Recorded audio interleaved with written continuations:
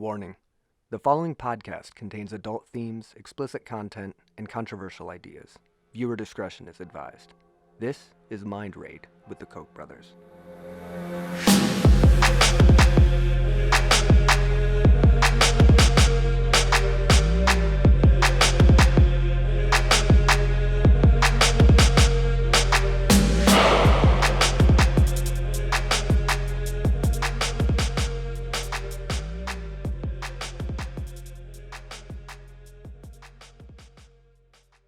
MindRaid episode 11, we are going to talk about the complexities that is woman.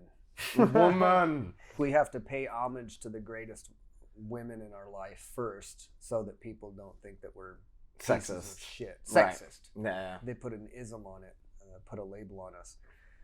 Our mom is a self-admitted feminist. Self-admitted, that sounds we're off to a good start. Good start. She's a proud feminist, and Mhm. she was a feminist when I think Feminism was was a actually thing. feminism. Right. Now feminism seems to be man-hating. Mm-hmm.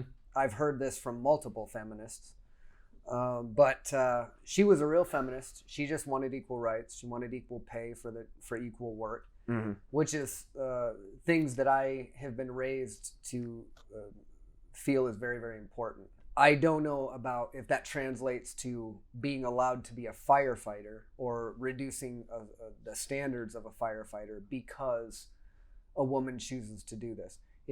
I think there's certain professions like firefighting where you have to be able to pull a big ass person out of a burning building. Yeah. If you can't do that, you shouldn't be a firefighter. Yep. You there might even be jobs or some capacity as a firefighter there, but it can't be, depending on you to pull a giant human being out of the building. Yeah. But there are certain jobs that, it's always, and it's just my personal opinion, when you start talking about police and stuff like that, people that you're putting yourself into situations where something's going to happen. May not be every day. At some point. But some point stuff's going to happen, Yep. but it's not being sexist. It's science. Yeah. Females aren't as strong as males. No, and they don't have the same bone Physically. density. They don't have the same bone density. Physically. And this Right. is pretty agreed upon by everybody. Yeah. Men and women alike. There's not many jobs that men can by genetic default do better, but jobs that require a lot of strength, jobs that require potentially an inherent ability to kill. Mm-hmm. The military gets brought up a lot. Yeah. Why can't women be in this? Or you need to allow women in here if you can allow men in there. There are rare exceptions in extreme combat situations where women could survive and complete a team unit under extreme duress. They're very, very rare. Yeah. I would think that in things like SEAL team, the amount of women that could survive buds physically because of strength and then go on to do these combat missions would be very, very small. Yeah. If there are any at all. But if those standards are required within this institution, whether it be police work, military work, whatever, because you're going to run into some shit someday. Yeah. Modify those standards, change those standards so that women can somehow fit in. Of course not. No. Not because of sexism, but because these jobs Safety. will kill people. Yeah. And there are unintended consequences, like when women are out in combat missions and they get held as prisoner of war. Mm-hmm. They could be raped. All of these different things could be done to use them as a ploy to lure in their fellow soldiers and put them in danger. Yeah. There's legitimate reasons why women are at least not physically capable of doing certain jobs. And it's weird to me because I think masculinity has been pumped up so much in Western culture that people see women as inherently weak. This is why they're getting paid less. They don't, and that's bullshit for the most part. Yeah. But there are some things that women do vastly superior to men, depending on what perspective you're looking at it from. If you're coming from a balanced perspective, you can look at femininity, you can look at the qualities of nurturing and things like that in a very positive light. Mm-hmm. But in the Western culture, I feel like because of this overly masculinized culture, that's seen as like an inferior position or a substandard position. And this seems to be backed up by a lot of religions as well. Yeah. Religions saying that the wife is supposed to serve the husband and so on and so forth. Seems to be an idea that because of the feminist movement and because women could go and get jobs, like I feel like we knew that. We established that in World War II when they took over the fucking country and did everything while men were overseas. But I think now when you say, hey, I would rather my wife or my girlfriend stay home with our children and raise them, you almost get looked at with the eyes of judgment. Yeah. By some people. Yeah. Oh, what? You don't think she can get a job? Can't do it. Or maybe even at some point your wife or your girlfriend who got involved in this life with you and made a commitment to not get a job because she was going to raise the kids has some resentment for you because she's tired of being at home. Yeah. And you get to do this and you get to have a social life and blah, blah, blah, blah. Relationships are obviously complicated, but the funny, where the story gets funny with you and I is it's pretty complicated. I don't put up with shit. So equal rights, you want equal rights, you're gonna get equal rights. Let me tell you. Yeah. Oh my God. We've run the gamut and we've been criticized by the women in our lives, but I feel like our mom raised us understanding the importance of women's rights, equality, raising us to understand the beauty in women and the qualities that women have, and respecting those qualities. I love women. Yeah. I love women. I love attention from women. I've always loved attention from women. But I don't feel like the modern woman is what women used to be. No. I don't feel like the woman of today has any real resemblance to the women of, let's say, the 1970s or 60s. Well, I just want to touch on that point. I don't want to sound super cocky, but having the mom that we do have, she's a beast. I feel like has not wired me in a certain way, but I look at the way some of the women in my life have been, and I'm just going to be blunt. It's weak, mentally weak, right? And one thing that I was talking to you about this before the podcast, an ex-girlfriend of mine, when shit hit the fan, she told me that I was manipulating her. So I asked her, and I remember asking her, because that's an accusation. I'm not a manipulator. If anything, I try to push you the right way. Let's not completely forget you getting into the job you're in because of me. Fitness, all the shit. Pretty much all the shit you've gone toward is because I've kind of tried to lead you somewhere, right? So, but ultimately they chose, but I was a manipulator. And when I asked this person, what do I do? What do I make you do? What do I tell you that you should do? And my nickname for this person was "You should," because just like her mom, you should do this, you should do that, you should do this. I'm like, if anybody tells anybody anything, it's you telling me what to do. I'm not manipulating.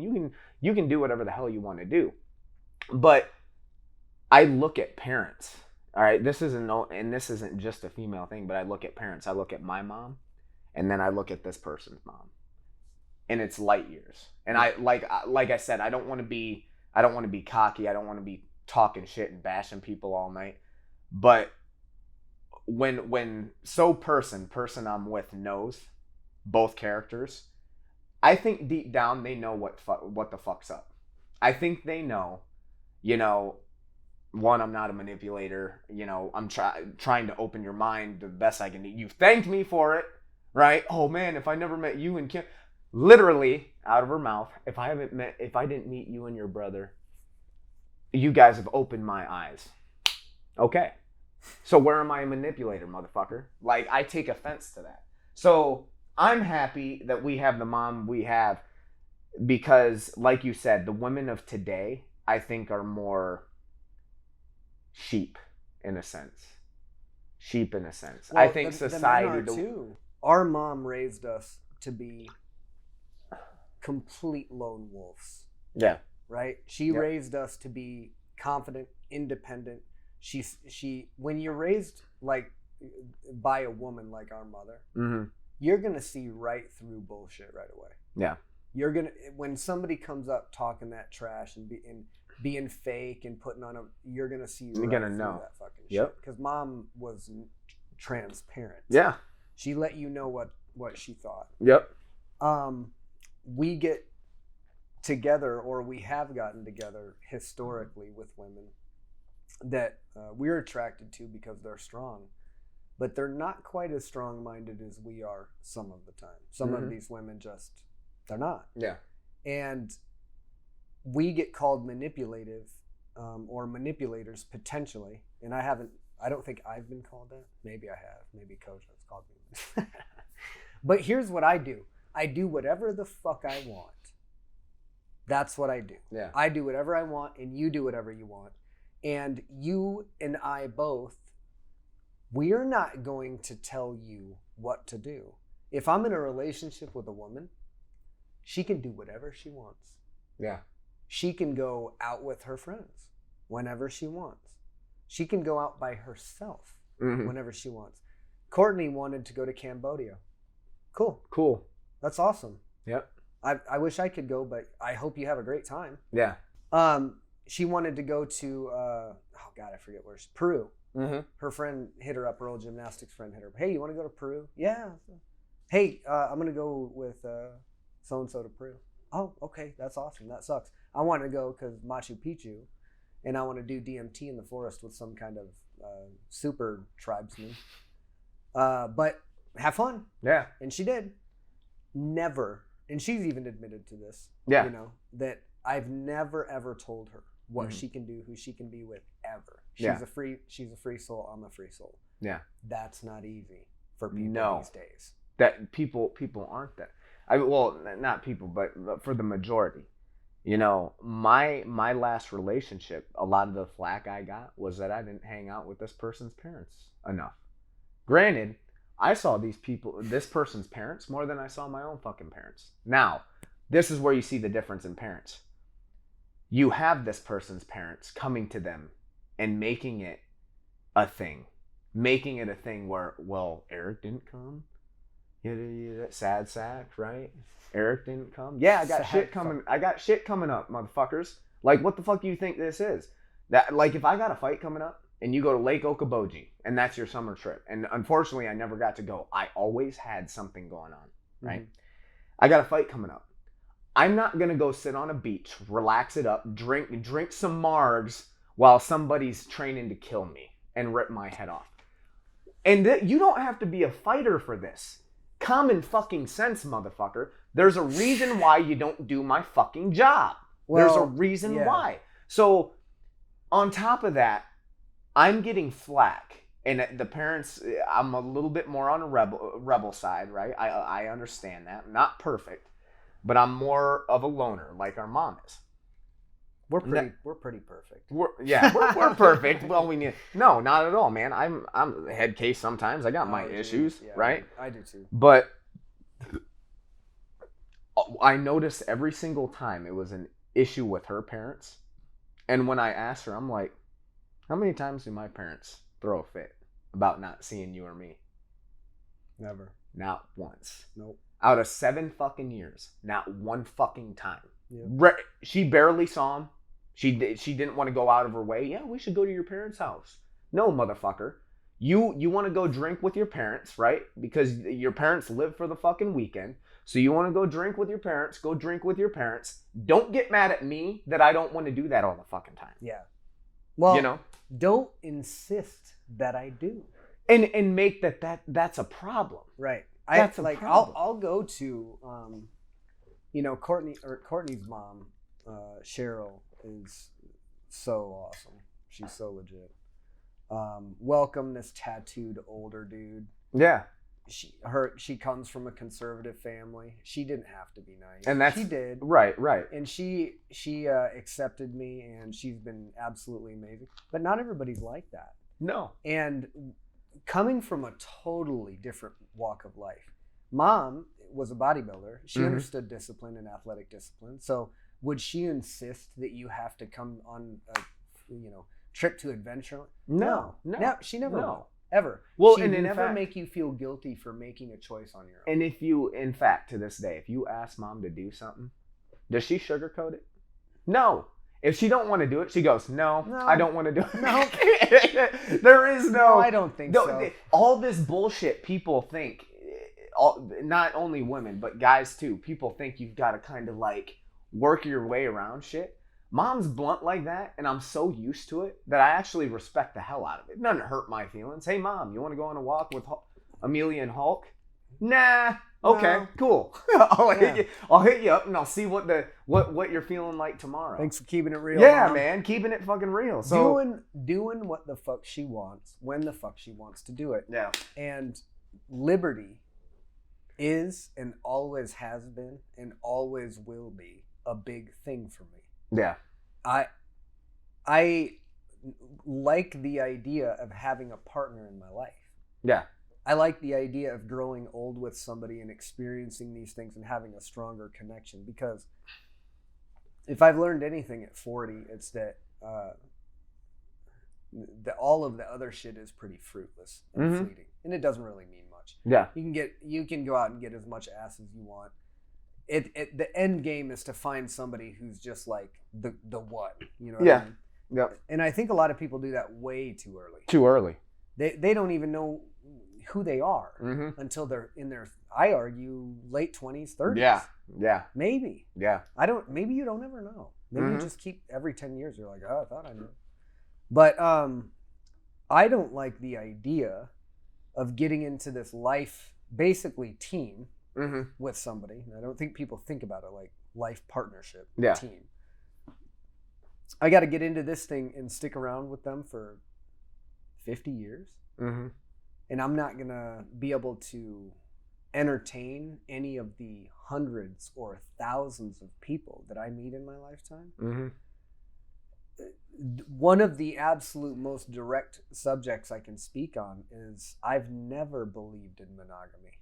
Yeah. I've never, ever adhered to the idea that it makes sense for people, especially in today's day and age, to sleep with one person or two people in their entire lifetime.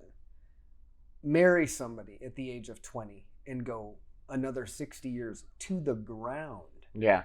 And never sleep with anybody else. I don't know, man. That's a long time. And I feel like it's not in any way natural. There are some monogamous species of animal, and I understand if you're a person of faith, you don't want to compare humans to animals. However, humans act more like animals than they do angels. Guys specifically. And that's a chemical. That's a chemical thing. That's not you being a bad person, right? We've created a structure where rules, we get to be a good moral person. What happens to all these priests that suppress that shit? They end up raping little boys. Yes. And they do. And it's going against like a chemical balance, right? And even you tell doctors tell you a healthy sex life is good for you. If in every way. Yeah, in every single way. So for us as creatures, it's something, that is a big part of our life. Let's talk about the health. Stress relief. Proven, right? Sleep. Better sleep. Maybe I'm talking out my ass, but I think I read an article how it's good for your prostate too. I'm sure it is. I'm sure it is, but you get better sleep. Your testosterone level goes up. Yep. There's really no bad effect of it unless you get an STD or something like this, of course, which is obviously an issue. Yeah. But it, on a biological level, improves bodily function. Yeah. There's a reason for that. There's a reason that the testosterone that men have running through their body makes them want to fuck everything that moves it for a certain period in their life. Because there was once upon a time, far, or long ago, that people can't possibly wrap their mind around, where there weren't that many people. Yeah. And your job as a man who made it to a point that you could produce sperm, start spreading, was to fuck everything. Spread. To populate. Yep. That meant if you had an opportunity to populate, you did. Mhm. you copulated. And in this same time frame, whether we want to admit it or not, women were having to seek protection from men and male figures because it was a horrible, horrible time. It's not like history started in the 50s or 60s. Like not that long ago, women were treated substandard. And I mean, we go back, being a woman, a lot of times probably raped. Oh, absolutely. If a man wants it, they were gonna take it, unless you had somebody that was protecting you. It doesn't seem plausible on any level except for religion. Yeah.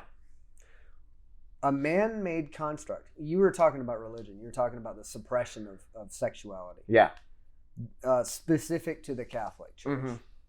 Mm-hmm. I'm sure you've seen it elsewhere in other times, but most recently, the most prevalent and nasty case of this over decades. Yeah. And proactively covered up by the Catholic Church. Who knows how many victims? Hundreds, probably thousands upon thousands of victims. Other pastors, other priests that are allowed to live a natural life and reproduce, they don't molest little boys. They don't molest little girls. They're not suppressed. They're acting naturally. Yeah. Right? Mm-hmm. They don't need to read every single bit of doctrine as literal. Right. They can see some figurative or context in it. Mm-hmm. And they go, oh yeah, well, I can read the science and the scripture. I can find the balance. And they do. They find a balance where they can lead a moral life and practice their faith. Mm-hmm. And then the Catholic Church that suppresses their faith and are exposed to children victimize those children. Well, what was that documentary on Netflix? Took place in the 60s? I never watched it. I knew it would make me so mad. Dude. I didn't want to watch it. I knew that I would just want to hunt those fuckers down. Well, what made me mad about it, because I was fuming, just hoping for justice, right? I think it was like 69. I want to say something like that. It was later 60s, I want to say. Yeah. All through the 60s. But Catholic girl school, right? Yeah. A nun, right? So the nun, she was murdered. Right. Right? She went missing. And no one knew who did it, why it happened, pronounced dead. She was gone, right? I think they found the remains. Or did they? No, they found remains of one of the nuns. There was two nuns. A nun and a friend. I think they were roommates or something. But pretty much, you go through this whole timeline, you find out that the priest, the principal, right, the high priest or whatever, and the vice principal were raping not a couple, hundreds. Oh, sure. Hundreds of kids. And these kids, the reason that they killed these nuns is a couple of these girls went to the nun because the nun was their teacher. Yeah. And told her, and she was going to do something about it, right? They were afraid she was going to talk. So they ended up killing her, right? As these accusations came up, more girls started stepping forward and saying, these guys are molesting us, these principals. And they got graphic with it. Like, you can see the pain in the girls' eyes. It definitely happened. It was a forced thing. And they used religion. God's not going to love you if you don't, say, just manipulate. You want manipulation? That's manipulation. So they went on and did this. And imagine this. These are people that are claiming to be men of God. Yeah, and they're revered. Because remember, at the time, there's no internet. So keeping things under wraps. Kids are already being brainwashed with religion. They don't know what the fuck. If a high priest tells a young girl, you're going to go to hell if you don't do this, God's going to, God wants you to do this. They don't believe. They don't. You can't believe. You can't believe. If you believe you're going to burn in hell for all of eternity, you know that you're going to burn for that. So if you do that, you don't believe. Yeah. Well, that's the way I see it. Well, what I got from it is they were making it religious. Like, you've got to satisfy your principle or whatever. Now they know it's all bullshit. They, even them believing religion, obviously they don't really believe in it because they're going against it. But these girls are like 12, 13. Like, they don't. So you're imprinting upon them. You're sexually assaulting them. Yeah. And you're imprinting upon them a reason or an attachment to God. Yeah. Yeah. Can you imagine? Yeah.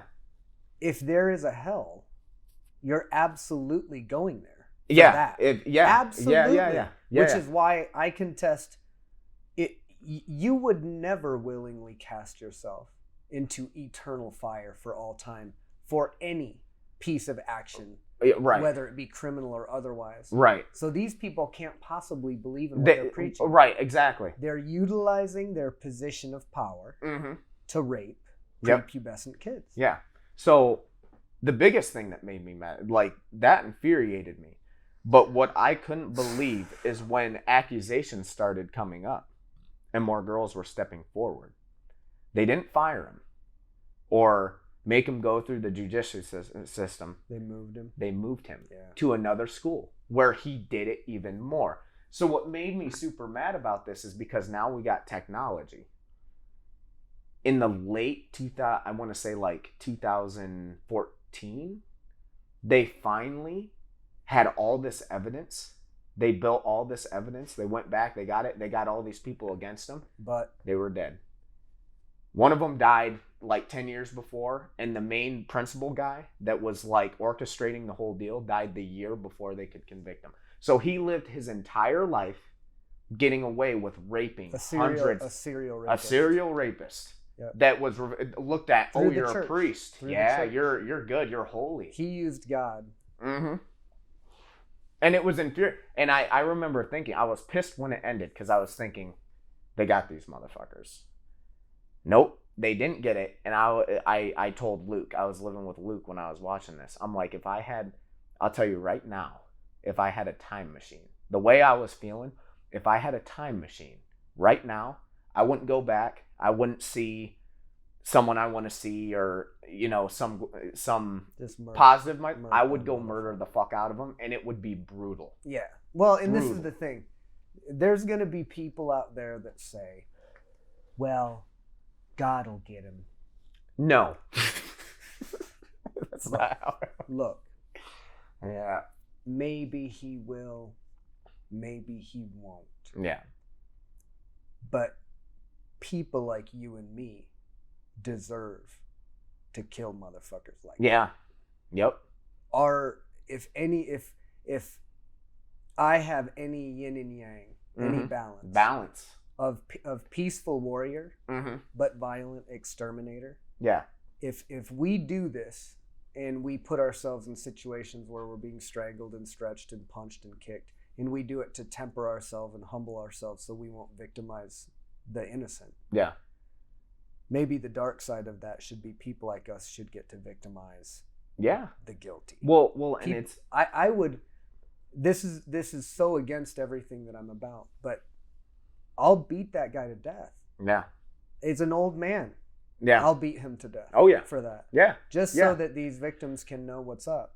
But most of society would go, "Oh, you're a barbarian." No.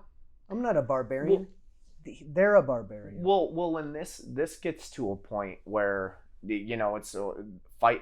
Sometimes you got to fight fire with fire. Yes. Right. Like, you're gonna put this guy in jail for his whole life.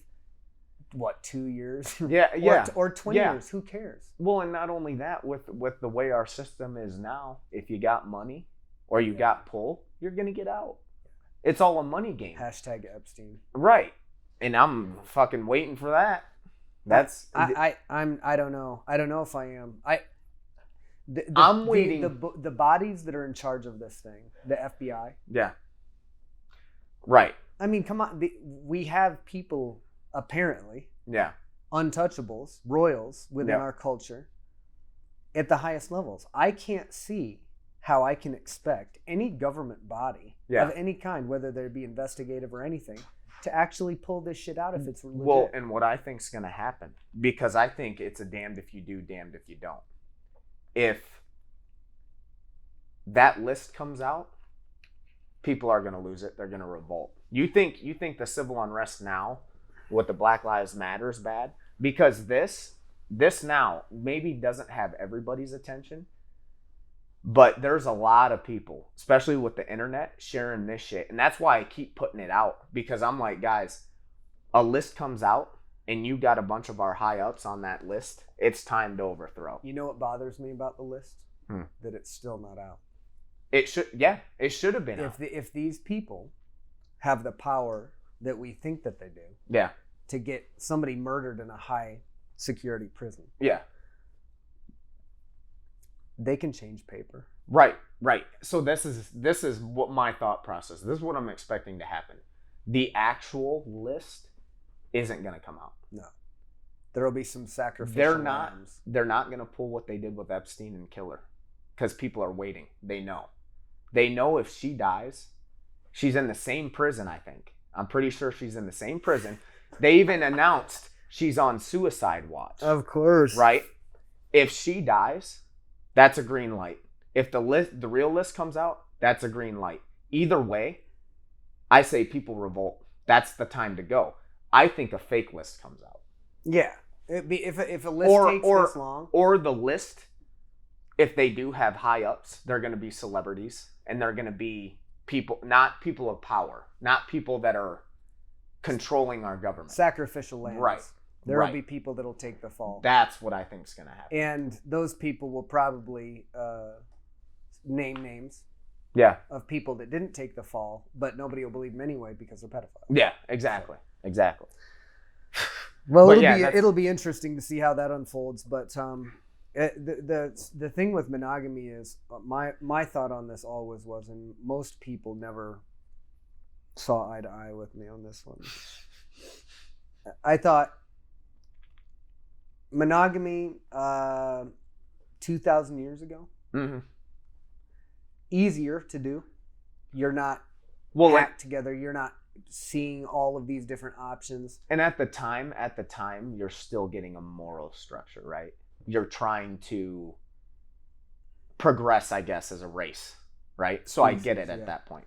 Well, and that also, you probably just honestly don't run into people that much. You might be a group of a collective, people, but the opportunities aren't what they are on Facebook. Right. You got options, thousands upon thousands of options.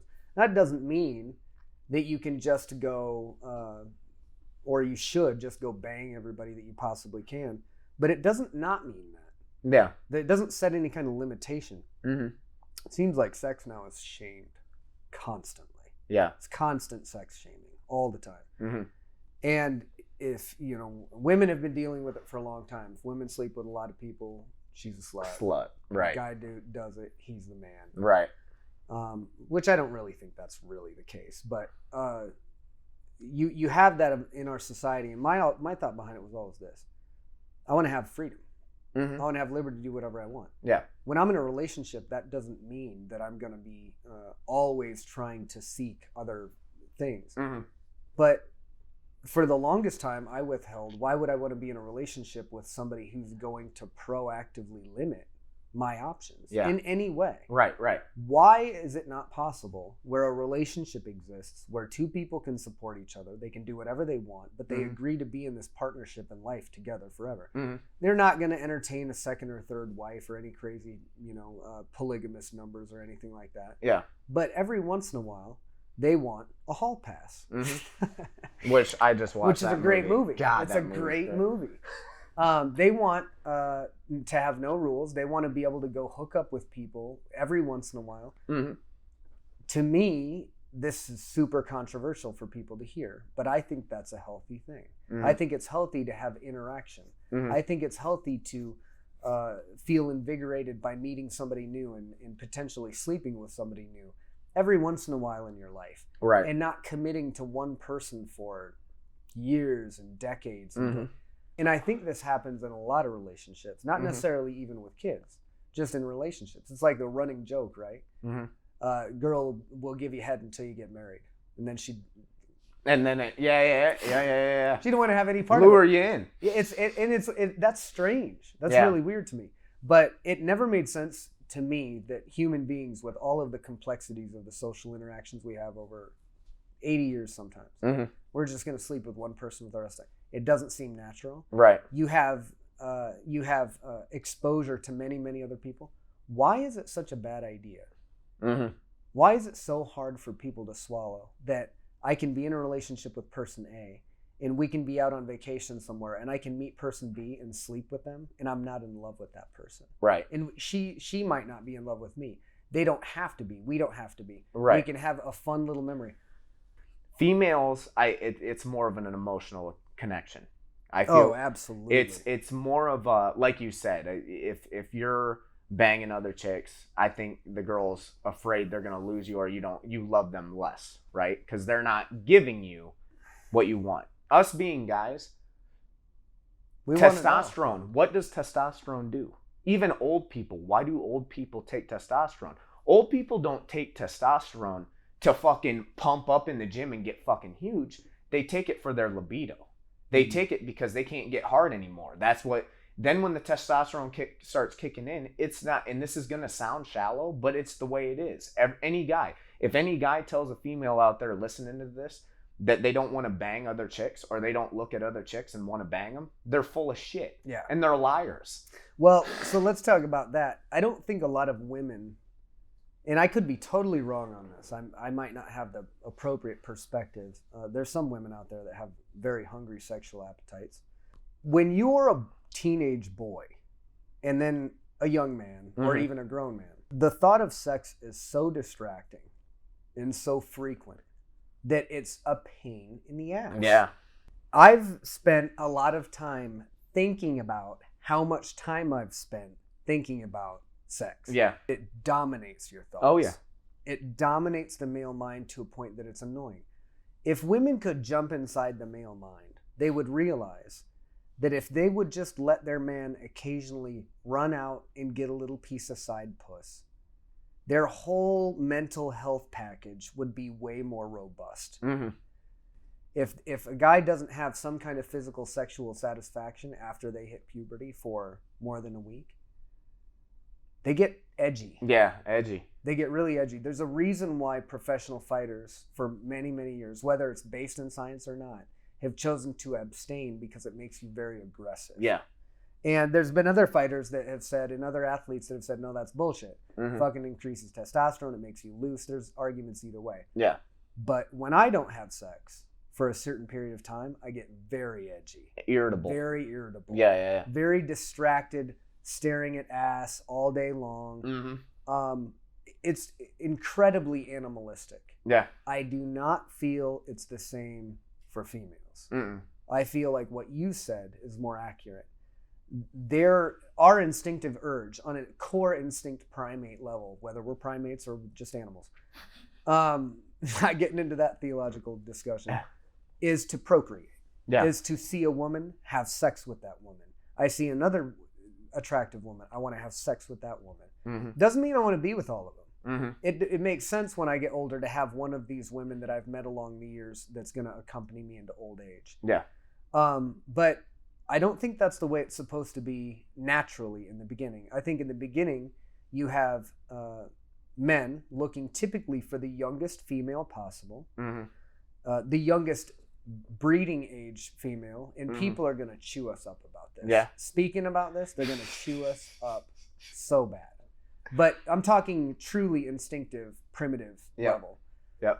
If my desire is to procreate because of species survival, I'm going to look for the youngest person that can procreate. Yeah. Why? Because the youngest person is the least likely to have deformities, diseases, et cetera, et cetera. Right. So that's why older men are often attracted to younger women, and why younger women are attracted to older men. Older guys. Why are younger women often attracted to older men? Because they provide security, maturity, safety.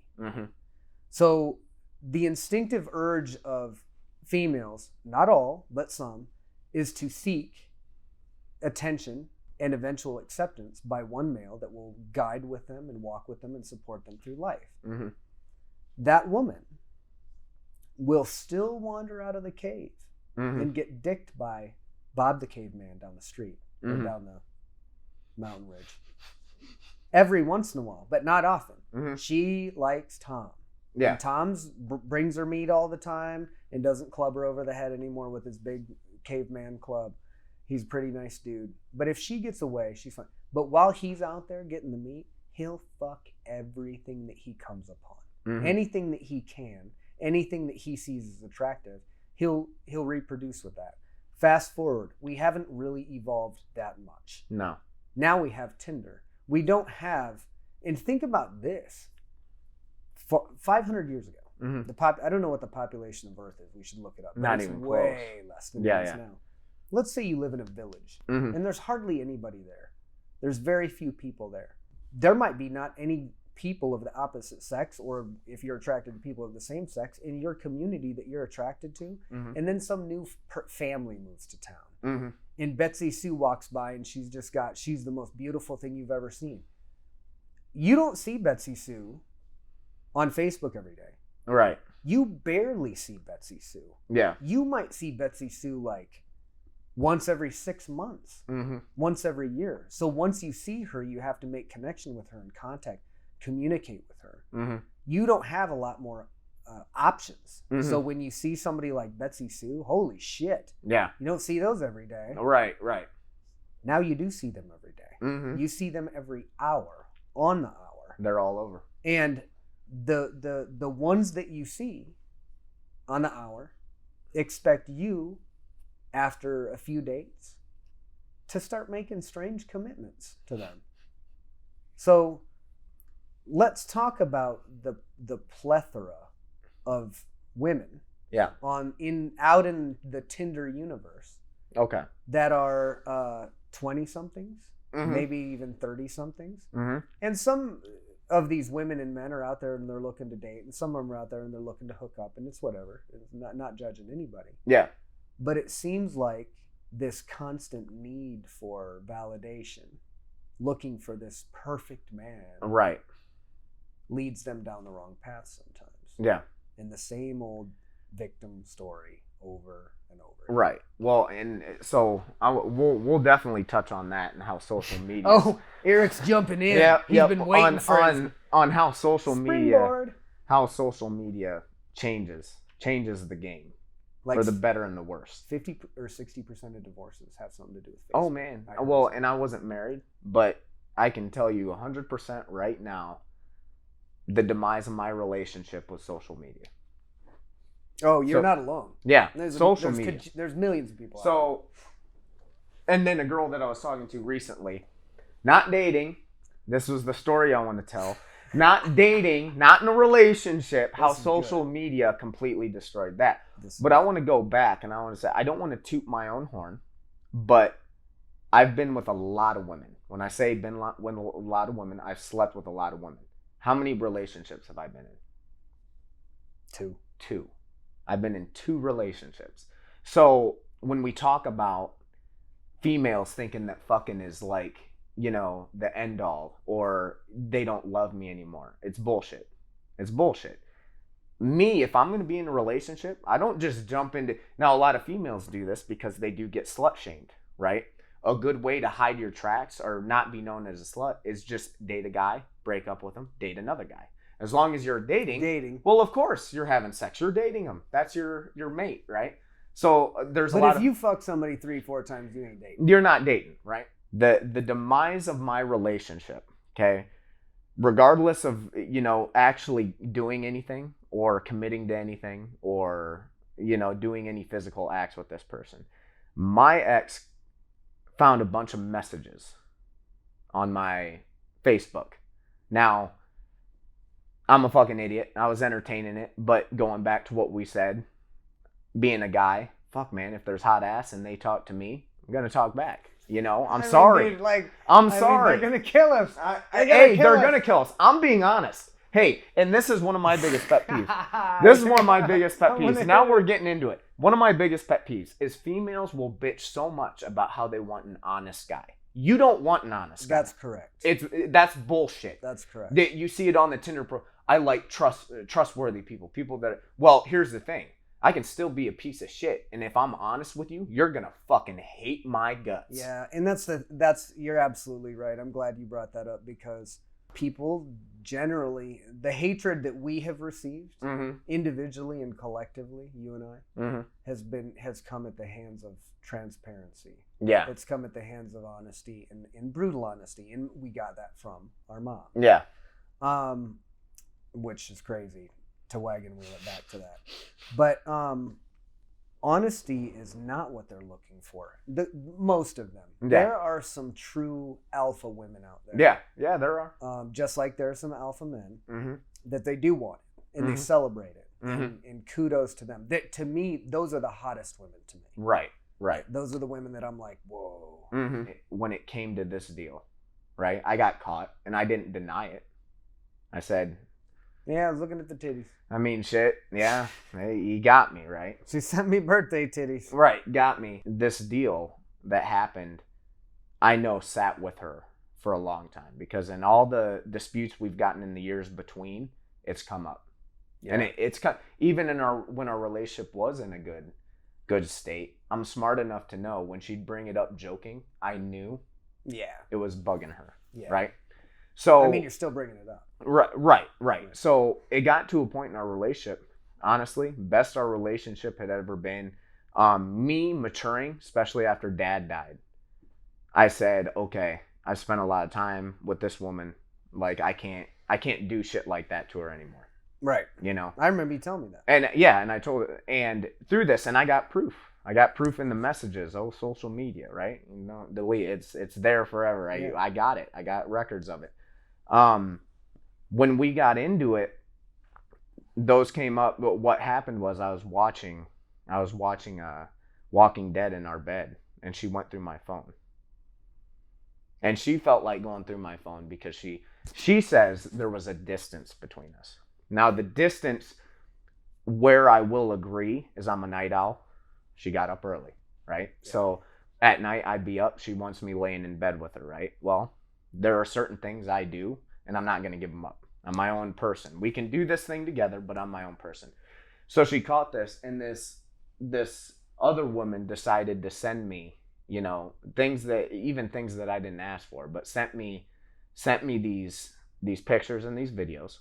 She saw them, and I woke up to her, obviously pissed. I'm like, "What's your deal?" She's like, "You check your Facebook." She's like, "Is there anything you want to tell me?" And I'm like, "No." This conversation always goes right. Well. Yeah. I go, no. What the fuck's the deal? She's like, "Check your Facebook," and I saw it, and I'm like, "This is the nail in the coffin." And I'm like, not because these I can defend myself. I got messages, even with the same person saying, "I love so and so, and I'm making this work." And I've got messages with like 2-3 other girls that came to me, hit me up on social media that I even showed her. Where I said, no, I'm in a happy relationship, you know, stuff like that. But what the nail in the coffin was years ago. Those messages, right? Those stayed with her. So social media, in a sense, and I'm not backing up the things I did. I did some shitty things, right? And I've said the same thing to her. But social media, right? I feel like, and this is from a selfish standpoint, if social media wasn't a thing, I would have went through my phase, you know. Dad passed, and I'm like, no, I need to take this seriously. She deserves better. And we'd still be together. Mm-hmm. We'd probably be in a way better spot. We'd probably be happy as hell, you know.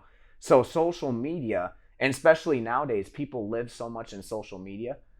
What she did, she looked for things. It's not coming across things. Every time that she saw something on social media, she was searching for it. Right. She was looking for something. So, like you say, divorce, all that stuff, I think that's what happens. Everybody lives in social media. And especially a lot of women, I'm not going to say all, there's a lot of women that are insecure.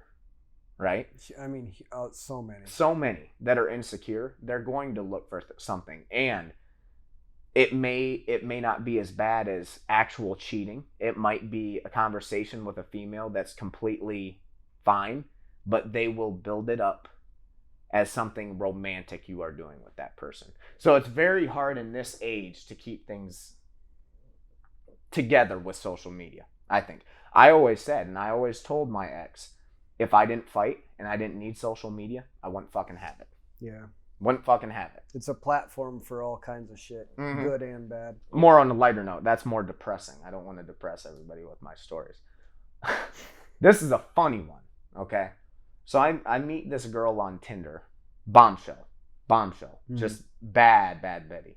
We're not in a relationship. I told her I just got out of a 7-year relationship.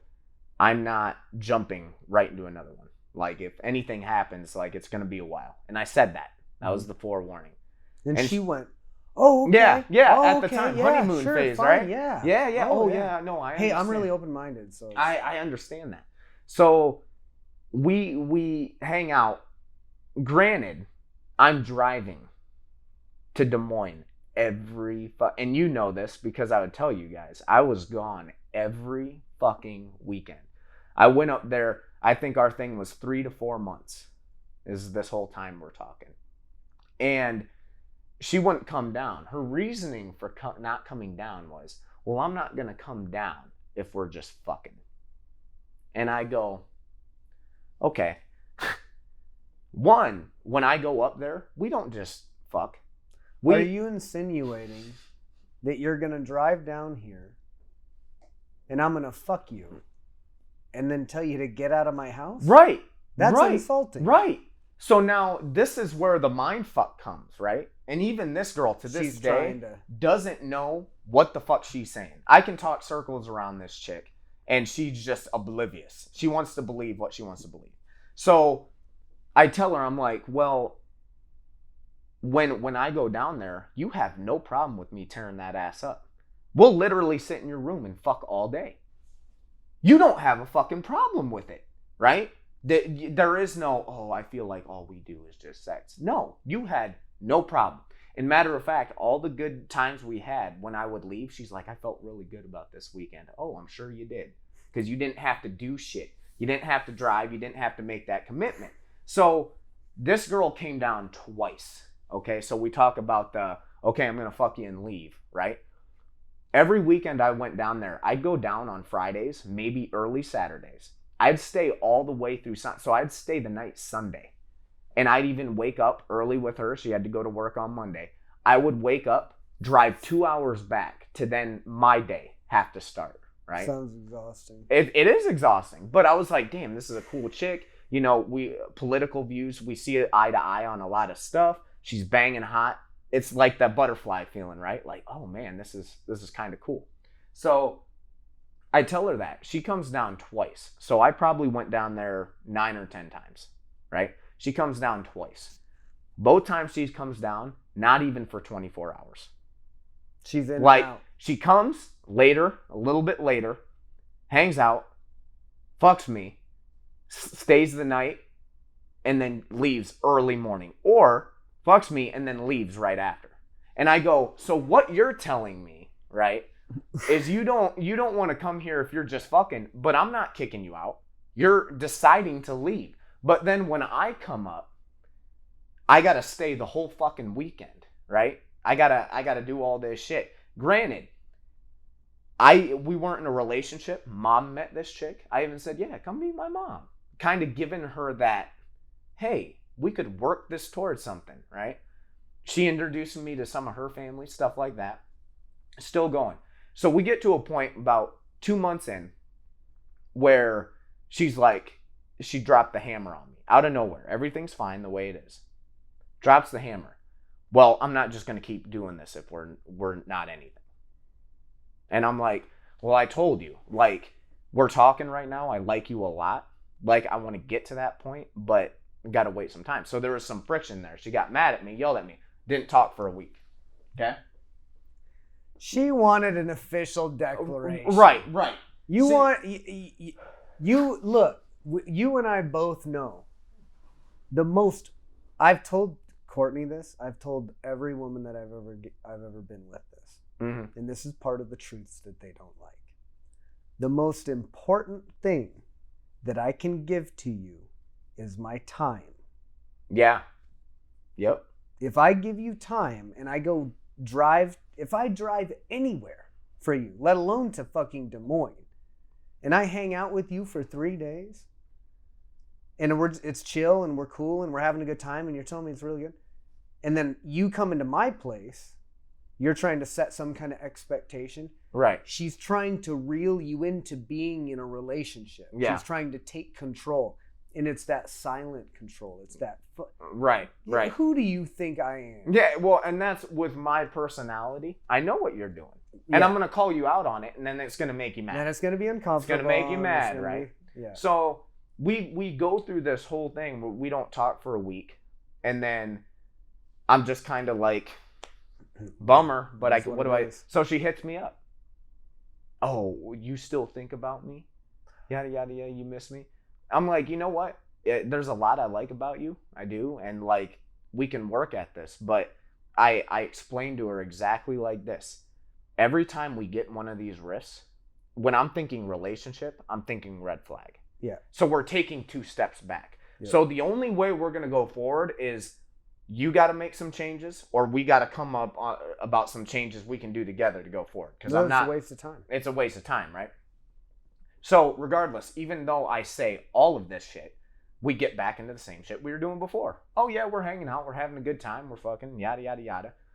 But I'm not. I told her, I'm like, I'm not in a relationship with you. So this happens about 2 times. After the second time, things will be good between us. Now I still had Tinder, I still had Bumble. When we were first talking, those first 2 months, and she met mom and all that shit, I actually got rid of it because she kind of asked me to, and I didn't feel like I needed to. I wasn't doing anything wrong, but I'm like, okay, like I'm coming here, I'm training through the week, I'm not doing anything during the week, and I see you on the weekend, so there is no time for me to entertain any other women. Right. Well, once I saw this red flag after 2 times of this happening, I kept it up because I'm like, at this point, it's a numbers game. I'm not confident that you're going to change and we're going to see eye to eye. So I'm not going to get rid of my options. I'm going to keep shit there. I'm driving 2 fucking hours to see you. If I find someone I really like in Cedar Rapids, natural selection. Right, natural selection. So you better work. So, this goes down. Then we'll have a good weekend. Then I start getting attitude. And I'd be like, where the fuck's this coming from? And then she would bring, you're still on Tinder, aren't you? And I'm like, 1, it's not really your business, but why do you ask? And she never would tell me. So then I started putting 2 and 2 together. When I started matching with some people on Tinder, they were following me on Instagram. This girl was watching my Instagram. Go back. After hanging out 2 months, she said I was hiding her. Her reasoning for hiding her was I wasn't posting pictures with her on Instagram. That was the deal breaker for her. Yeah, and this is the cop-out, dumbest fucking excuse I've ever heard. Well, I'm a girl, and I just want to be appreciated, and I feel like you should want to, show people or show me off a little bit to people. I'm like, no. Right? Matter of fact. And I go, now here's the irony, right? This is my bitch. Here's the irony. This chick, right? I got a blue check mark. I'm not a big celebrity, but technically I'm a public figure. Yeah. I got like close to 10,000 followers. This chick's got like 25,000 followers. What are all her pictures? What are they? Tits hanging out. Look at these tits. And then got some white girl response like live, laugh, love, and I'm fucking got my titties hanging out. Get the fuck out of here. You're looking for attention. Now, that's not a problem with me. You can do whatever. This goes back to the manipulating. As long as you're doing it and owning it. Own it. Do whatever the fuck you want to do. I didn't gripe once about your Instagram. Not fucking once. You could start a fans only account. I don't give a fuck, right? I don't give a fuck. Freedom. I go, you're literally following my Instagram. You have no merit behind your beliefs. You're seeing if it's a female following me, you're assuming it's from Tinder or Bumble or a dating app, right?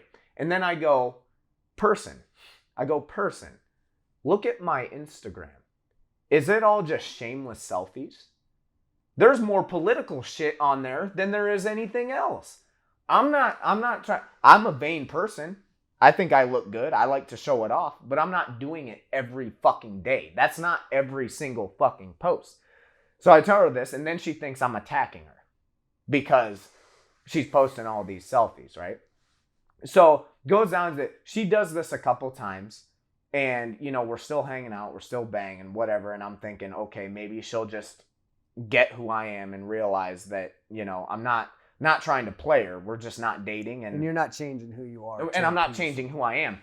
So gets to a point where it was kind of the end, like we didn't talk, and out of nowhere I get a snap. Do you still think of me? And I'm like, yeah, I liked hanging out with you. We had a good time. She's like, yeah, I still think about you too. Right? So then, right. So then she wants to start texting, and she wants to start messaging, right? And so we go down this road. Now, the whole time, and I'll be honest, I don't talk to this girl anymore. I blocked her on all my shit, so there's no reason for me to lie. And all the time I was talking to this girl, I didn't fuck anybody else. On the end, was I on Tinder? Was I entertaining other people? Sure, right? One of the last times I hung out with this chick, we're hanging out and I see her phone go off. And it's some fucking dude. Hey, sexy, you want to get a drink later? Yeah. Didn't say anything. Mm-hmm. I go, oh, okay, I get it. Well, we're not in a relationship. So then when she brings up the Tinder shit, and I go, hey, I'm like, I don't know if you know this person from in your past or you just met him out on the street, but I'm almost guaranteeing you were on Tinder and you met this dude and you guys were texting while you're talking to me.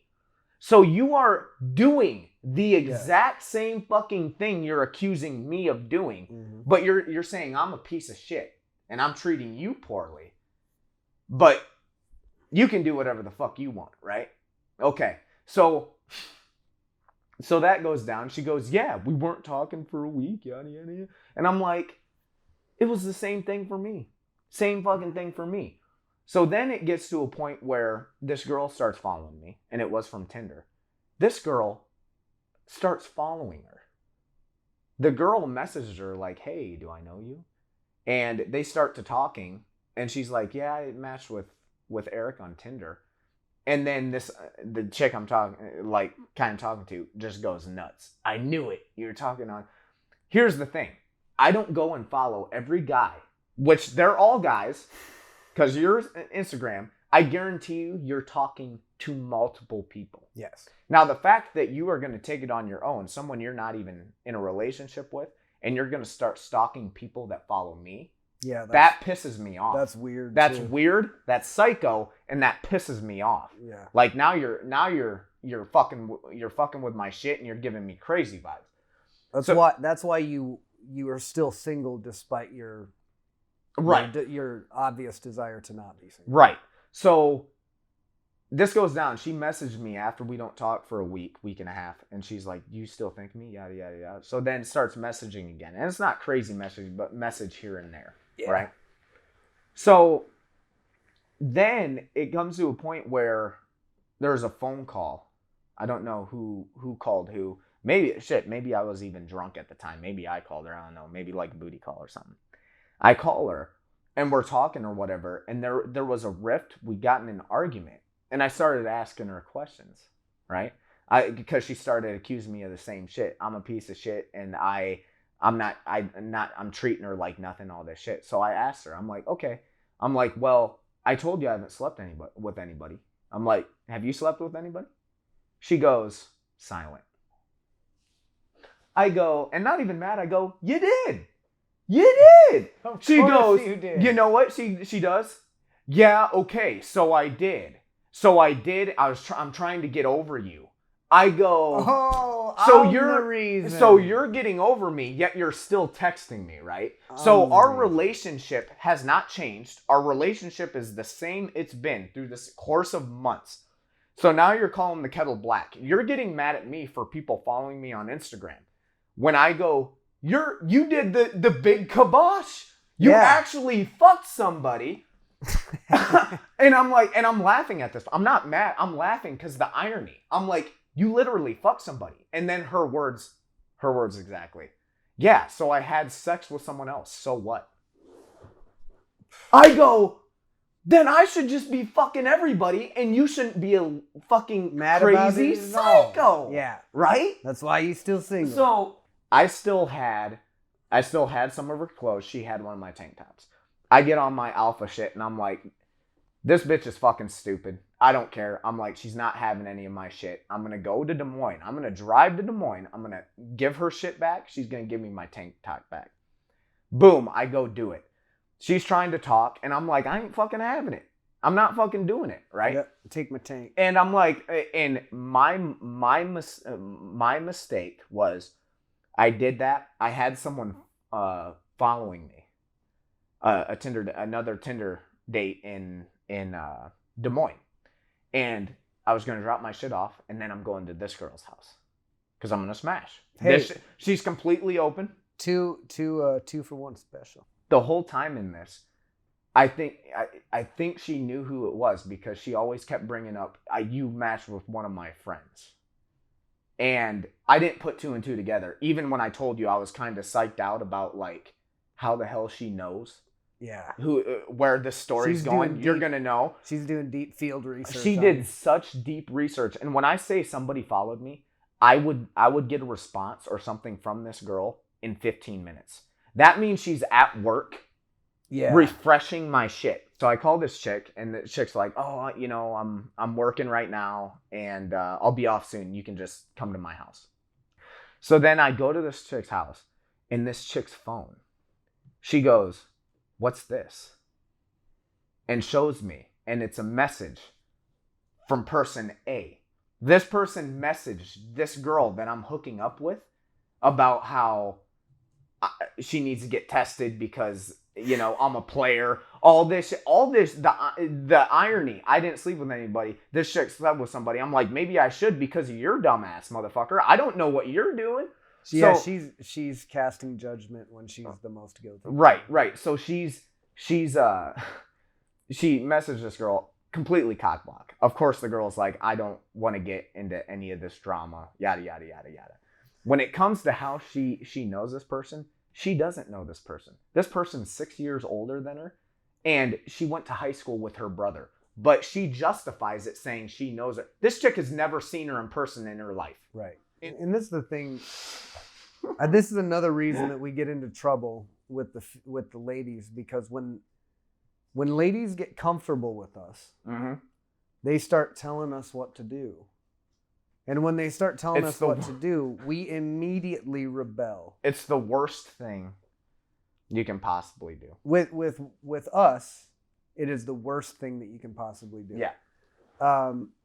I think the same is with my mom. I think mom's the same way.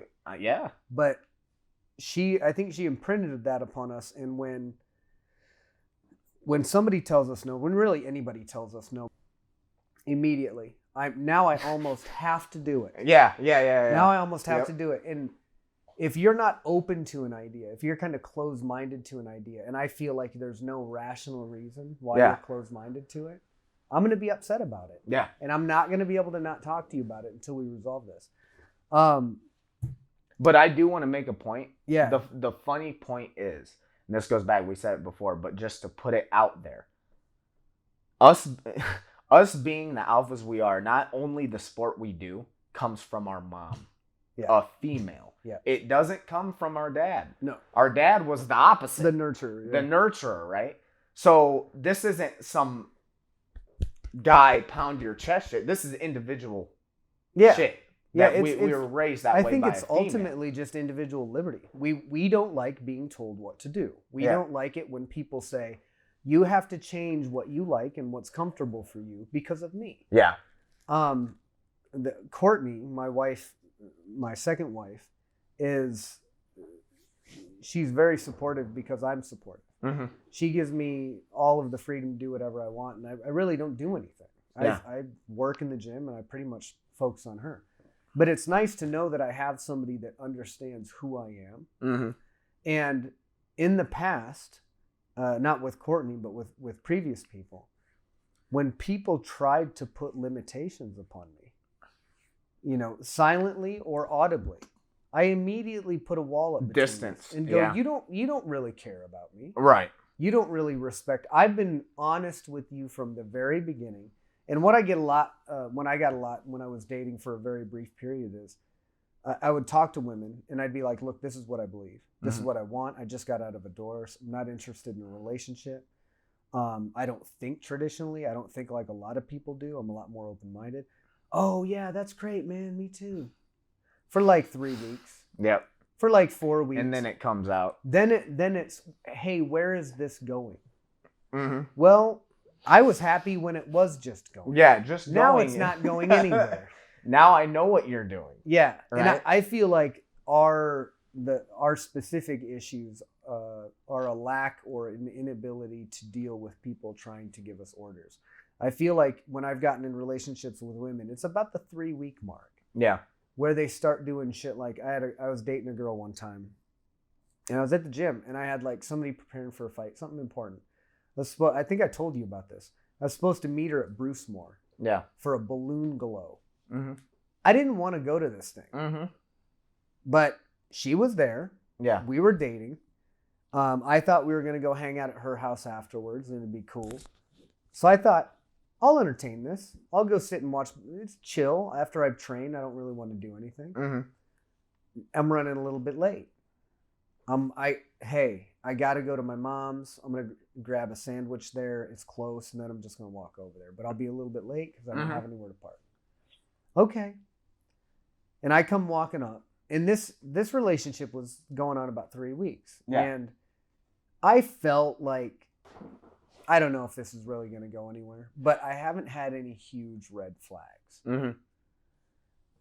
So I'm walking there. I'm 15 minutes late to the balloon glow, right?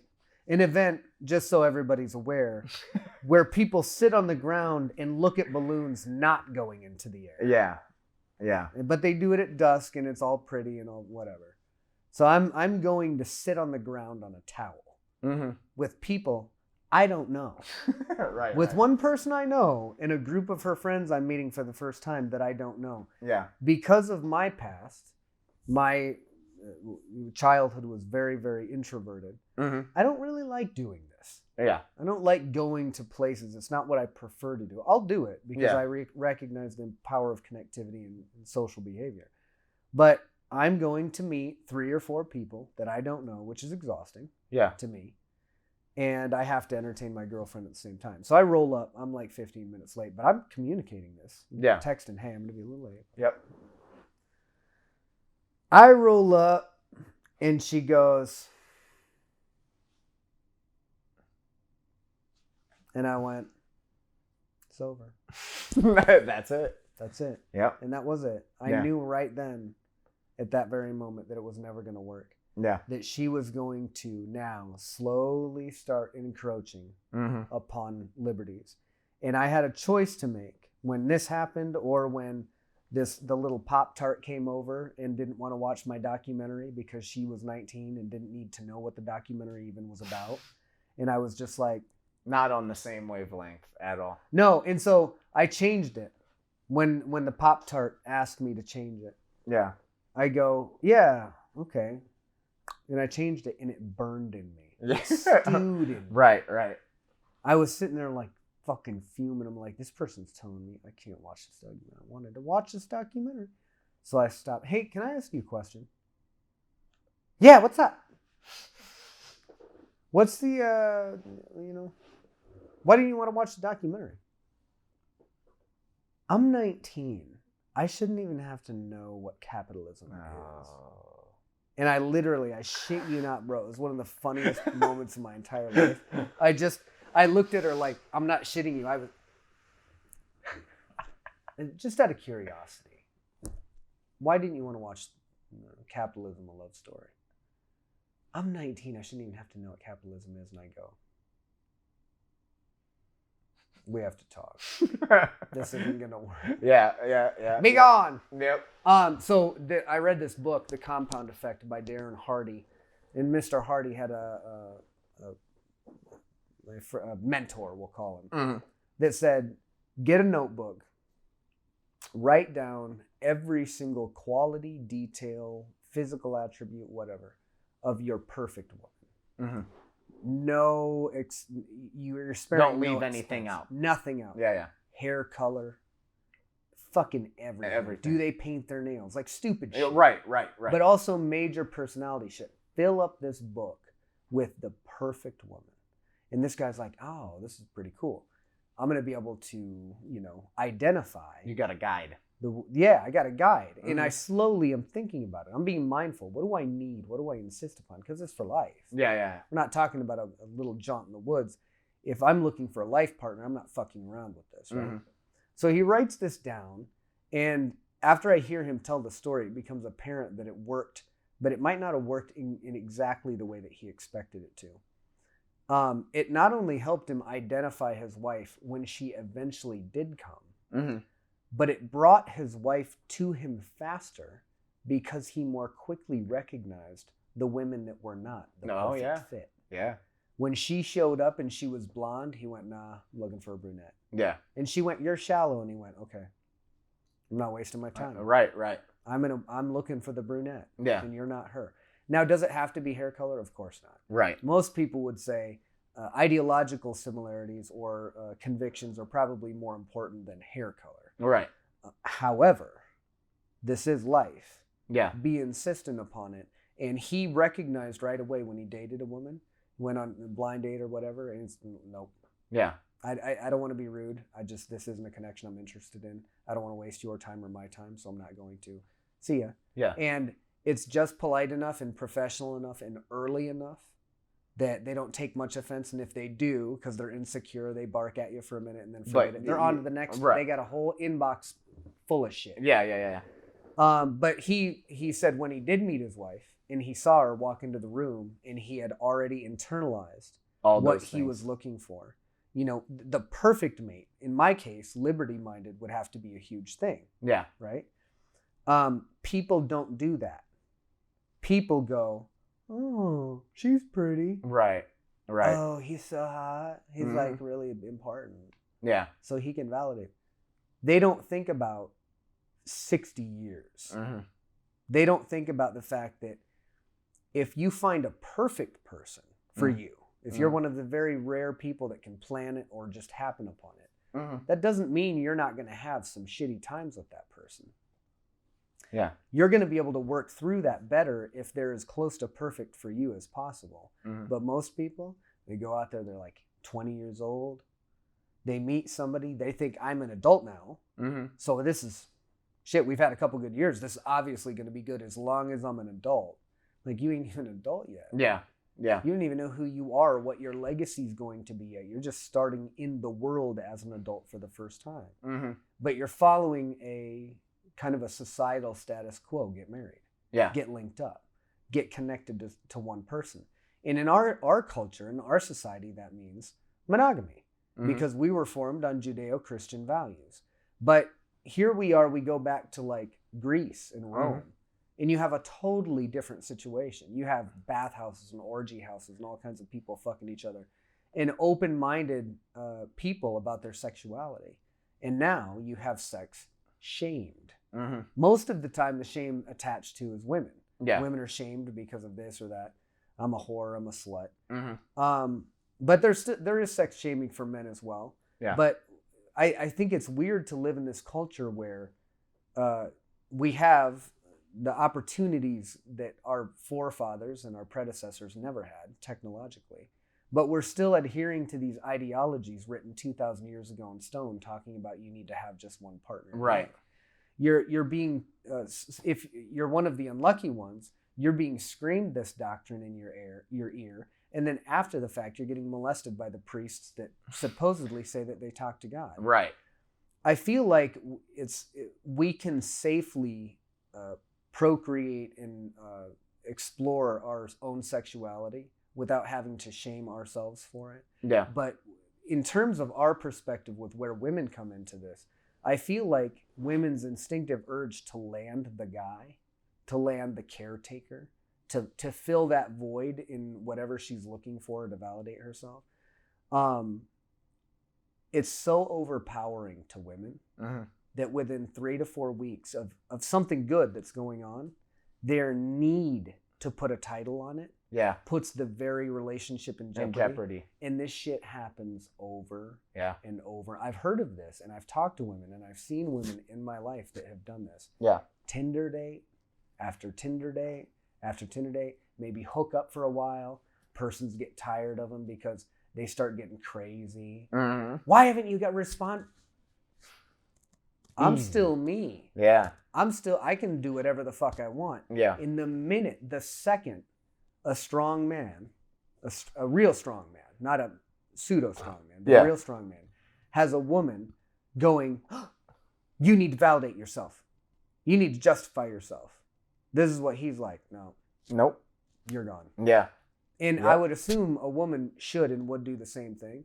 But man, I almost feel like a lot of women, again, want to be led. They do. They want to be directed. This kind of comes up when I think about the hilarious food debates. What are we going to eat? I don't know. What do you want? I don't care what I want. Oh, I want Pancheros. Oh, I don't want that. I don't want that. Yep. Why are you lying to me then? Because I'm a simple creature. Right. You put food in front of my face, I'm going to eat it. You swing pussy around in front of my face, I'm going to want to have sex with it. Yeah. I understand that in some situations I shouldn't do that. Right. But on a primal instinctive measure, if I'm starving, I want to eat. I feel like women railroad a lot of their own opportunities and relationships because of over-emotional response. Once again, controversial. All right? I'm just being a realist. I'm a realist. So Women are gonna hate us, dude. So look at these fucking assholes. No, I'm just being real, man. I'm being real. Okay. We're honest. Now, this goes back to the feminist movement that has become. There's a lot of not all. There's a lot of feminists that actually think they're better than men. Yeah, they man can haters. do everything a man can do. Now here's the deal. This is how it is. Men, scientifically, it's known, we are stronger. If we go back to the beginning days, the hunters and gatherers, we were the ones that protected. If a female didn't have a male, she was exposed. You're exposed. Yeah, and like, there's not much you can do about it. So what I say now, like now, it's weird because we've gotten at a point where we've built a society that has rules. Yeah, and moral structure. And when there's moral structure and rules, people get comfortable. Yeah. Right. So I think a lot of women today, they say they're stronger, they're independent, but I still think that chemical, that emotional and a lot of the stuff that we had back in the day continues through. I don't think a lot of females realize it, but my belief, females do want to be led. They want to be led. And this goes to craziness. I always say when you get that woman who says they can do everything a man can do and they're, this, that, and the other. If the apocalypse were to happen, I don't care how strong of a female you are. Just bluntly put, you ain't running shit. Yeah, you're looking for cover. Cover. And this is controversial because it's true and it's dark. It's dark, but it is the truth. If you relegate mankind to a primitive state, a very primitive state, women are going to have to seek some kind of stable group, but primarily and absolutely at least a strong male, right, for protection. Right. And this isn't. There's morons now that will tell you that this is being sexist. It's not sexist. This is a matter of surviving. Yeah. This man has certain qualities that help him survive and help his mate survive. And that inherently is a good thing because if his mate survives, his progeny survives. And if his progeny survives, the species survives. Yeah. There's a natural order to why this shit happens. Right. But now we live in a state or an age when you have some women, not all, but some women going, I can do everything any man can do, any man being the question mark. And to your point, I can even do it better because I'm a woman. I'll Right. prove because I have some inherent magical fucking strength. No, you don't. No. You're a human But- being. You have different hormones. Mm-hmm. That's all it needs to be. Yeah. I can respect the differences that a woman has from a man. I feel like a lot of times this is missed, where women's desire to get a man's attention and to get any men's attention. Mm-hmm. This is an instinctive thing. Mm-hmm. But as soon as they successfully get your attention, what do they try to do? Nest. Yeah. I try to secure you down because part of my validation as a woman in this society is going, look at what I got, or look at what got me. A lot of the women that I've talked to expect, their expectations are so ridiculously high. And this is something that I can say out of you and me. Yeah. Our expectations aren't that high. No. I don't feel. No. Now, this is where my wife would absolutely crucify me because I'm critical. Mm-hmm. And I have high expectations, and I have an expectation that somebody I'm in a life partnership should consistently try to improve. Yeah. So I'm looking for ways to improve for people, even though sometimes I'm probably a hypocrite in what I don't improve. Yeah. But when it comes to personal freedom and liberty, Yeah. I am not this person. I should be able to do this, and you shouldn't. Right. But I found a lot of the women that I've been with, even going back to high school, when somebody, running around behind my back because we don't see each other or whatever, there's always some excuse. Mm-hmm. And the excuse usually has to do with me. Right. Well, I wasn't seeing you enough, so I had to make out with that boy when we were playing spin the bottle. Right. Oh, it was my fault then. Yeah. You made a conscious decision, Yep. even though we talked about it 30 minutes ago. Yep. Well, and this goes, and I've had women crucify me for this, but I just look at what I see, and I take that information, and I'm not saying it's a fact, and I'm not saying every person is the same way. If you look at the show Cheaters, right? Now, I'm not saying a man cheating on a woman's okay. I'm not saying a woman cheating on a man's okay. But I will say, every time you find a guy, like if the guy's the culprit that's cheating, he gets caught. Fuck. I got caught.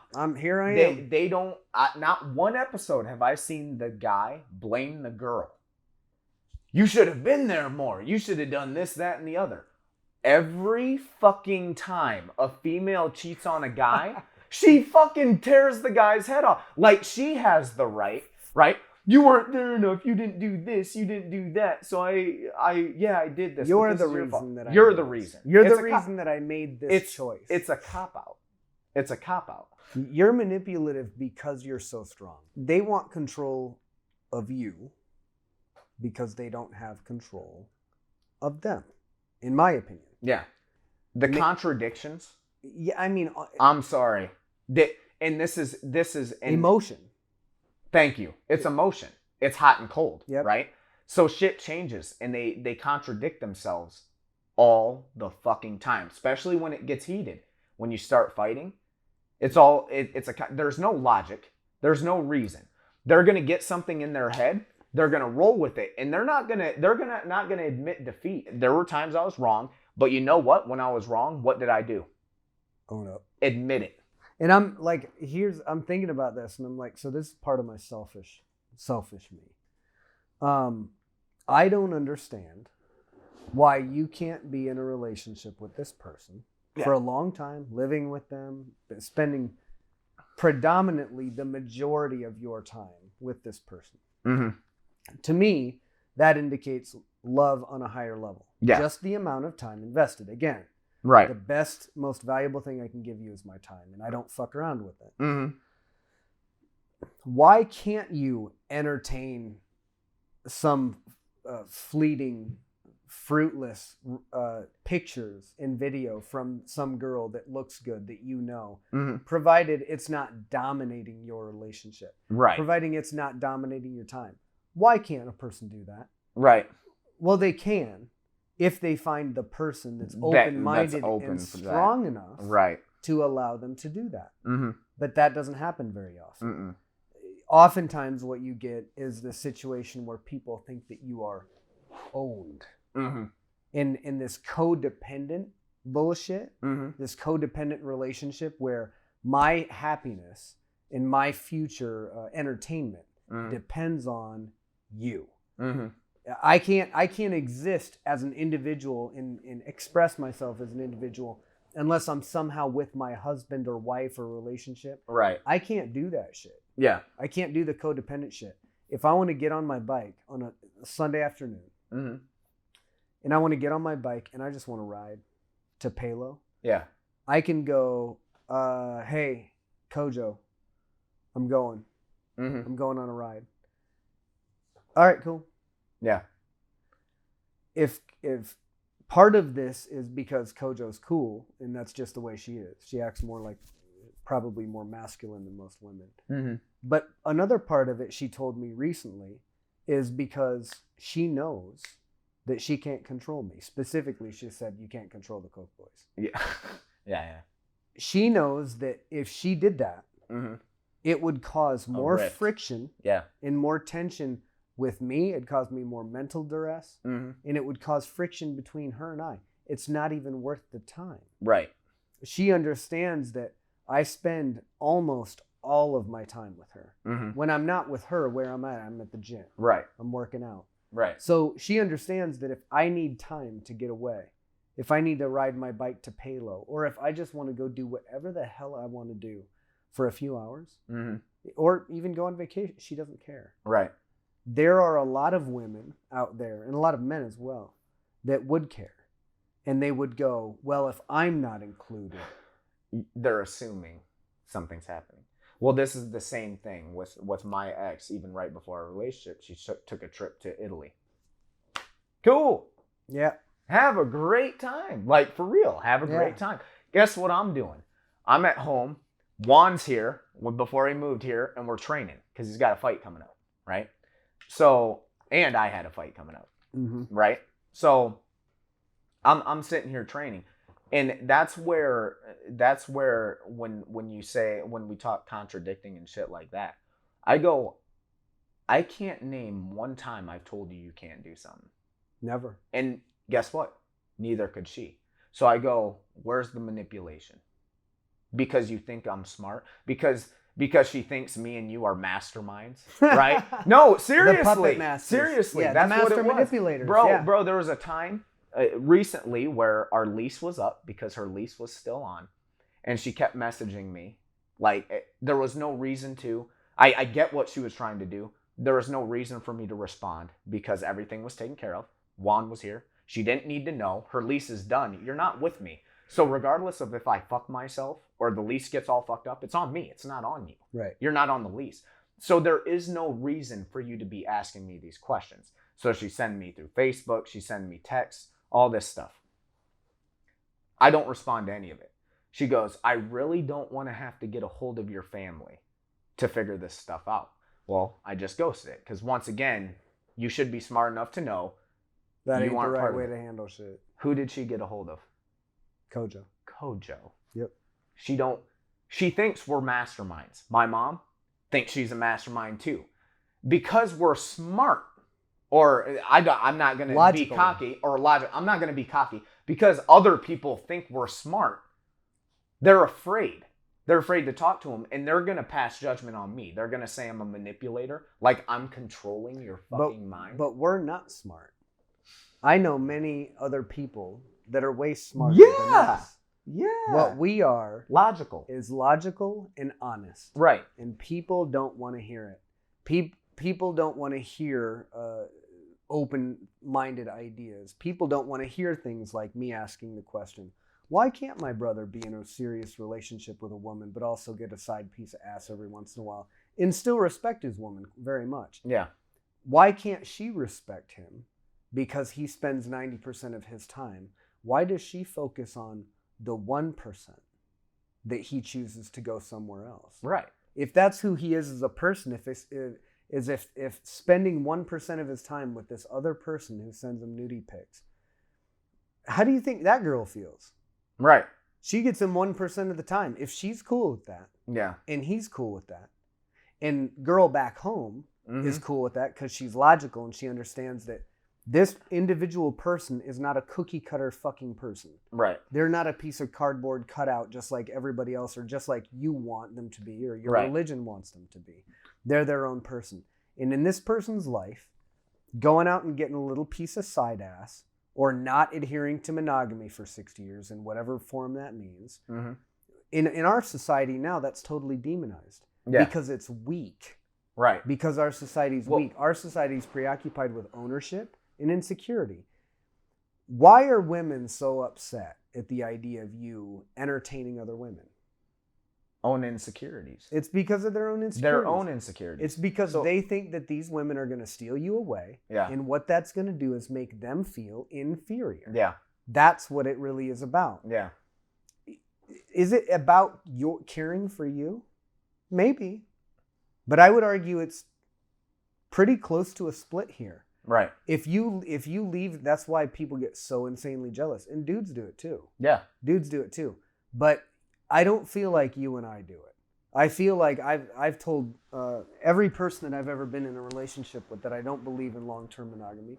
And if you really want to go do your thing, if you want to hook up with this person, if you want to have open possibilities, go do it. Yeah. Here's what my definition of trust is, and I've been in open relationships before, but this is my rationale. People are like, how do you do that? I go, how do I not? If this person, what is trust? What knowing what the person is telling you is the truth. Is the truth. That's it. That trust doesn't mean that I'm monogamous to you. Right. Trust means that if I'm going to sleep with other people, you know about it long before I do. Right. And if I want that to be the lifestyle I live for whatever reason, I'm honest with you about it day one. Yeah. And congruently throughout the relationship. That to me is trust. The ultimate form of trust, in my opinion, is going, hey, most people are insecure about things that they're shamed on a lot, like sex. So you can go fuck whoever you want. And if I have an issue with it, I'll just let you know and we'll go our separate ways. But I'm not going to let insecurity do anything here. You go do what you need to do. Right. Why is this the ultimate trust? And this is my case, and I've never had anybody refute this. If I can be in a relationship with somebody and I can go, hey, you go do whatever you want with anybody else. She goes out there and she finds the magic stick. She fucks some crazy unicorn penis that lights her fire, right? And she comes back to me. Let's say my wife, hopefully she'll let me put this in there. She goes out there and finds it. She finds the unicorn dick. She comes back. She goes, Keoni, I found the unicorn dick. It was so good. This guy was so good in bed. I'm going to leave you. Yeah. I'm going to leave you for this other man. I'd go, first of all, it would hurt. Yeah. I would miss the love of my life. Right. But could I, in good conscience, if she was willing to give up all of our time for this person, could I, in good conscience, guilt her into staying? Right. Not if I have an ounce of self-respect. Right. So would it hurt? Absolutely. Would I want to disrespect her and myself by insisting she stays when I know she doesn't want to? Right. No. Right. So go do what you want to do. Go find who you want to find. And if I'm not the top dog, so be it. Well, and if that happens, right? Natural selection. Natural selection. And if that were to happen to you, you in return wouldn't want to be with someone that doesn't want to be with you. No. Anyway. Not if you have any self-respect. Right. So, yeah, no, I totally get it. But I told people this, and it's like this confusing look comes across their face. Like they get the logic in it, but they can't fathom any kind of application because of all of these ideologies that have been sewn into their head. Right. This is just the way it is. How's monogamy doing? Pretty fucking horrible. Last time I checked. Last time I checked, people that were trying to be monogamous failed over 50% of the time. Why then continue to lie about this and go, I really want to be in a relationship and find my soulmate? No, you don't. You want to have a life partner. You want to have somebody to rely upon. You want to have a teammate. And you want to fuck that girl over there. Yeah. Yep. That's just the way it is. Yep. And you can repress it and you can redirect that energy in another way, but let's call it how it is. Right.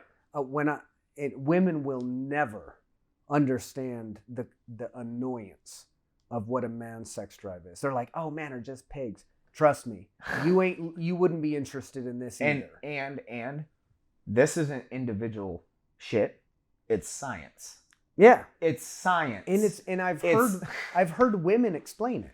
Yeah, I've heard women go, "Well, men want to go out and they want to procreate. That's why testosterone." Like I've heard women scientists explain this, and I've heard a kabajillion women deny it. Now we want to speak irony. This is probably one of the funniest, especially with like a Tinder and Bumble. Okay, on my Tinder it says straight up, got in a relationship, I just got out of a relationship, don't want anything serious. Right? If I get a match and someone asks me what are you looking for, and I'll go, I'll be honest, piece of ass, and I'll be blunt, and then they'll be like, wow, this, and then I've had what do you want? I've had this conversation. One, I'm looking at your bio and it says trustworthy, trust. At this point, right? I've been in a relationship and I failed. In the beginning, I wasn't being honest. I wasn't telling her these things. I got into a relationship because I really liked this girl, loved this girl, but I still had my stupid ass egotistical fighter persona that, me and Anthony back in the day, just doing whatever the fuck we wanted. I still had it. I take fault for that. I wasn't ready for it. I shouldn't. You're a young man. I shouldn't have put myself there, right? Maybe I got bored and I'm like, I need to settle down with somebody. Okay, I look at that, right? Those last 2 years of my relationship, I was honest the whole time. Yep. I lost my dad. Perspective. Yep. My perspective hit, and I was like, okay, I got to change me a little bit. Yep. I got to mature, right? So I did that. So now being out of this relationship, I didn't change. My thing now isn't, oh, I love one girl and I'm going to be loyal. I'm single now. So my honesty is going to be, I want a piece of ass. So now I'm truthful. I tell the truth. I'll tell girls that. They say they want trust, but then when I tell them that, and if I'm blunt about that, oh, you're a fuckboy, right? That's my favorite term. You're a fuckboy. I go, no, not really. I would call a fuckboy somebody that tells you what you want to hear. Yeah. Gets in your pants. Right. Says goodbye. That happens to girls all the time. But they still follow for the bait, light, and sinker every fucking time. Yeah. Guy comes off really nice. Oh, yeah, I really like you. Yeah, we should hang out. Oh, we do. Meantime, he's talking to a bunch of other girls. Yeah. He's doing the same shit I'm doing. I just told you straight just blowing smoke up there. Yeah, I told you straight up. And every time I bring that up, nobody knows what to say. Well, no, what they're doing is they're lumping you into this category based on what they think your image is. Yeah, what they think. And what your profile says and all this stuff. The truth is, they can't recognize where you're operating at. Right. They don't know that you exist on a level where you're like, that's what I want out of this situation. I want a piece of ass. Yeah. That's it. Oh, you must be a fuckboy. Nope. No need to lie. In fact, now I know that I don't have time for this and anymore. how many? Okay, and so I said this too, and I've told a couple girls this. I'm like, just judging by your reaction, I want you to tell me, by the way I'm acting, because I treat every single match the same thing. How many girls do you think I haven't fucked because I've told them that? Yep. A lot. Yep. Those same girls who thought they found knight in shining armor over a fucking text app got fucked by a dude that's probably fucked way more chicks than me. You know the irony in that, right? And to me, we talk common sense. What common sense with females? To me, it's common sense. Like guys. It's kind of a thing. Even females joke about, oh, guys, they're all pigs. They know. This is something they know. Yet when you give them a couple nice, pretty little lines, and you're not too vulgar, oh, you must be different. It's a text app. You don't even know who the fuck I am. No. You know? Yeah. So it's mind-boggling to me. It's crazy because every time I get in this discussion, and there's been a lot of like Tinder matches I've got in where that's where it ends, is the end of this combo. Yeah. And what I take from it is you couldn't tell me. When I got together with Kojo, she came over to this was post-divorce, so I was on one myself. Yeah. She came over. The first time she'd ever been over to my house and hung out with me. We had only talked a couple times from piano. And I go, hey, like, I'm just getting over a divorce. I don't really want to bullshit, waste my time. I just want to tell you exactly where I stand on certain issues at this point in my development. And I don't want to waste your time. I don't want to waste either of our time. If we like each other and we're attracted to each other, that's cool. But I don't want to invest a lot in this unless it's worthy of both of us. Which takes time. Right. And so the very first night she comes over, we're having all these great conversations that new couples have, you know, and people that meet. Yeah.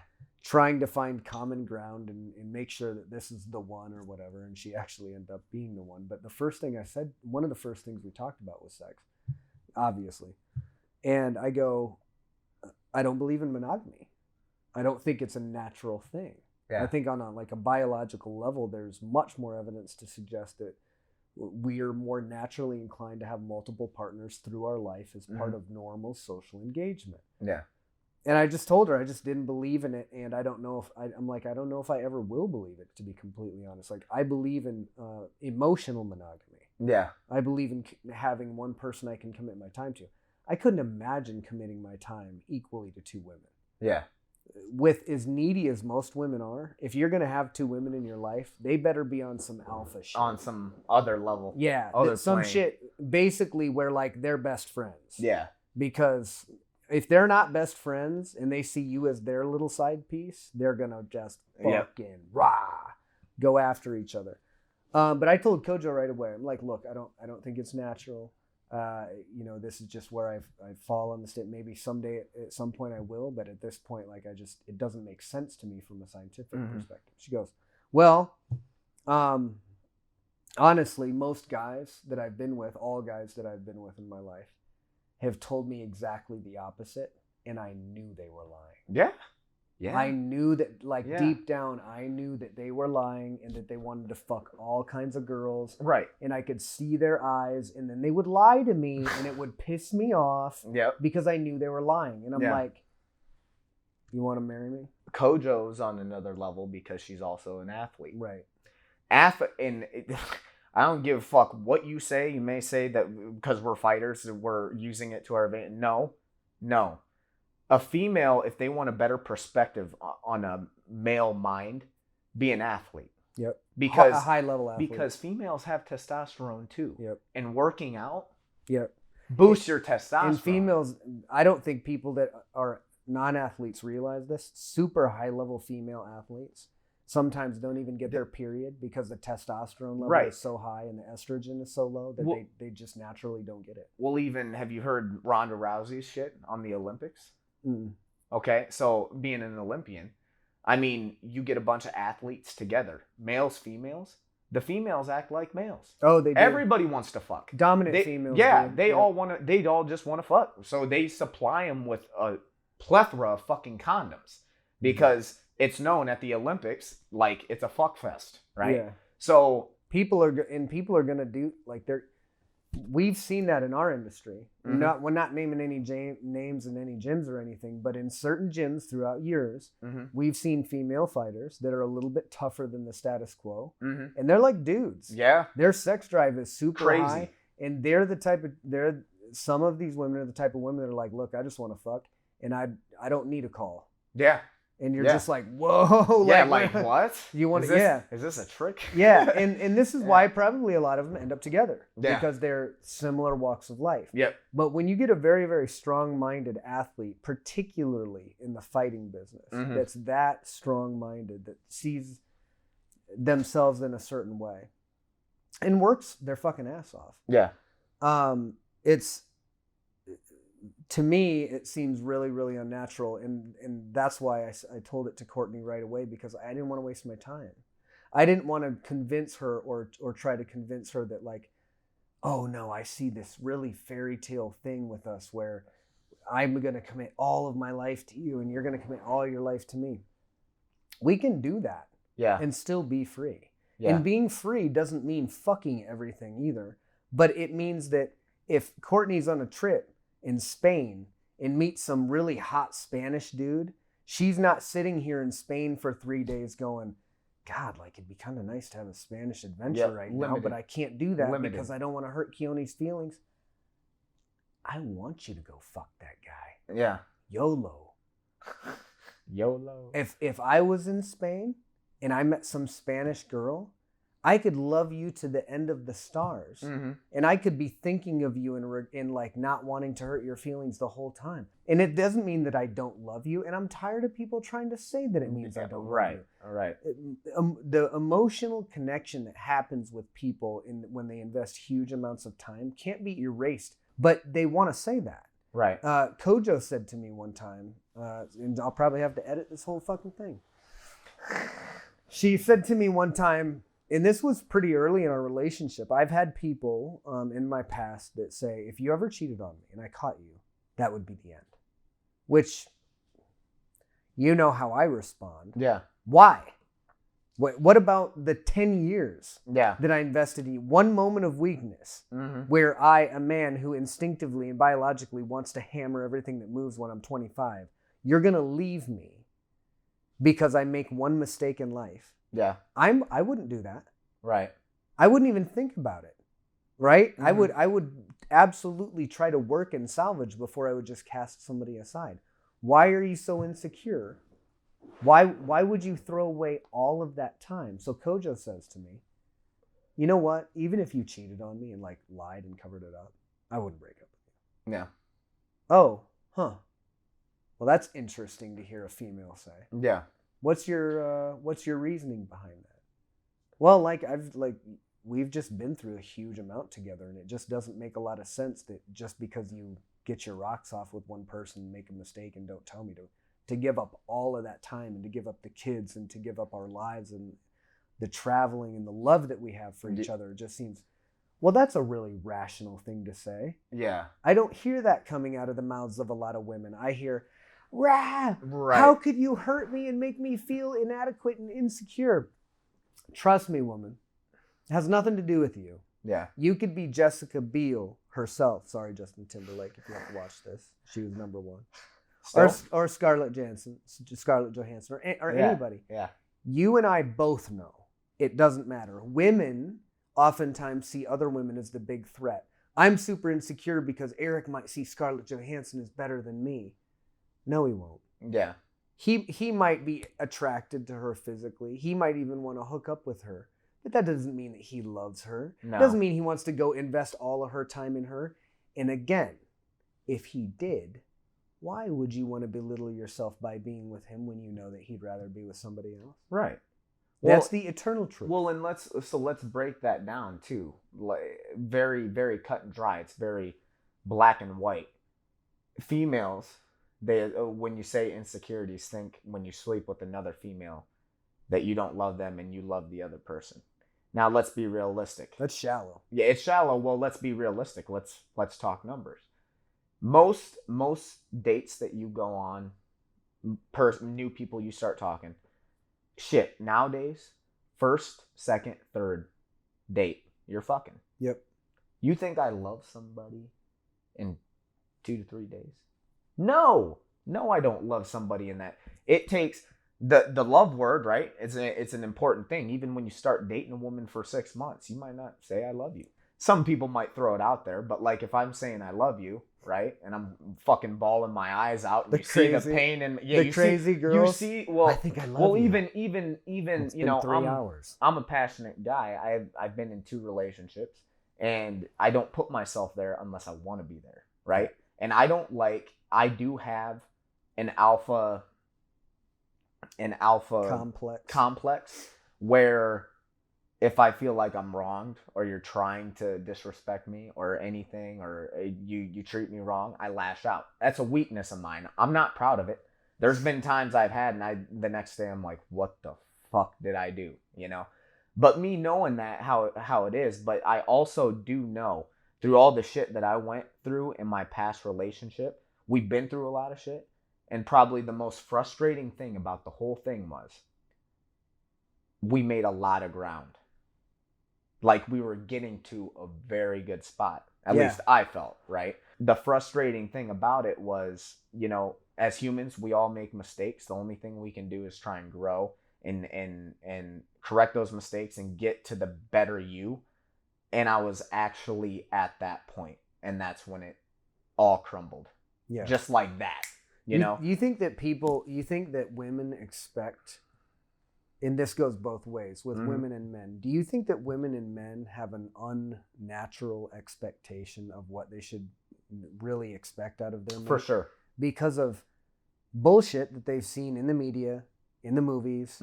This is the way the cookie cutter is. It's never like that. Right. It's never like that. Never like that. If you go into a marriage or a relationship and you go, this is going to be perfect, you're sorely mistaken. Yeah. It's even if it's a perfect ideal situation or an ideal situation, it's not going to be perfect at all. Right. You're never going to find that perfect situation, even if you write down in the notebook, right? Right. But I feel like now women expect their men, whoever they find or whoever they designate the week or the month or the year to be their man, they have this wild expectation of what this man is supposed to be and who they're supposed to be for them. And then when you don't meet that expectation, to just even a little tiny bit, it's your issue, not their. They make it your issue. Right. They say it's you. You need to correct this. Like I said, man, my biggest pet peeve that I had in all 7 years of that relationship is being accused. It was just in that one moment I was called a manipulator because I'm like, not once. Not once have I told you what to do. Ever. I never fucking held you down and said you had to stay with me. We've been through ups and downs. We've been through worse shit than what happened that led to our breakup.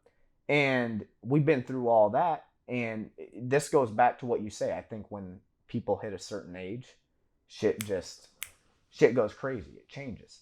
Manipulator though. That pisses me off.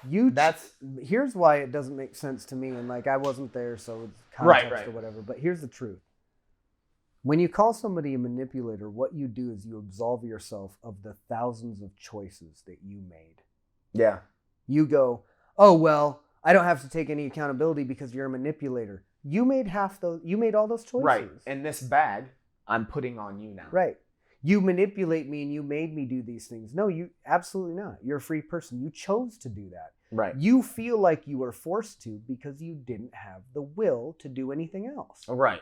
But now you're essentially what you're doing is blaming me for staying. Yeah. Blaming me for the reason that, if I was so manipulative, why did it take so long? Right.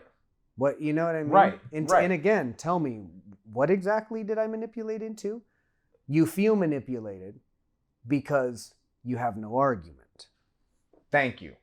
You have no argument. I'm telling the truth. You recognize that there's nothing to say. And here's the thing. You hate my guts. You don't love me anymore. You want to move on.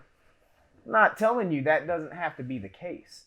But when you accuse me of something I know I'm not going to let you get by with it. I'm going to defend myself, right? So that was kind of what happened. And when I saw the look in her eyes, she knew she was full of shit. I didn't manipulate fucking anything. Like you said, she made choices. Does that mean I was the best boyfriend all the time? Fuck no. Fuck no. I'll sit here and admit, God, I did some shitty shit, right? And I hate, hurting people and seeing some of the pain I put her through. That fucking sucks. But calling me a manipulator is something I definitely am not. And it comes from that insecurity. I had this person sit and tell me, if I wouldn't have met you, I think I might have been a druggie because she was a big druggie in high school. And I probably would have veered off a different way.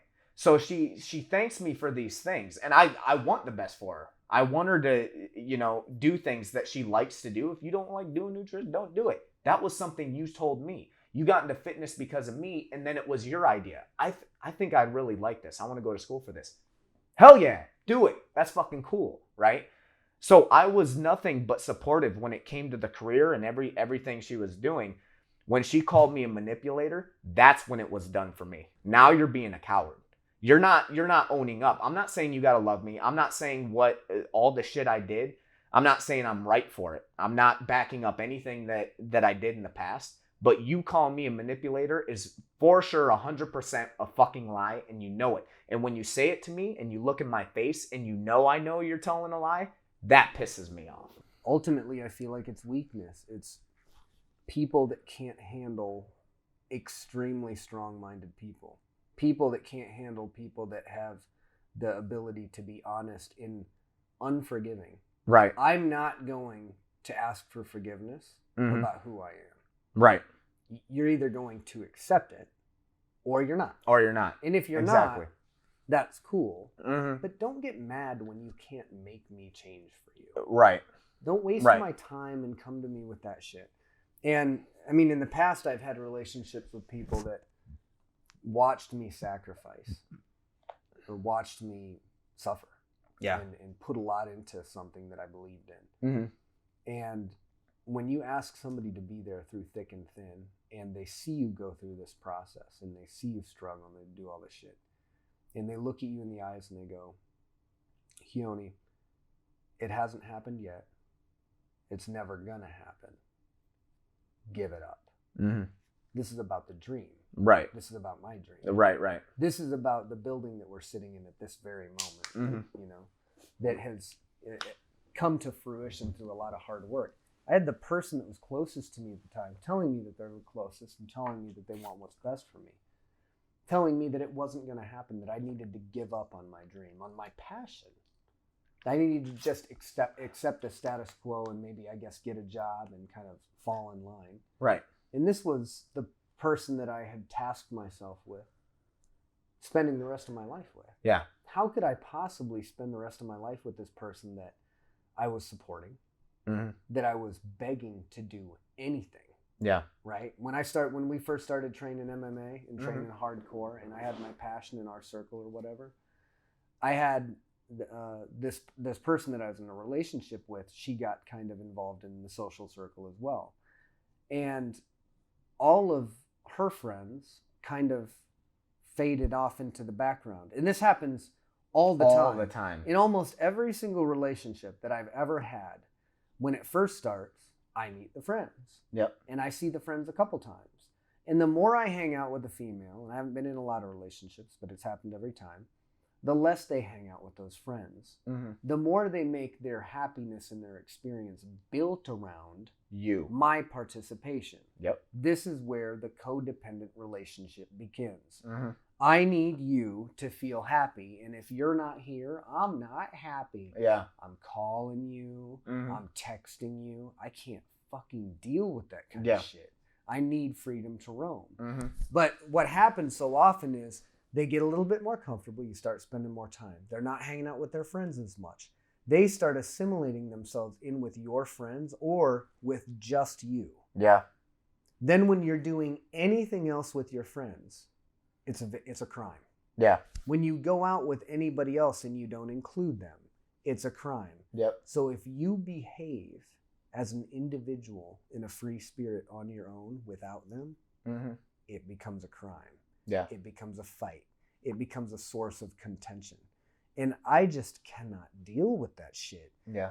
I want to be able to, at any point in time, pick up, jump on an airplane, leave the fucking country for a week, and just disappear. I want my wife to have the exact same capabilities I do. And that works for us. And it might not work for everybody. But I have to think in my head, why are there so many people giving up long relationships that they've put a lot of time into because they found a moment of weakness message on a Facebook chat where it was so easy to look at some titties or to be, what are we really doing? We're being validated by somebody and we're having somebody go, I am attracted to you in whatever reason and in whatever form that I'm literally gonna bare myself to you and show you naked pictures of me. Right. Why wouldn't people feel blessed by that in some way? And why wouldn't natural curiosity of a testosterone fucking pumped man go, I'm gonna look at those titties? Right. When you say, I'm glad you brought it up because it's a point I completely forgot about. When females attach their persona to you, friends, lifestyle, all that stuff. Now, I had this deal happen. This happened in these good last 2 years. There was something that I was guilty of. She called me out on it. She said, we don't do enough. I'd like to take more trips, vacations. I feel like we just need more time for us. Even going out. I know you don't like going out a lot. We go out, with your friends, whatever. We can actually go do something. The last 2 years, all right, this was another thing, a blatant lie I was accused of at the end. You don't take me anywhere. You don't do anything. When we broke up, you went to Bahamas. Multiple occasions. There's been times she's been stressed out at work. She works her ass off. She's working all week, and she's like, I need to do something. And I would go spontaneous. I go, let's book a trip. Let's go to LA. Let's go. Fuck, where do you want to go? Let's pick a state. Let's just go there for a weekend. Yeah. What was the answer every time? I gotta work. Then don't fucking bitch about it. Like, if you're already predetermined you're not gonna do it, don't put it on me and make it my fault when I'm trying to, put that out. That was another moment. Blank face. Couldn't say anything because she knew recently I brought up, hey, fuck it. Take a weekend off. We'll go take a trip. We'll go do something somewhere. Chris Lytle. When Chris Lytle came, after the gym, him and Harry wanted to go get a burger. I hit my girl up and I'm like, hey, come out with us. We're going to Starlight, get a burger, talk. This guy has been in the UFC forever, like had one of the craziest fights I've ever seen, him and Dan Hardy in Milwaukee. Like, he's a legend, he's one of the first guys that, was kind of putting the sport on the map. Then it became a chore. I really don't want to talk fighting with your friends. Then what? Okay, cool. But don't come at me with that bullshit. Right. But that's me. I was taking note of something she said, and I'm like, okay, I'm gonna do more. I'm gonna try and put her in more with my life. The stuff that she bitches about me. I'm either playing video games too much, or I'm training all the time, and our work schedules are different, so you never see me. I got the personality. I like to think I'm tough. Even if shit's tough, we'll find time. I'll make time. Mm-hmm. And every time I did that, I'm working. I'm busy. I'm doing this. Then you ain't making time for me. Like, it goes both in a relationship. It goes both ways. Like, I can't put this out there and then you reject every opportunity I give you. And then it's convenient for you when we break up for you to use it as something against me. Fuck you. Yep. Fuck yourself. Well, straight up. In the past, I've had similar situations like that happen. This is what happens. Babe, I don't understand why you're so upset. Like, you told me you wanted to go out. Mm-hmm. You wanted to do other things. You wanted to do more stuff. So I was sitting here in this moment thinking about ways that we could spend more time together, and I decided to go out knowing who we are. The people we are the people that are just going to go out. Yeah. And I'm not going to go out with any kind of malicious intent. But if Chris Lytle is there and Harry's there and there's some people there and they want to go to Starlight, let's just fucking go to Starlight. Yeah. If I text you and I want you there, that's complimentary. Right. The best thing I can do is give you my time. And give you the option. Right. Right? But what do they say? Well, there's other people there. It's not just me and you. Oh, so that my effort then has no validity whatsoever then. Right. So I should have never messaged you. Right. I should next time now, just so that we're clear. And you know who I am and I know who you are. Next time I'm not even going to message you. I'm just going to go. Then you're going to tell me that you never... I never invite you anywhere. Yep. What's going on? You feel distant. You're pushing an alpha away.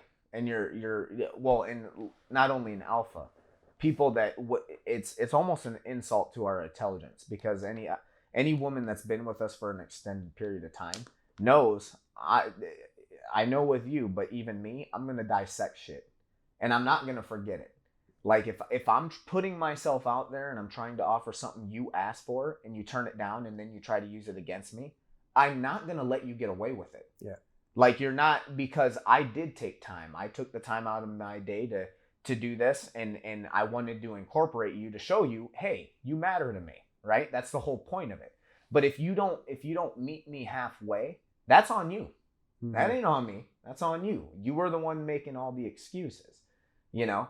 So there's some instances where calling somebody manipulative is being manipulative. Yeah. No, and like I said, that's why it pissed me off, because I'm supposed to believe this force-fed bullshit that you're telling me. I'm gonna refute it. And the way it's being told to me, you're lying. Yep. You're lying. So you're lying straight to my face, and you're accusing me of shit. Like, when it comes to me, I'm a pretty free, open fucking guy. I've never told you can't do anything. I'm not a guy saying, hey, I need my food cooked. Have my food cooked ready. Hey, what are you wearing? Hey, if I go out with my girl and she's wearing a fucking mini skirt and looks fucking bomb, I celebrate that shit. There ain't no insecurities with my manhood. I know who the fuck I am. Like, do it. You go out with your girlfriends. Go get prettied up, dolled up. Manipulative is the one thing I'm not. Right. If you think I'm so smart, you can't deal with it, and you think that's me manipulating you, you're a dumbass. Yeah, it's a cop out. It's a cop out. You're a fucking idiot. You're just trying to find shit to say, and that I feel like that happens a lot, and I feel like there's this fundamental disconnect, I think, between men and women, because men aren't as emotional. Mm-hmm. They're more instinctive. They're more raw. They're more likely to just say it the way it is, mm-hmm. and less likely to get highly emotional about things. Yeah. More these days, that's beginning to change. You get men being very emotional. Yeah. Oh. And girls there are more women getting the other way. They're getting cold. It's definitely changing, and it's just the way society is. And I don't think I got my quarrels with it because I feel like I'm a strong alpha, right? So when I see other dudes acting like bitches, But the pool's weak though. Right. The pool is weak. Right. As much as we sound like the women's hater club, that's just because we're not dealing with douchebag dudes. There's not. Oh well, let's just say now we're talking about women, but we've also roasted men, right? So maybe we just hate people in general. I don't hate people. I just think that we rub off on people wrong because there's no barrier of truth. Right. Because unless you are one of the baddest of the bad, we can say exactly what we want to say, mm-hmm. and people don't like that. Yeah. Women don't like it because it's inconvenient to the narrative that they've been promised and they've promised themselves. Mm-hmm. And guys don't like it because guys are often fronting, and they don't like the idea of somebody who's very outspoken and confident and dominant, mm-hmm. having an opinion about them. Well, and it's jealousy because a lot of guys wish they had it. Right. There's a tinge of envy in there, but there's this anger. There's a checks and balances system a lot of times. And there's something that I can't identify with is the modern man that walks around in society and is fearful of other men. Yeah. I don't understand that. I don't want to ever understand that. I never want to be afraid of another human being. Yeah. I don't give a shit what situation it is. We've well, talked and about this that goes to liberty, like being free. In a sense, you're a slave in your own mind. Right. Like, you shouldn't be afraid. You shouldn't be afraid of. And this goes, and if you're mad at us, woman or man, if you're mad at us because of the way we represent ourselves or talk or speak freely, that's ideological slavery too. Well, and you're committing time to hating us because we're just being us. Well, and this goes because, okay, people will sit here and say, oh, it's easy coming from a fighter. That's where right. Confidence does come from being a fighter. But I'll tell you, it's not easy, and I'll tell you this, right? If I'm done wrong by somebody fucking John Jones or Fedor Emelianenko in the prime, I ain't gonna be a bitch about it. Right. Hey, if I gotta throw down, I might get my ass whipped. It is what it is. But fuck it, like I'm not gonna be a slave in my own mind, not say what I want to say because I'm afraid of you. Right. And most people can't identify with that. And right. For most people, not all, they can't handle it. Right. The old line, you can't handle the truth. The Jack Nicholson line from A Few Good Men. Most people can't handle the fucking truth. No. When it's a dude, I feel like legit dudes like us because they know that we're not trying to bully people or beat people up or anything. We're just honest. And we're nice. And sometimes it's inconvenient. Sometimes the honesty is inconvenient for people. Right. And it hurts them because they recognize that we don't pull any punches. I don't have to worry about you beating me up. Right. If I give you feedback, I'm going to do it in a polite enough way that even if you're an insecure male and you can't handle my critical feedback, you ain't going to do shit about it. Right. Guys hate that shit. Yeah. They hate the fact that they could run into a dude who's like, hey, dude, you're being kind of a bitch and you ain't going to do shit to me about it. Well, and this goes along. This is a chemical. It's a chemical thing. Every guy's got testosterone, whether you're a badass or not. Mm-hmm. Every guy, you see it happen at the bar, right? Bar's a good example. So many. There's so many. So even me, Biggie, Alec go out, and we had like 3 altercations, all with dudes that if we saw them on the street or saw them anywhere else and there was an issue, they wouldn't say anything. No. They go around. The initial interaction. There's the tough, the chest puffed, right? Which by the way, if there's anybody watching, that's fucking embarrassing. When we see that, we cringe and we go, "Oh my god, we got to deal with this fucking douchebag now." Yep. So just so you know. And so this happened 3 times this particular night, and I thought it was hilarious because when it happened, a lot of these guys do this. Now, if they don't have game and they can't hit on girls, this is where it gets scientific. Testosterone. You either want to fuck or you want to be tough. You want to think you're a man, right? You can hold your own. Well, especially with liquor. Prove yourself. Prove yourself, right? It's like puffing your chest, beating your chest. Especially with liquor, it loosens up and that it comes out. The liquid courage. Yeah. Now I'm saying there's been times liquid courage I've gone off the fucking Richter because it's almost too much. Yeah. Like I'm like King Kong don't got shit on me. I'm running this shit, right? Stupid. So all males have it, but when you go out and you get these guys drunk, no matter if you're a fighter or not. And matter of fact, a lot of times because I'm a fighter, we're bigger than everybody in the place. We get 3 altercations, the dude's trying to act tough, right? Now it's all a front. It's all a front. They want you to stand down so they can tell themselves, yes, yep, I made him stand down. Or they can do it in front of some girl or something. Yeah, right. And they think I'm the alpha, right? It's very primal. It is. It's funny as hell. It's embarrassing, right? But it's funny. Right. 3 times this happens, and they all end the same. There's a confrontation. They know that we ain't fucking playing around. Literally, when I say run away, I'm saying run away. Yeah. There was one guy. I was looking at this girl that I was gonna go hit on, and this guy was sitting there, scurvy little dude, sitting there by himself, and a schnurr. And I'm chewing my gum. Schnurr.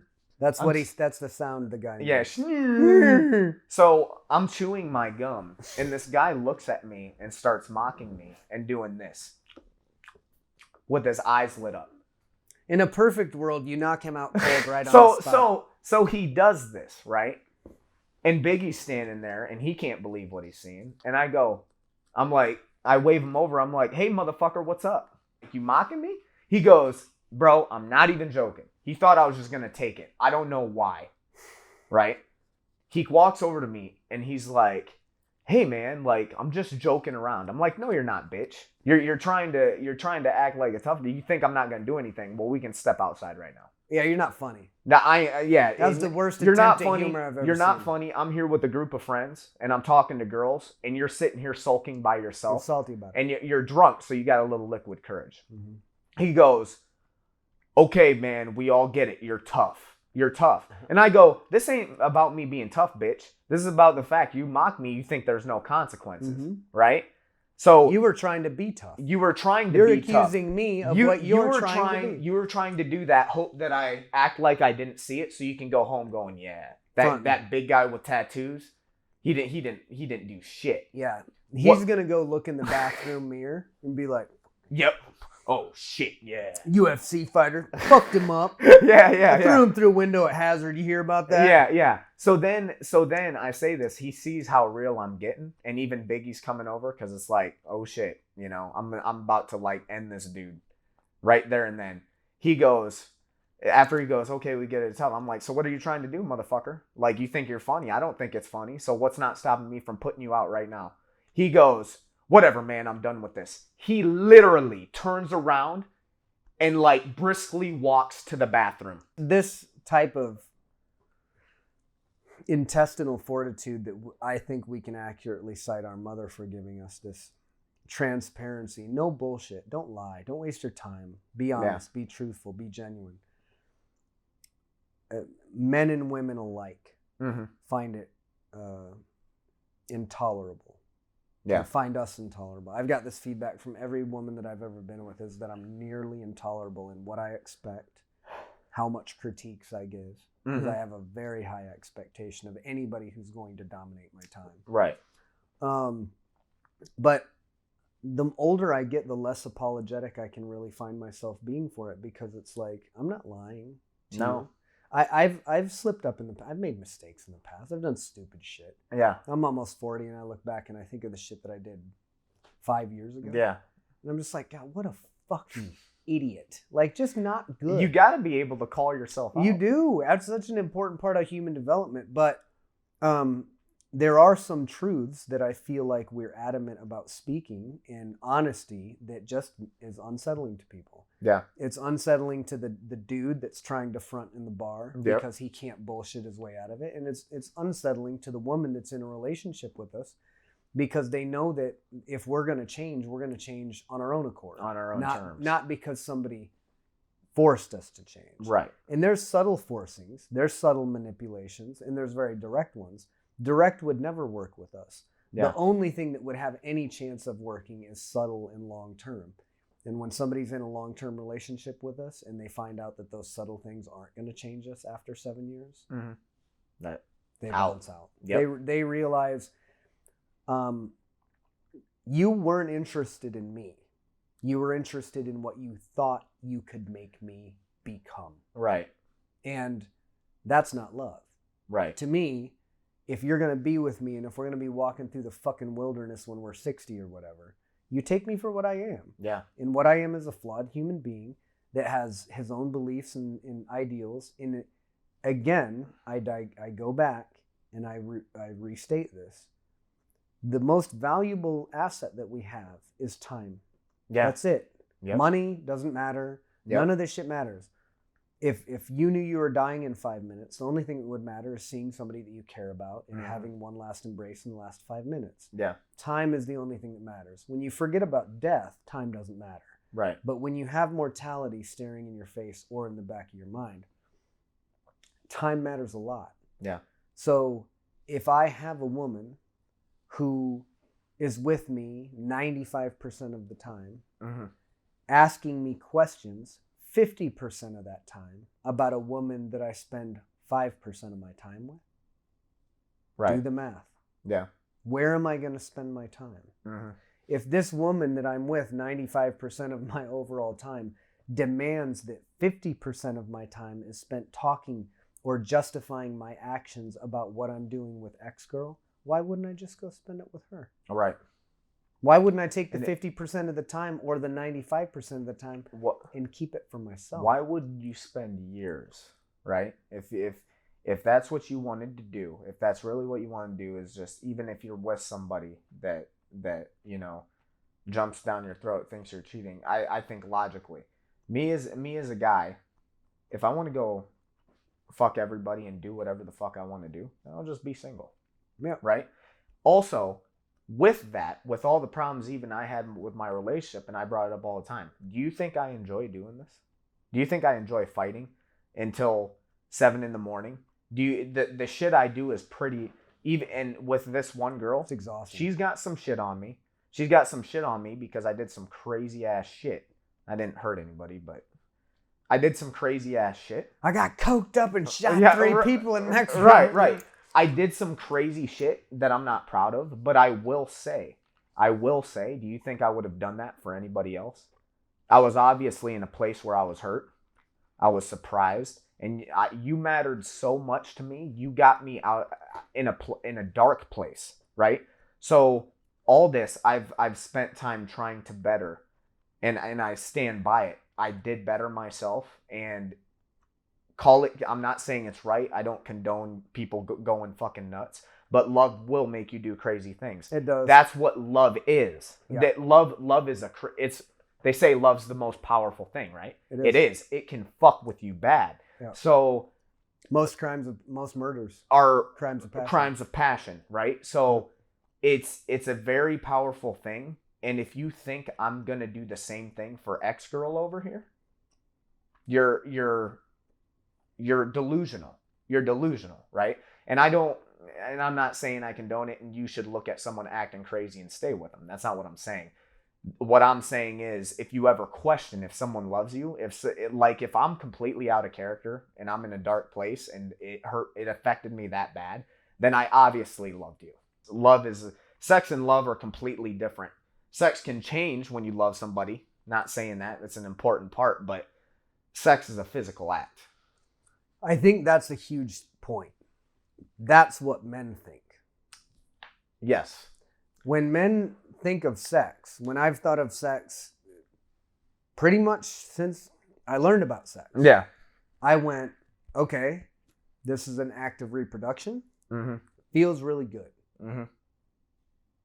That's it. That's what I thought. Yeah. That's still what I think. Yeah.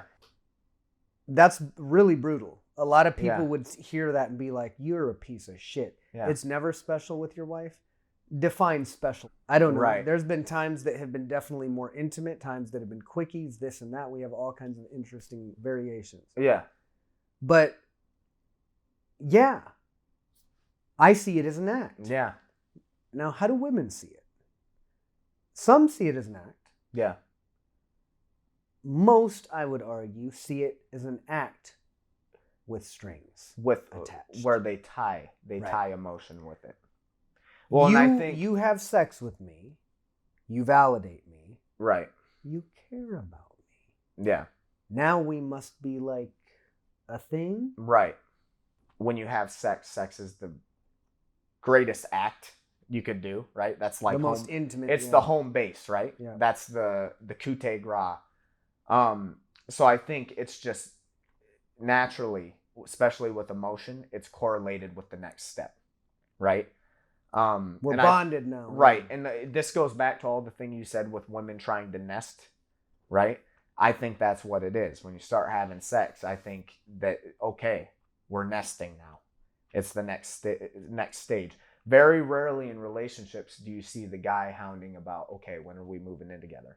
When are we doing this? When are we getting married? A lot of times, I'm not saying all the times, but a lot of the times it is the female that is looking to move it on. And that's natural because it's their reproductive. They want to have kids, right? Or also with it, a lot of it I think is passed down, right? I take my last relationship, I think that's what the deal, because her mom is very, what you would call a very traditional, right? Mm-hmm. Get a guy, not saying you don't make any money, like support, it's a mutual thing, but get a guy that takes care of himself, quality of life, got the money, right, and hangs out with us, hangs out with the family all the time, and then that was the big missing thing. And I mean, I've heard it in, one way relationships aren't going to work is if you don't get along with their parents. I believe it. And I'm be open. I'm not saying they're bad people. I don't get along with them. That person is going to, and it's become some remnant. And it's the remnant, and it's their fucking parents. Yeah. Whether they're right, wrong, whatever, it's your parents. You got to deal with them. So you got to deal with them, and you're going to, and as infuriating as it is, I get it now. At the time, I wouldn't get it because I would say, you know, you're telling me your mom is mad that I don't do this with you. I don't do this. And you're kind of implying that she's right. But at the same time, you're talking shit about your mom every other week. Yeah. She's annoying the shit out of you. She's stupid, this, that, and the other. And I make the correlation, and it was something that pissed her off. She wasn't happy about it. I go, when do I ever talk shit about my parents? Let's keep. You just brought up a really good point that Never. we haven't, in all of our woman hatred here, haven't brought up, and that is many of the women in my life, not all, but many of the women in my life have talked crazy mad shit. This is what I wanted to get on. This is what I wanted to get about one of their friends. Yep. Or their parents or whatever. Mm-hmm. Yeah. There hasn't been a woman that I've ever known that hasn't had one friend, sometimes multiple friends, that they just talk crazy shit about constantly. Mm-hmm. Oftentimes in these situations, this one friend, they will inexplicably, for whatever reason, defend from you. Yeah. When you point out some quality of this friend. My point is, they will berate this friend behind their back. They will cut this friend down behind their back. And when they see this friend, oh my God, I'm so... Yep. They will take this friend back no matter what this friend does. Yep. Men don't really do this. Strong men definitely don't do this. Yeah. I don't even think strong women do. Yeah. But strong men definitely don't do this. I'm not going to talk shit about somebody, personally, behind their back if I'm not going to do it face to face. Yeah. I've seen so many fucking times. I hate this person. They treat me like shit. They never say anything nice. Hey. Yep. Yep. It's hard to trust that person. Oh, for sure. Because I'm seeing what you really feel, and then I'm seeing you show somebody else a completely different narrative, right? In your relationship, all of the things you complain about, you could fix right now. Yeah. By either getting this person out of your life or just being honest with the person, and instead you choose to front. Yeah. Men generally don't do that. They might scrap it out. They might go other ways. Or they might decide to be friends. They might front physically. Right. And then run. But yeah, it's... The gossiping hens. The gossiping hens. The gossiping hens. And this, I think this was probably, in my last relationship, this was the most irritating, maddening thing that this person did. And I don't want to put it all on her, but her mom was the same way. Her mom's like one of those, like she's older, not super old, but she's old and wants to be a teenager still. That's what it is. I don't get along with people like that. With what we do, if I got a fucking problem, same thing. If I'm going to talk shit behind your back, it's nothing I wouldn't say to your face. Right. I'm going to say it to your face. Yeah. I'm not afraid to. It goes right along with it. I'm not afraid to speak words, right? Liberty, being free. I don't need to hide that shit. No minced words. Yeah. And it's dude, it's a lot of females, and probably the most maddening thing about it is females accept it like that's how females are. Oh, that's just what we do. No, motherfucker. Be your own person. Don't be a little bitch and be like, oh, all females do this. Be better than that. Be better. So much of our society is filled with lazy excuses like that. Yeah. Oh, we talked about that in our last It's the way it is. That's the way it is. That's the way we are. No justification. No. Well, and it's the same thing, even in the relationships I've been, even people I've talked to. This is just what you do. No. If you know anything about me, you've dated me for 7 years, this is what we were talking about. You tell me to do one thing, I'm going to do the fucking opposite. Right. I don't have to, and I've done pretty fucking well for myself. If you talk to any major entrepreneur, any person that's highly successful, you got to take risks and you got to do shit. So on the other end, financially, oh, we got to do this. We got to get to a point where we got to do this. We got to do it this way. No, you don't. There's many different ways you can do it. But getting back to the shit talking, it's the same thing. They label it as oh, that's what we do. No, be bigger than that. Like, do you want to be Grow. Yeah, do you want to be what everybody, those cackling hens? You want to be the same fucking status quo. The same fucking shit. And this shit, the reason this shit was so annoying is when I dealt with this, the person was also an opportunist. What I mean by that was, I could be with this person every fucking day. I could hear them cuss out, bitch about their coworkers, call them cunts, every fucking word in the book. Your own mom talking shit. She's such a bitch. Yada, yada, yada, yada, yada, yada. When it comes time when things aren't good between us and you need somebody, conveniently, you're really fucking nice to that person. Yeah. We had this deal where when she moved out when we were in Milwaukee, our bottom neighbor, Alicia, she's another one of those chicks. Fronts like she's really tough, and she was the alpha in the relationship, but she hated me because if I ever heard her talking shit, I'd call her ass out. I'd be like, you got something to say? Like, just because you're a woman, I'll destroy you with words. Like, you want to go down this route? Like, I'm not getting physical, but fucking, you want to go there? I'll tear you down. So,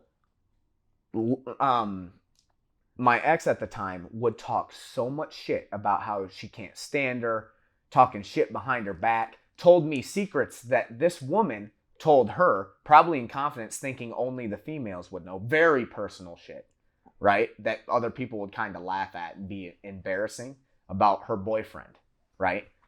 All this shit. So she tells me all this shit and she talks all this shit, calls her a cunt. Oh, I don't like her. I don't want to be around her. She's always looking for attention. And when she has me around, she always caters to her friends. As soon as shit gets bad and she's moving out, who's up there helping her move her shit out? The very chick she just a couple weeks ago was calling a cunt. And, oh, what are you doing tomorrow? Oh, yeah, you want to do this? You're fake as fuck. And even if you can hide it, try to hide it and put shit past it as much as you want, you're fake.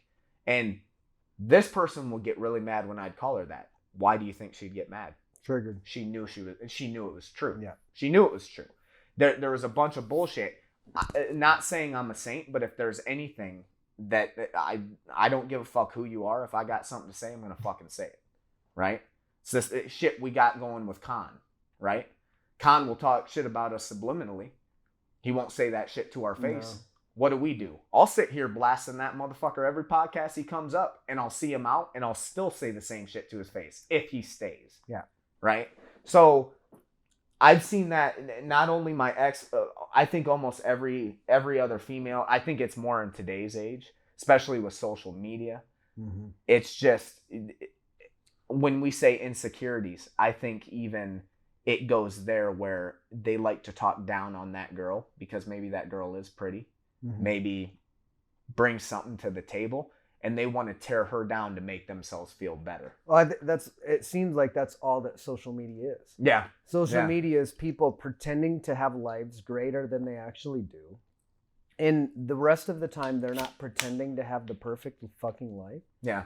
They're judging people. Yep. They're casting judgment and insinuating that they know the perfect way. Yeah. The internet has become this big magnifying glass for douchebags. Yeah. Where they become, now I can see them a mile away. Mm-hmm. Just by the shit that they post. Yeah. And women, I have women on every once in a while. This one just fucking ridiculous, dude. Yeah. Every day she's on Instagram or Facebook making stories where she shakes her ass around and does this little dance. It's the same thing every single time. And it's like, I'm sitting here just bewildered going, you get a nice body, you look pretty good. How much time do you spend recording yourself doing the same thing over and over and over and getting about 100 likes every time and getting the embarrassing, you've seen these guys? Oh. So it's so embarrassing, bro.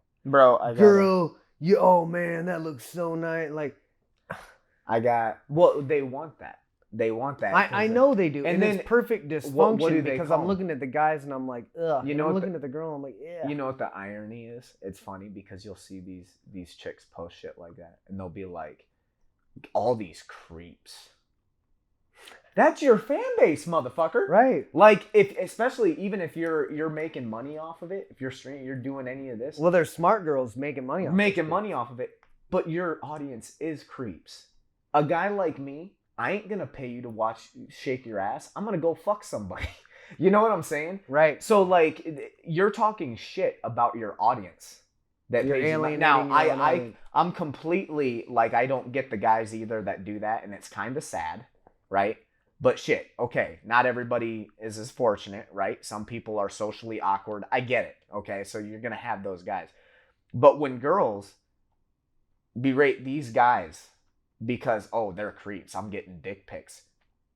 You get what you put out, motherfucker. If you're trying to sell sex and you're trying to make living, or you need attention because you got insecurities and you need attention, you can't be mad at getting dick pics. You're selling sex. I hear about dick pics all the time. I hear about dick pics from dudes. I hear about dick pics from females. I haven't been in the dating scene, so I don't make it a habit to send chicks pictures of my dick. However, I know some dudes that are in the dating scene, and I've heard enough from those dudes to know that they've sent some dick pics around, and a lot of those dick pics instantly got them fucked. Yeah. Yep. So I hear a lot of girls talking about, I don't want to see your dick pics. You might want to see some. Yeah. If we're talking about girthquake here.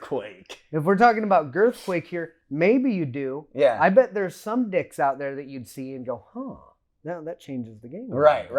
Okay. But you want to like look down upon people that are sending you dick pics. It's like, you know what you're doing. Yeah. And if it's some well-dressed man and he cordially talks to you for 5 or 10 minutes and then goes, by the way, this is what I'm packing. There's a lot of women out there that would use the dick pic line or the you don't respect me line or you're a fuckboy line. Yeah. That would get right in line. Oh, yeah. For that and do every single day. Yeah. And I hear these same tired cliches all of the time. You see it at like if you've scrolled through Tinder. I don't want any hookups. Yeah, you're on Tinder. You're on Tinder. You're not. Let's call it what it is. It's a studio apartment. It's a studio apartment. You're on Tinder.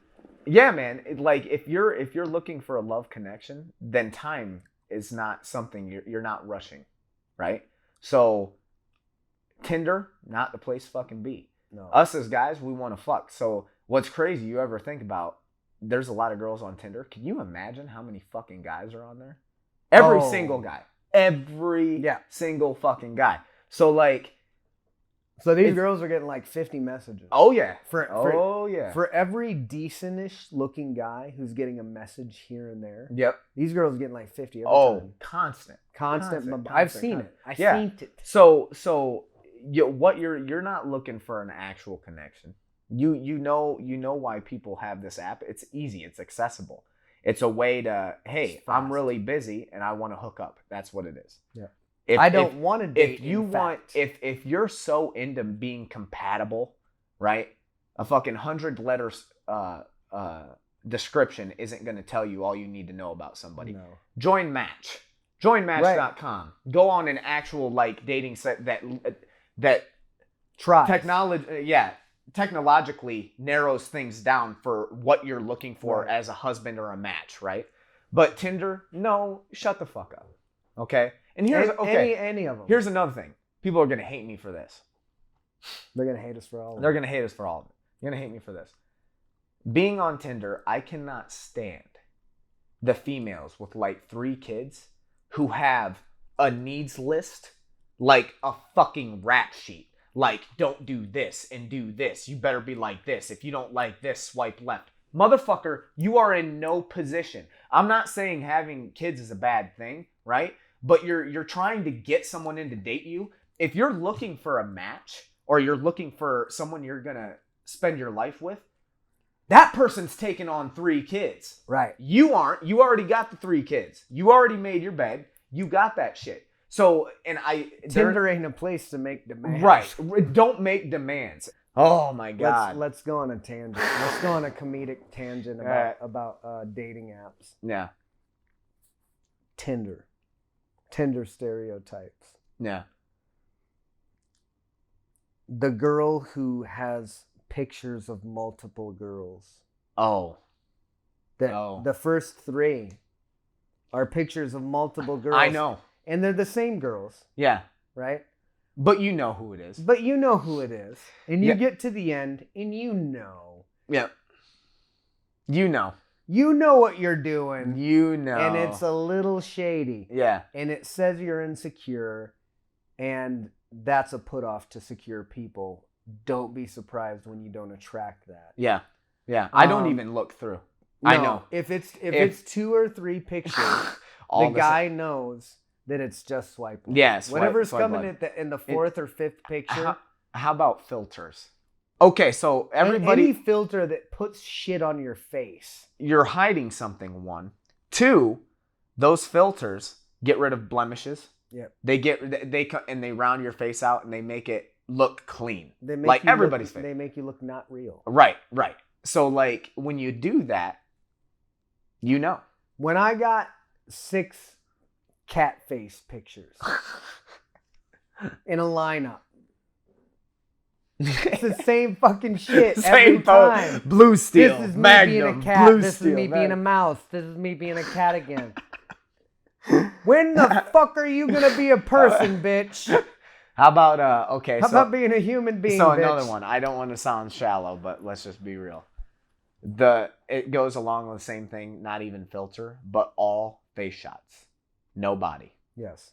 You know where that's going. And smart people, intelligent people know if they've got the body, they're gonna put it in there. It's gonna be the first picture. If you're cunning and you're looking for the dick or the puss, it's the first picture. Yeah. But it's gonna be in there for sure. Right. And usually, when you look through 4 or 5 face pics, and then there's one pic of the body, but it's not first. It's like at the end. 5th or 6th. That picture's 10 fucking years old. Yep, it's the old high school glory That's days. 50 pounds ago, baby. Yeah. Right? Then, of course, there's the nondescripts that don't even put their pictures because they're mysterious. Yeah. What other cliches do you have in Tinder and social media? You got obvious catfishes. You have obviously hack accounts. You got bots, right? Yep. They're just advertising. In all of the swipes that I've seen swiped, I've seen multiple people on horses. Multiple horse pictures. Yeah. Well, there was Only one time yeah. did I see a girl riding a horse when I went, she's not bad. Yeah. Most of the other times, it's not. I felt bad for the horse. Jeez. I'm just saying. Being honest. Not every time, but almost every time you have a horse picture in there. You know what? This a certain horse scent. This isn't about the pictures, but it's about profs. It's like the interactions on there are so funny because if I start talking to somebody and not far into, say, how's it going? How's your day? Whatever, just to start the conversation. And I get right to it and I say, Snapchat, Instagram. When you get a girl that gets mad or they ghost you, they're not real. Right? Mm-hmm. Because sometimes you get those profiles that you're like, something's a little fishy. The pictures they look kind of like they were taken. Oh, yeah. Right? They taken from somebody else. You just get a feeling about it, right? It's pretty easy. Yeah. Because they overdo it. They make it like just a bombshell. Oh, you got one picture of a supermodel? Right. So, as for the Snapchat, and how many times I've been ghosted after that? Because they're not real. Yeah. And there was one girl she was real, but she's like, really? Already? I use that for more personal. I'm like, you got to understand from my point of view. Tinder, probably 75% of the profiles aren't even real. They're fake. Everybody's name is Zoe. That's another one. The Zoe. fake profile. You want a fake profile? Every girl's name is Zoe. Zoe. It's Zoe or there's a Lexi. It's something like that. Zoe and Lexi. I'll go through like 3 Zoes in a row, one picture, bomb ass hot chick. I'm like, nah. So you've seen these girls that are seemingly real girls that you could probably look up on social media and see. There they are. Oh yeah, yeah. But they'll go through an app like Tinder, and they'll match you or not match you. Mm-hmm. You'll match them or not match them. Let's say in this case, not match them. Mm-hmm. And then here 2 days later, they're popping right back up again. Oh yeah. So did you Yeah. shut your account down just so you could go back through and blast through all of these likes? Because I swear, I know of people that have gone through this loop 3-4 times. Yeah. Yeah. Hey, remember when we talked like 2 years ago? No. Right. But I guess so. I guess we did. Yeah. That whole, I know, I'm not going to name anybody's name, but I know a woman that I think is pretty cool. I think she's a pretty nice girl. She has a kid. Always been super kind. Looks pretty good, honestly, for her age, and she stays in shape and shit. She works out. She's pretty sexy. Mm-hmm. And she has been, I haven't really seen her, obviously, but she's been on Tinder for a long time. Yeah. And I keep seeing the same thing over and over and over. Yeah. You're on Tinder. You're off Tinder for a little bit. Your life is really, really happy. Mm-hmm. Then you're angry again. Tinder. And you're angry on Tinder again. Yep. And you're going, I'm not here to play any games. I love that. I'm not here for games or hookups. That's the only thing that goes on here, and you know it. So you're not genuine right now. Right out of the gate. Right. Okay, here's another pet peeve on Tinder. God, there's a lot on there. The girls that are real, but they use it as an advertisement for their Instagram and their Snapchat. So it actually goes the other way. I'll match with a girl. Add me on Snap. I go, no. You add me on You add me on Snap. I already did this. And then match canceled. Yeah. Like they cancel it because they're looking for people. Because going back to our point, you got to think of a female. They're getting hundreds of messages, just like fucking gangbusters. So it's smart to use it as an advertising. You don't have to work. Right. To boost your Instagram, your follow count, just put that shit on Tinder. You'll get a bunch of guys go through there and they'll follow you because they're fucking idiots. Yep. You know? They will. Yeah. Now it's being used as advertising. It's being used as cunning advertising. But some of the characters, bro, that I've seen roll through, you ever seen these profiles and you're going, what made you pick that picture? Yeah. They're getting messaged. Oh yeah. They're getting inboxed. Oh yeah. The amount of messages going one direction from man to woman in most cases, or man, they're coming from man, regardless, is way disproportionate. Oh yeah. It's not even close. For sure. That is almost a living technological representation of sex drive in men and women. Exactly.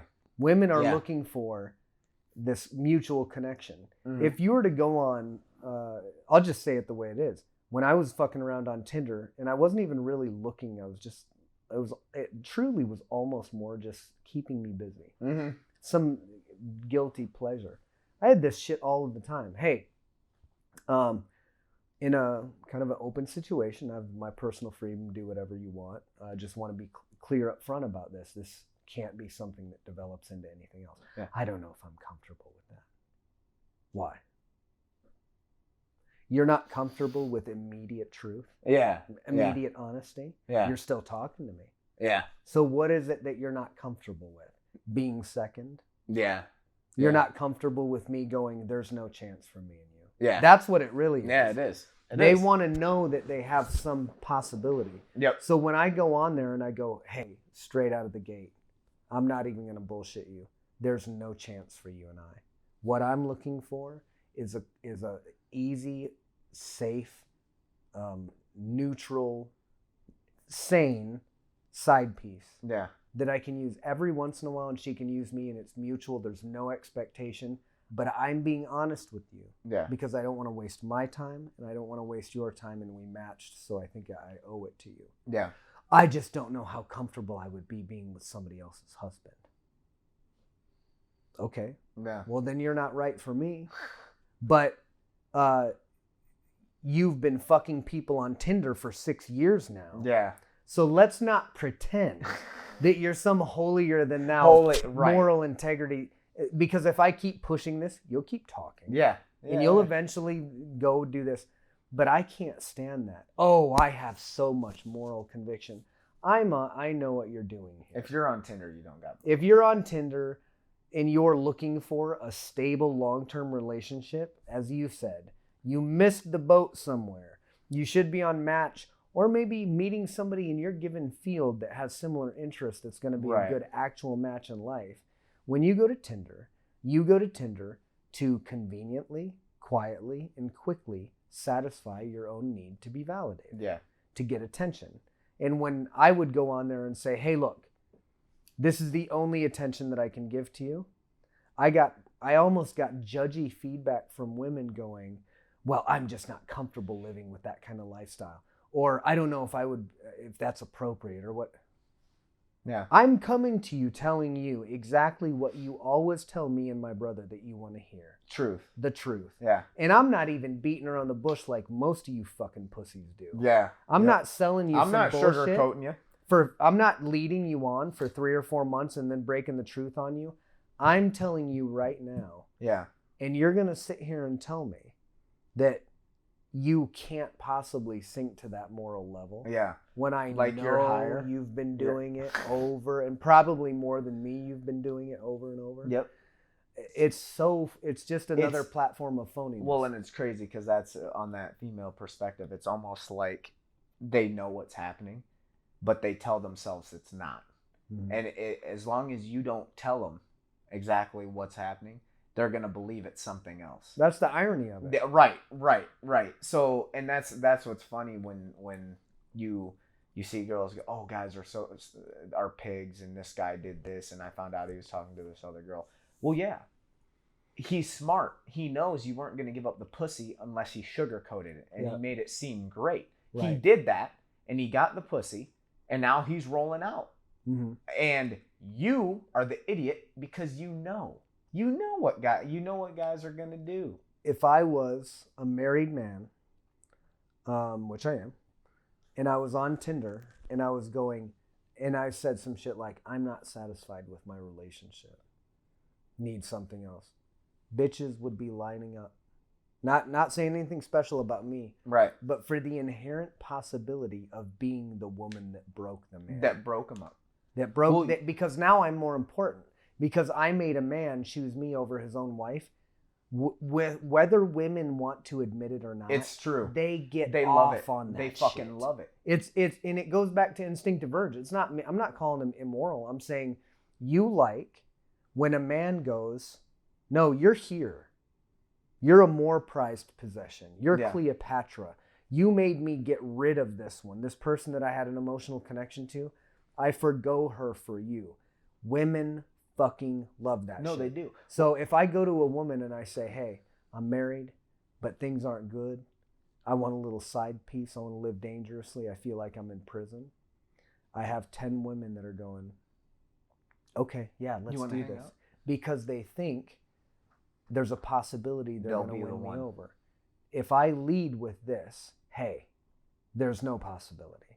There never will be. I'm happy with my relationship. Yeah. This is just me expressing myself in my own way.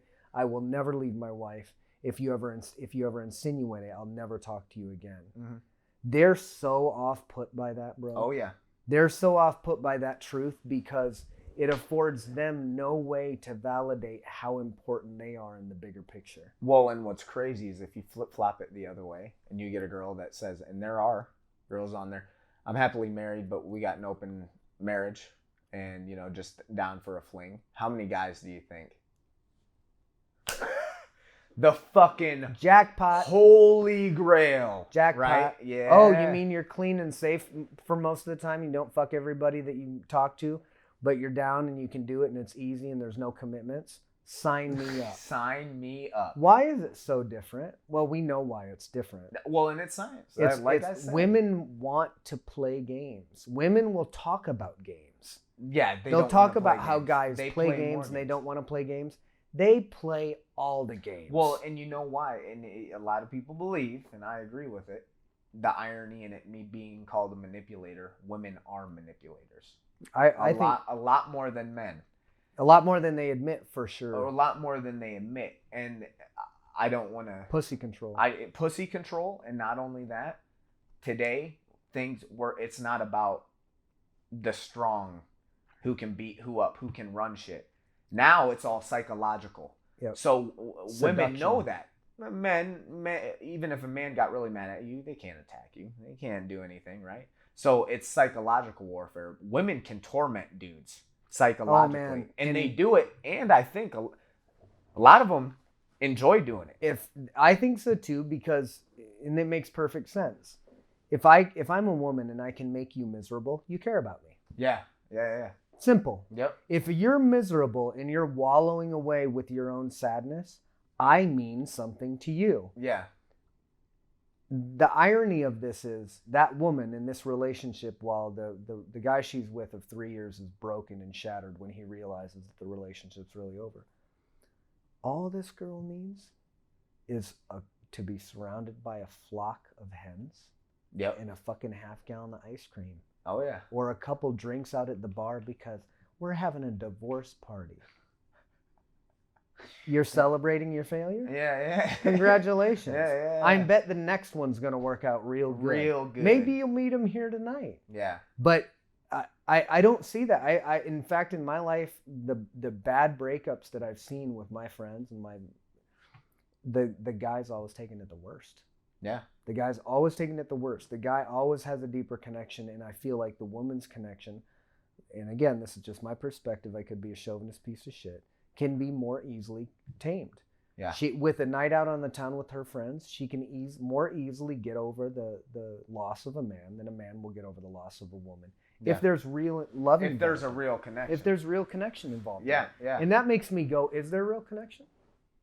Are you really connected to me if you can get over me so easy? Yeah. I don't know. Like when I went through a divorce, a really hard time in my life. At first I was like, ooh, I'm going to be free.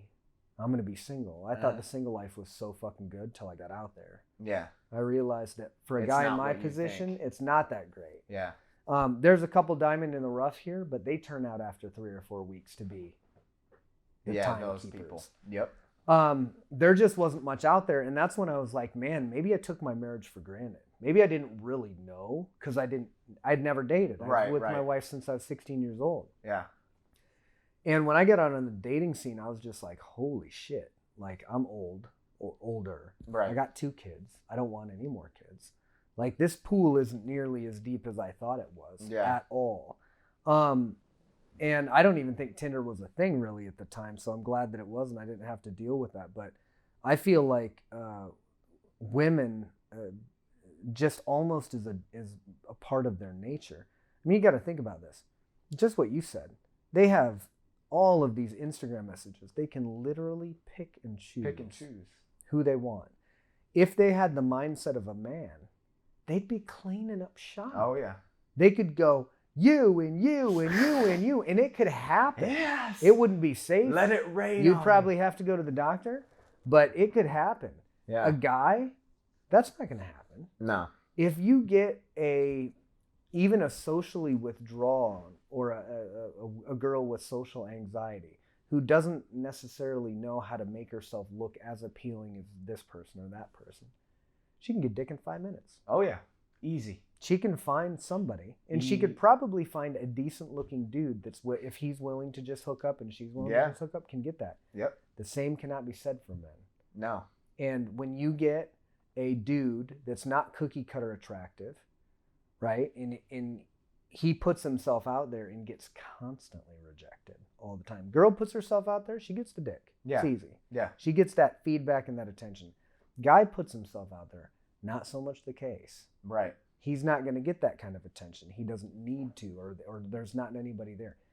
When you take a guy like that and he's socially withdrawn, and then he feels unloved, and then he feels like he's not being paid attention to, what kind of personality does that promote? Oh man, a fucking powder keg. Yeah, an unstable, just waiting to blow. Exactly. Waiting to blow. You don't really have to worry about that most of the time with women because they're given so much attention. I wouldn't want it, just for the record, but they're given so much attention. It's a shooting fish in a barrel. Yeah. If they really want to date somebody or to hook up with somebody, they don't even have to. Right. All they got to literally do is ask. Men don't. Even being a good-looking man, women know the power they have. They're not stupid. Right. They know the power they have. Even if you're a good-looking dude, they're gonna make you work. Mm-hmm. Any chick that if you're a good-looking chick, and this is something that, so even being into fitness, I work my ass off. I feel like I'm a good-looking dude. I still got to put some work in, right? Females, when it comes to fitness, fit for a guy is just not overweight. Simply what it is. That's simply what it is. Yep. So the attraction is so fucking easy. So you got to think, guys, too. If you want to be that, what they call a player, if you want to be a guy that smashes ass, you got to look good. You got to work your ass off to be in shape. You got to watch what you eat. You can't drink all the time, right? You can't. There's a lot of shit. Being a fuckboy is a lifestyle. It is a It is. It is. It is a fucking lifestyle. Everything is. You but got it a is. lot more shit that you got to do to stand out to a female, especially like if you want upper echelon female, like a bad bitch. That's what you need. Females, bro, they pick and choose. They like a bad female will get all good looking guys, and like you said, they get to go. Boom. That's the power. You. That's the pussy power, right? Yep. And they know that. So that's another thing I think's funny when girls say, "Don't play games." You don't realize guys play games because they've got to tell you what you want to hear. Mm-hmm. If they're blunt, you've got a million other. Exactly. You're out. You're out. Which one of these people can appease me the most? Right.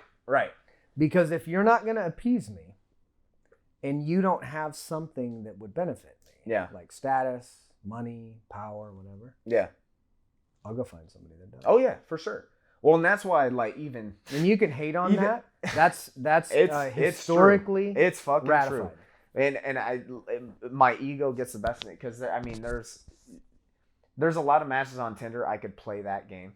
I could play the honey dick, the fucking tell you what you're going to hear, and, even get more results that I want out of it because I ain't going to talk to you anyway after this is done.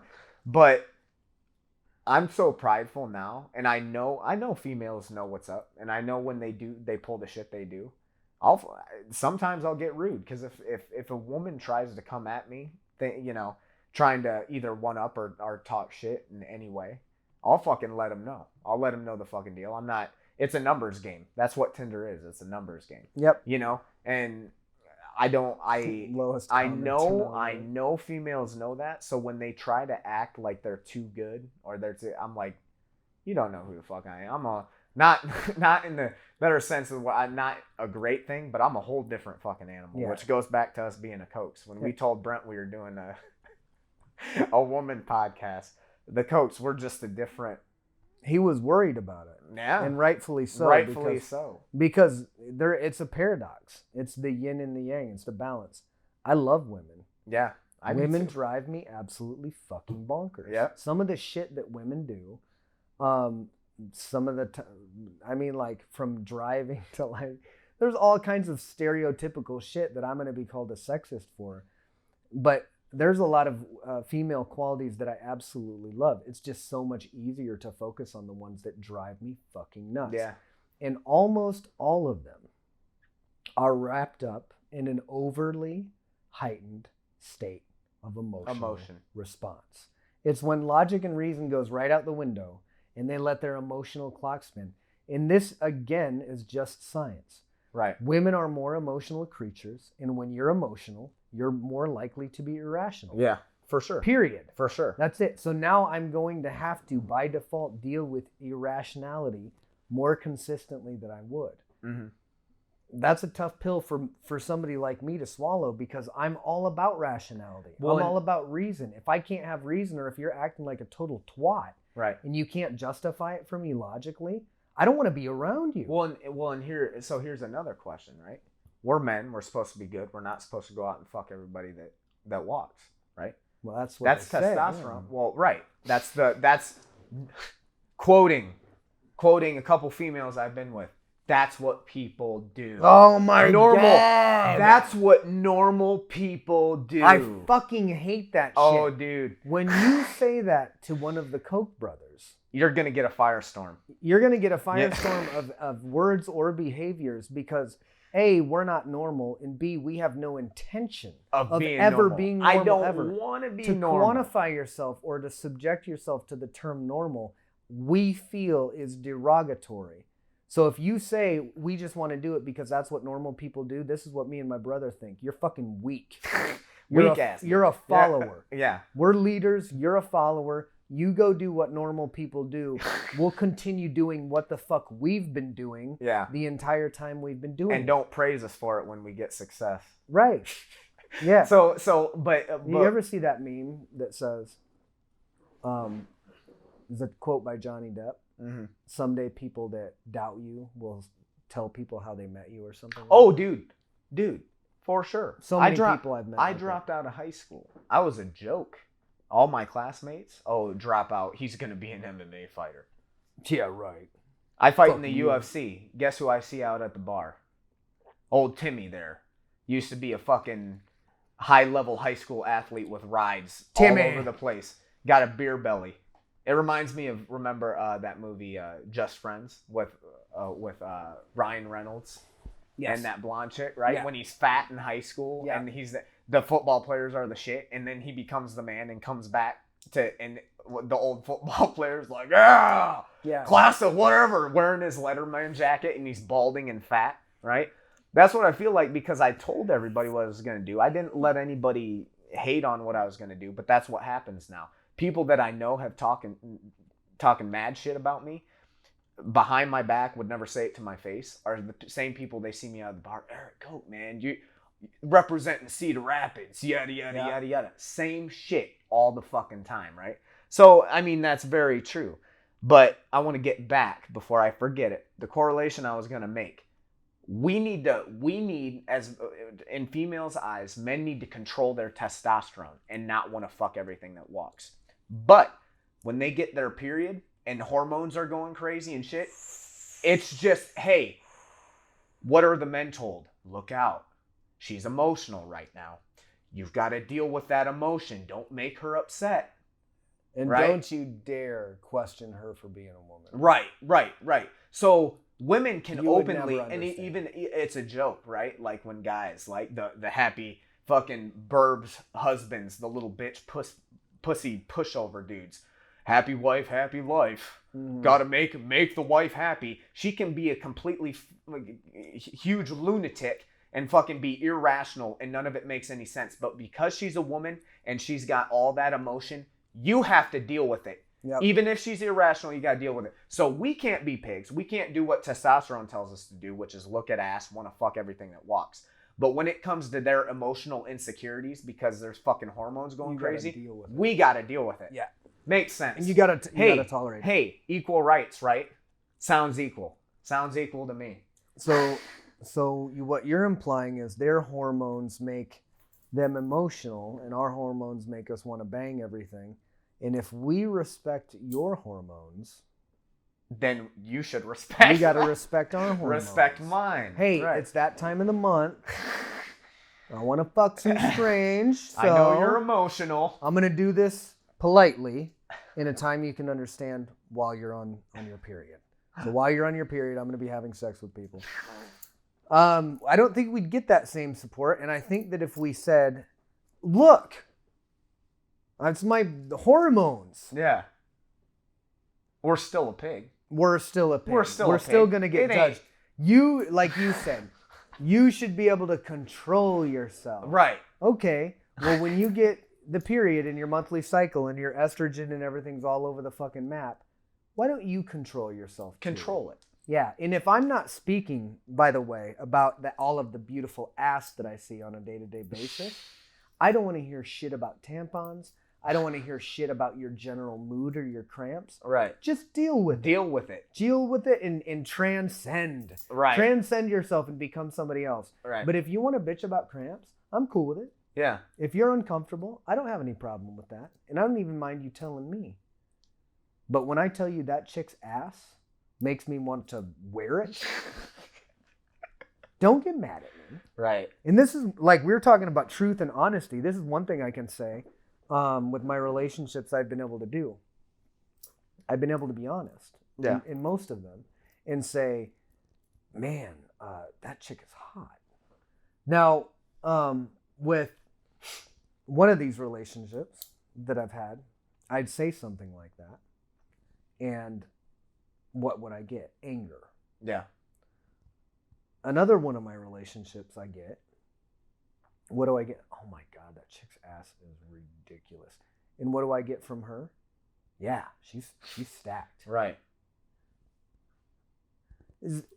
Why do they not understand? First of all, why do they not understand how to control a man's mind? It's very easy. Just let him be a man. Let him be a man. If you are one of the magical beasts that is woman, that just lets a man be a fucking man. They understand what a man is, how simple a man is, and you just let that man be a man, that man will walk into hell for you. Oh, yeah. Oh, yeah. They'll go, I know what I have. Yeah. I know what she lets me be. Uh-huh. I'm not letting that go. Women, however, I feel like oftentimes are more concerned with their emotional stability. Oh, yeah. They put they put their man second to their own needs. Yep. Right? And it should be a 50-50 thing. Yeah. And they insist that the man changes for them because the measure of love is what you're willing to do, the sacrifice you're willing to make, how much you're willing to change. You told me you fell in love with me. Right. Why do you insist that I have to change to show you further? We're supposed to be past that. Right. Right? We're supposed to be evolving together. Right. Right. But that's oftentimes not what you get. No. It's disproportionate, and I really think what I've got out of this conversation is why we've had so much trouble with women. We try to find rationality. Yeah. And when you get a highly emotional person, there historically in highly emotional responses is a lack of rationality. Yeah. You get irrational behavior. Well, so when women are inherently more emotional than men are, and they're inherently more irrational because of that emotional response, when the women I'm with, when I drive them really fucking crazy, and they get all whipped up into a frenzy, they start saying shit that doesn't even make sense. Yeah. No, start attacking me with attacks that literally don't really even apply. They don't apply. Grasping at straws because they're just so angry or sad or happy or whatever the fuck it is. Yeah. But when I'm looking for rationality and logic, and I have you spitting all kinds of ad hominem attacks at my character and talking shit and making shit up that doesn't really have any, rational context to what we're talking about, I can't get on board with that. Yeah. You know what I mean? That with you and I trying to be logical and finding rational reasons and explanations for why people behave the way they do and this and that. Yeah. And you come at me with some hyper emotional response that's like all mad or all sad or what. So when you get females that get that height and they have nowhere else to go, then it just comes to you being mean. You're being so mean to me. Mm-hmm. You're yelling at me. Have you ever got the girl? This happened multiple times. When I've got into it with my ex, it happened with this chick in Des Moines. When you text somebody something and they say you were yelling at me. Because they read it that way? They read it that way. Yeah. In their own mind, they read it as if because we were having an argument that I yelled it. So they put it on, once again, they don't take responsibility for taking it the way that they interpreted it. They assign it to you. They assign it to you. They say, you're yelling at me. Why? You're always literally creating a fight out of thin air. It's all bullshit. Yeah. So full of shit. There's so, I love females, but there is so much they do. They are so full of shit. And the chromosome, the chemicals that go through the body.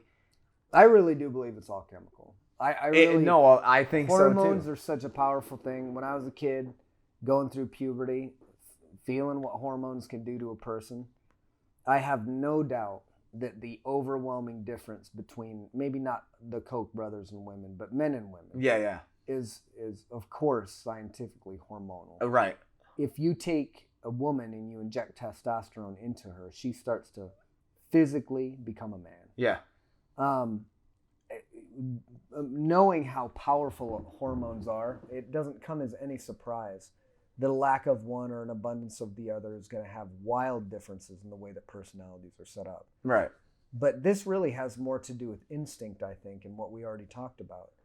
What is the principal drive of the female, the base female psyche, to seek the protection of a stronger, more dominant person in a group, to rear children, to bring up a child? Yeah. We've been told in modern culture and in the span of our lives with increasing frequency that to assume that, or to even say that a woman is more effective at that than a man is somehow sexist. Yeah. Somehow demeaning her ability to... I can tell you that I believe women should be paid the same as men and should be able to do the same jobs, provided it's not a safety issue. Right. I can tell you that. I can tell you that they have equal rights. But then you want to tell me that I'm not being fair when I hold you accountable for being emotional. Right. Or what I believe, what my brain believes is my job, is to reproduce. Yeah. And that's it. It's not to reproduce and not care about people. Yeah. But it is to reproduce. Yeah. I can care about you and still have the act of reproduction with other people without you assuming it's the end of us. Yeah. It's the end of you. It somehow is a slight or a disrespect to you. Now, if you set up a relationship and in that relationship you agree to be monogamous, and you do, well, that's what you agree to do. Totally. Right. But Right. you and I aren't going to make that step unwittingly or irrationally. And I think that's where we get into a lot of trouble, is that we know exactly what we're worth. We know exactly what we fought for, what we've built ourselves into. Yep. And we're not going to just accept the status quo. If there's going to be a woman that's going to dominate our life in any way and invest a large amount of time, she's got to be the cream of the crop. Cream of the crop. And until you prove that you're the cream of the crop, there's a good chance that you're just somebody floating in the bottom of the oatmeal. Yeah. Just a chunk taking up space. And it's the same victim story every time. I just don't. When do you take accountability for it? When you're a female and you've been on Tinder for 3 years and running through dudes like a hot knife through butter, at what point do you sit back, like we talked about with some of these bitch-made men, and go, is it me? Right. What am I doing? Is some of it me? Because I look pretty good. I look decent. Right. I'm in good shape. And I've been doing the Tinder thing for 4 years straight, and I haven't had a relationship for over a month and a half. Yeah. Something may be with me now. Yeah. No. What do you see? Some victim song. It's victim shit. Some victim song. It's victim shit. No matter what you've been that's- through, keep going through it. Insert motivational quote. Victim mentality. It's Yeah. all victim mentality. I haven't had an ex-girlfriend admit to me that they were wrong. Not once. They've known it, and I've seen it in their face. I've got them stuck where they can't say shit, but they don't go, I was wrong. I understand where you're coming from. Not one fucking time. It's always coded with something else. Well, I did this act of wrongdoing because you did this. Yep. It's always in retaliation to something, even if it's not that big of a deal, right? It's always a retaliation. It's always a victim mentality, and that's what pissed me off in my last breakup was she knew it was bullshit, calling me a manipulator, and she does everything and all that. I'm like, you're playing victim. To make it easier for you, to make this breakup easier for you, you need to make me the bad guy. I still got that text. I still love you. Yada, yada, yada, yada. You needed to talk yourself into it. So that's what you did. That's fine. If you need to talk yourself into it, that's on you. I don't respect you. I don't respect you. If you're not going to look at it, if you're not going to take 7 years and actually put it together and piece it together and come to a logical, and if your logical thing is, we both made mistakes, and I definitely understand where you're coming from. This just isn't for me. I would have more respect for you. Yeah. But the fact you're going to try and defamate my character, you're going to put shit on me that's not true, fuck you. The apocalypse comes and you need that strong ride or die, don't be calling me. Don't be calling me. If the shit really did hit the fan, I would be concerned for women. I'd be concerned for women in my life because there'd be a direct threat. One of the best things they could do is get a stable, strong, confident man. It would go back. And it wouldn't make them less of a woman. No. This is something that I think has been popularized by this feminist movement, is if you stay at home and you watch your kids, you are somehow betraying the rights of women. Or validating some chauvinist man's thoughts on shit. Women do a better job generally of raising children, in my opinion. Right. In my opinion, if there is a nurturer, generally it's a mom. Usually the woman. But it's important that that person nurtures their child all throughout childhood development, and women are especially adept for doing this on an evolutionary scale. Mm-hmm. There's not really any argument, but we do live in such a dumbed down, pussified society that saying it could be seen as controversial because women can do anything men can do. Yes, that's fine. Women can do many things that men can do, and women should be paid for that. But there's no reason that anybody should have a problem, or I should feel like people have a problem when I insinuate that it's a positive thing when a woman can stay home and raise their fucking child. Yeah. Just because we can't do it or anymore. have kids. Right. We can't survive without women. Right. Right. And if we're going to bring up the next generation, if the men are supposed to be leading from the front and showing the next generation, we need the women to bring us the next generation. Yeah. We need the women to raise our next generation. The breakdown of the American family has wreaked havoc in our country in the last 30 years. Mm-hmm. And part of that is due to, fatherless children in inner cities and ghettos. But part of it's because women are at work. And some of those women don't have a choice. Yeah. They have to go to work to provide for their kid. Yeah. They have to get a $600 paycheck so 290 or 350 can go to fucking daycare. Yeah. Yeah, yeah. They got to work twice as hard now just to make that money. Mm-hmm. I don't think there's anything wrong with a man staying home at all. No. But there was this point in time in like the 80s or the 90s where if you were like, I think it would be good if a woman could stay home with her child, it became politically incorrect. Right. How dare you? Women can do this. I never said that. Never said you could. I just embraced the millions of years of evolutionary knowledge that we've gained that say that women are great nurturing bodies to bring up very young minds. Yeah.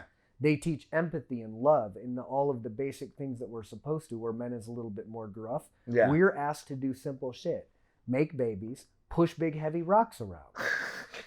Right. We're simple creatures. I say it all the time. I'm a simple man. Yeah. And again, if that woman, in this case, Courtney, I'm very lucky, even though she drives me fucking nuts. But in this case, Courtney says, I accept you, caveman. I accept you for what you are. And I go, that's great. I love you. I want to marry you and spend the rest of my life with you. Yeah. Because if for no other reason you respect and love me enough to just take me the way I am. Yeah. To just accept me for who I am. Without trying to punch me into a box. Yeah. Without trying to pigeonhole me. Without having to tell me it's what normal people do. If you can just let me be and accept me for all of my stupid shit, again, I'll walk straight into hell for you. Yeah. But if you come up to me or you or any confident person, but definitely the Koch brothers in general, and start telling them what they're going to do, nope, you're gone. Yeah. And I need an alpha bitch like Kojo that's like, I don't need to do that. I got my own shit to do. Yeah. My life is not dependent on you validating me because I'm your wife. I don't even see Courtney as my wife. Mm-hmm. There's still times when I'm like my wife and I'm like, oh, it's so weird because I don't see her that way. I'm glad we're married, but it was basically, we got married essentially to avoid a fucking tax penalty for not being insured. That's why we did it. Yeah. I don't want to feel married. I haven't seen good results out of it. Well, marriage is religious.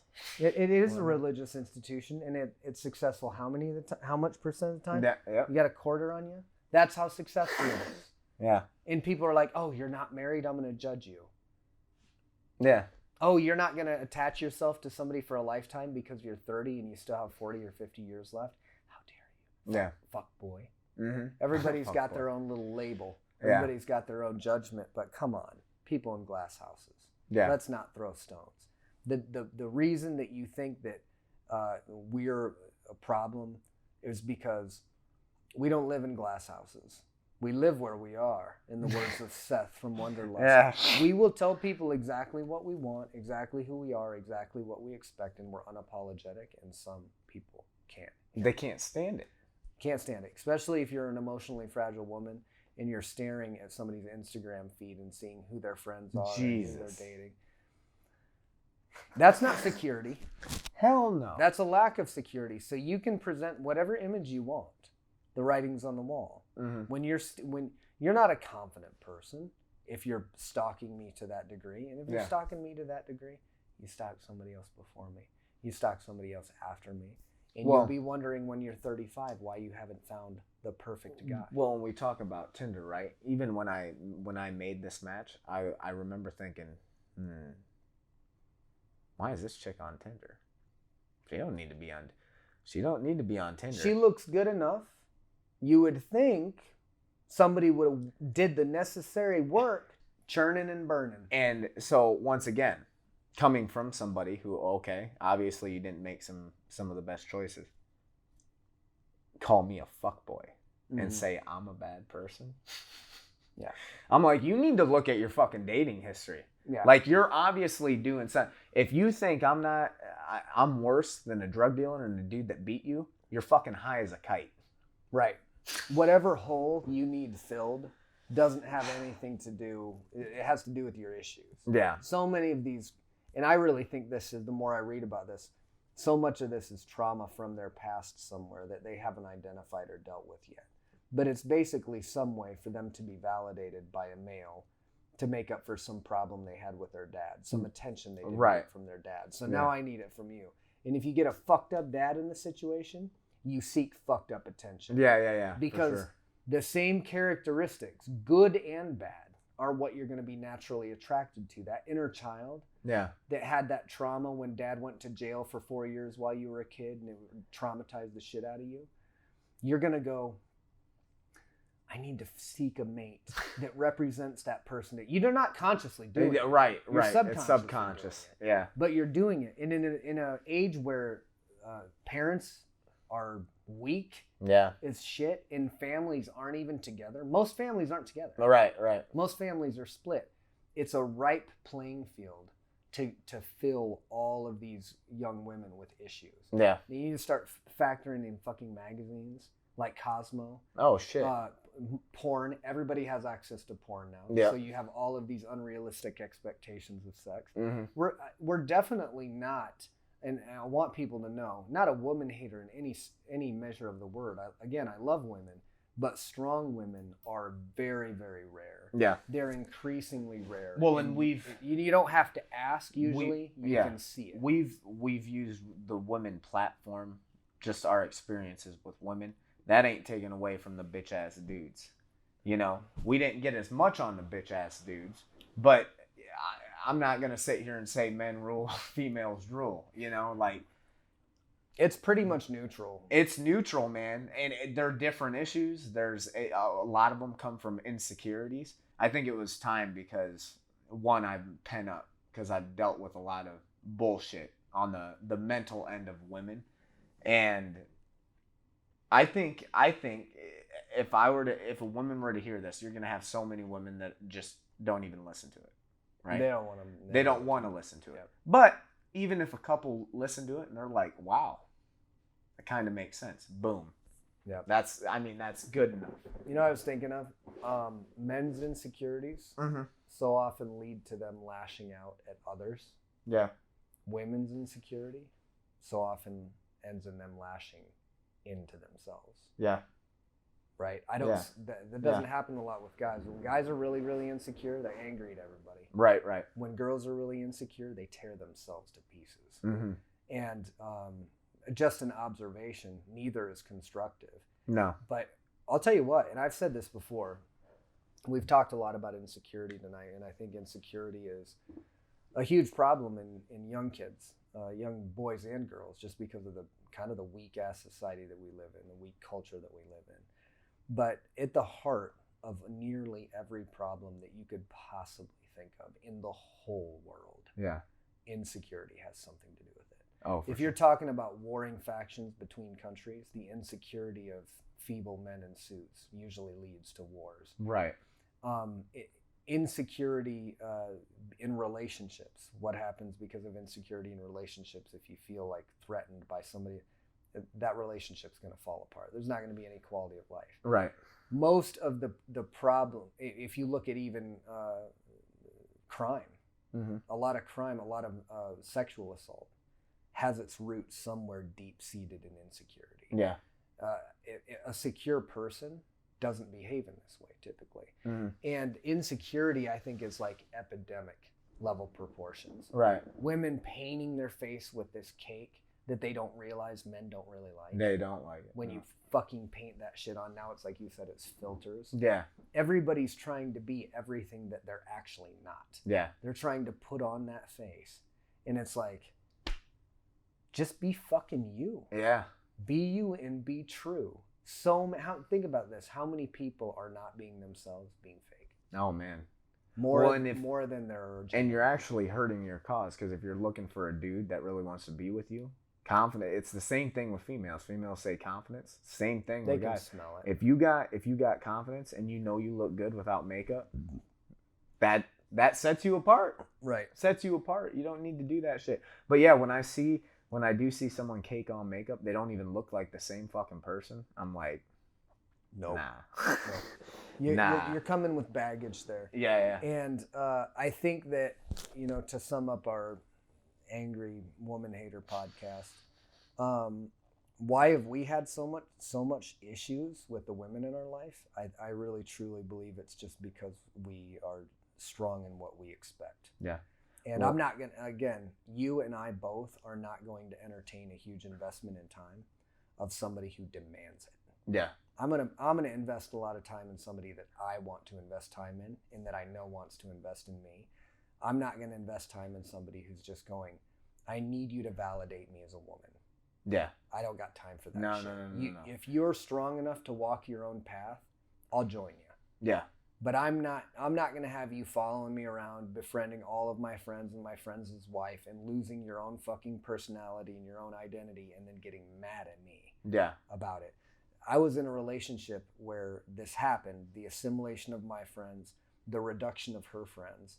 And then when my friends moved away and their wives moved away and there wasn't really anybody, I don't have any friends. Oh, no. Same thing happened to me. You fucking chose this shit. Yeah. I made new friends. I kept my old friends. I have connections.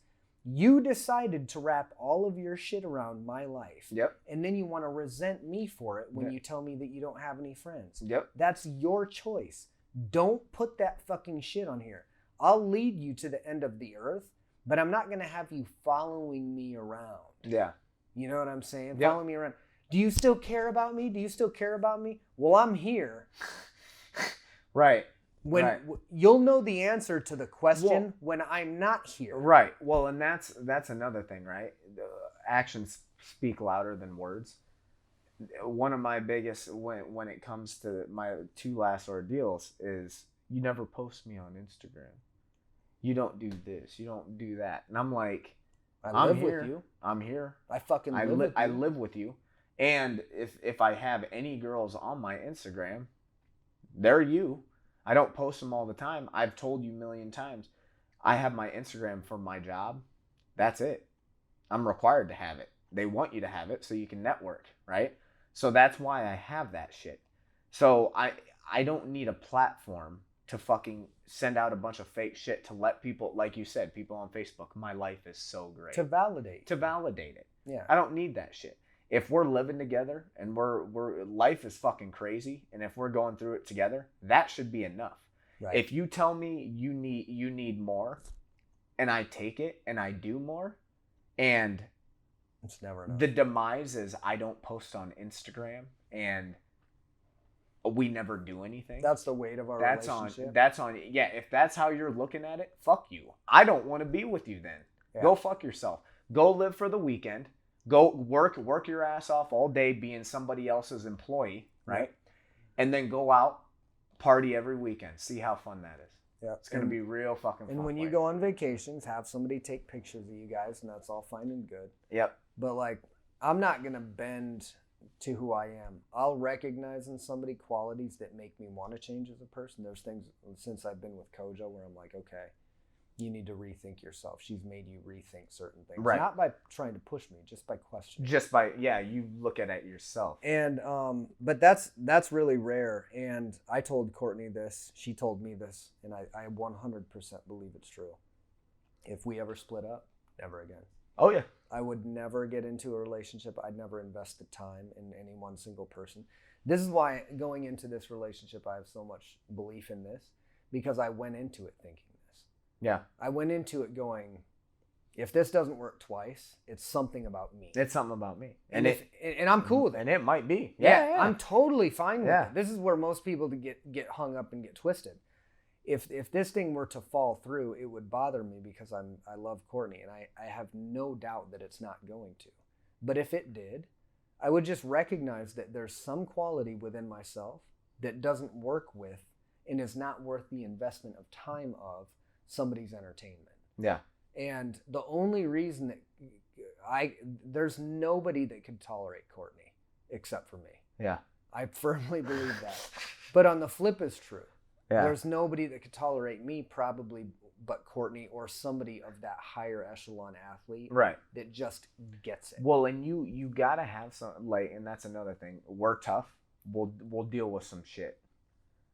Having someone who's not mentally tough, and that's kind of where I'm at. And it sounds cheesy, but quoting the fucking Notebook, when she goes and meets a dude and they're out on the fucking paddle boat, he built that house, and then they see it first time seeing each other in years, and then they get out and they start fighting.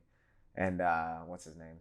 Ryan Gosling. Gosling's like, we're gonna fucking fight. We're gonna fight. I'm gonna tell you when you're being a bitch. Like, you're gonna tell me when I'm being an asshole.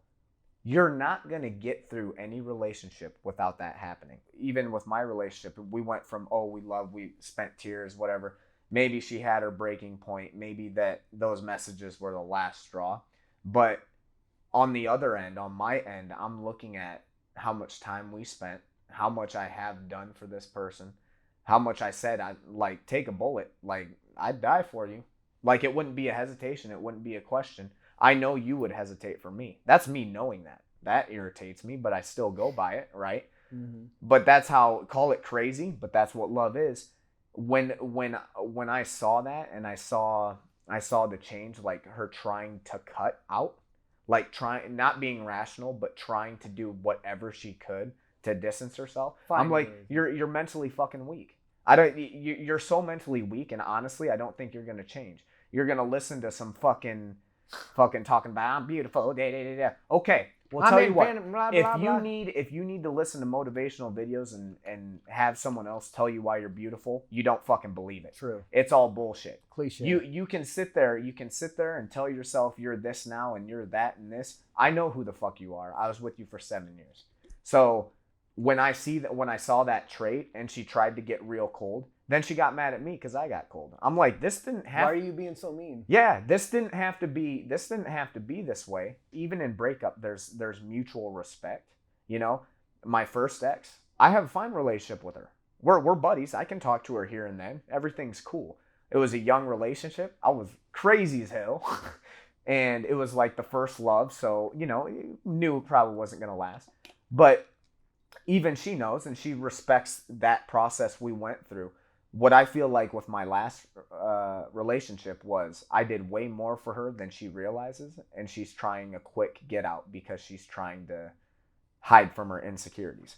And in that turn, this is male, female. If you do that to me, yeah, you're done. Yeah. Fuck yourself.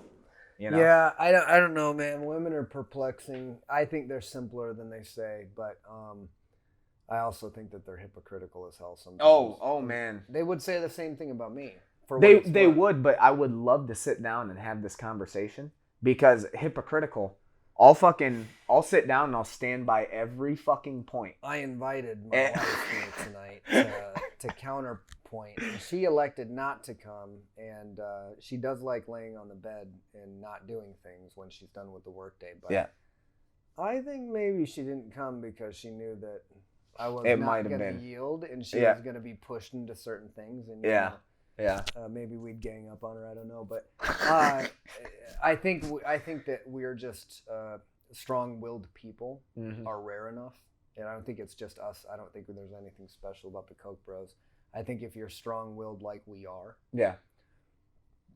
finding a mate is rare because there's just not many strong. But I will say that's the beauty. Everybody's different, so it makes it that much more special. If everybody was the same, nothing really would be special. Right. So, and if you were, that logic could be simply stated to somebody listening and hating on us right now, going, "You pieces of shit, you're just not for us, and we're just not for you." yeah, And whatever you want, you're identifying some kind of anger at us because of our views or whatever. But the truth is, it's just because you individually are not compatible with us, and vice versa. That's cool. Instead of getting upset at us and going, "You guys are fucking assholes," and blah, blah, blah, blah, just realize we have a different expectation. You have a different expectation. Don't waste your time talking shit to us. yeah. Go get that expectation. Go do whatever it is you want to do. But if you do talk shit, if you do have a problem with what we're saying, think about why. When people say shit to me that has no basis in reality whatsoever, they call me names or whatever, it doesn't affect me. This was the other thing I was going to say. There's been many times I've gotten in arguments and fights where the night of the fight, when we're actually in the fight and emotions are high, there's no reasoning, right? Yeah. No. The next day, I see a little remorse. Yep. And I see a little like, I think she knows. I think she knows she fucked up. She was wrong. She right? had some time to think She about won't it tell me. and let the emotions. Like I said, I go back to earlier, never admitted it, but I got it out. Actions speak louder than words. Yeah. I could read it. I always get apologies about 3 days later. Yeah.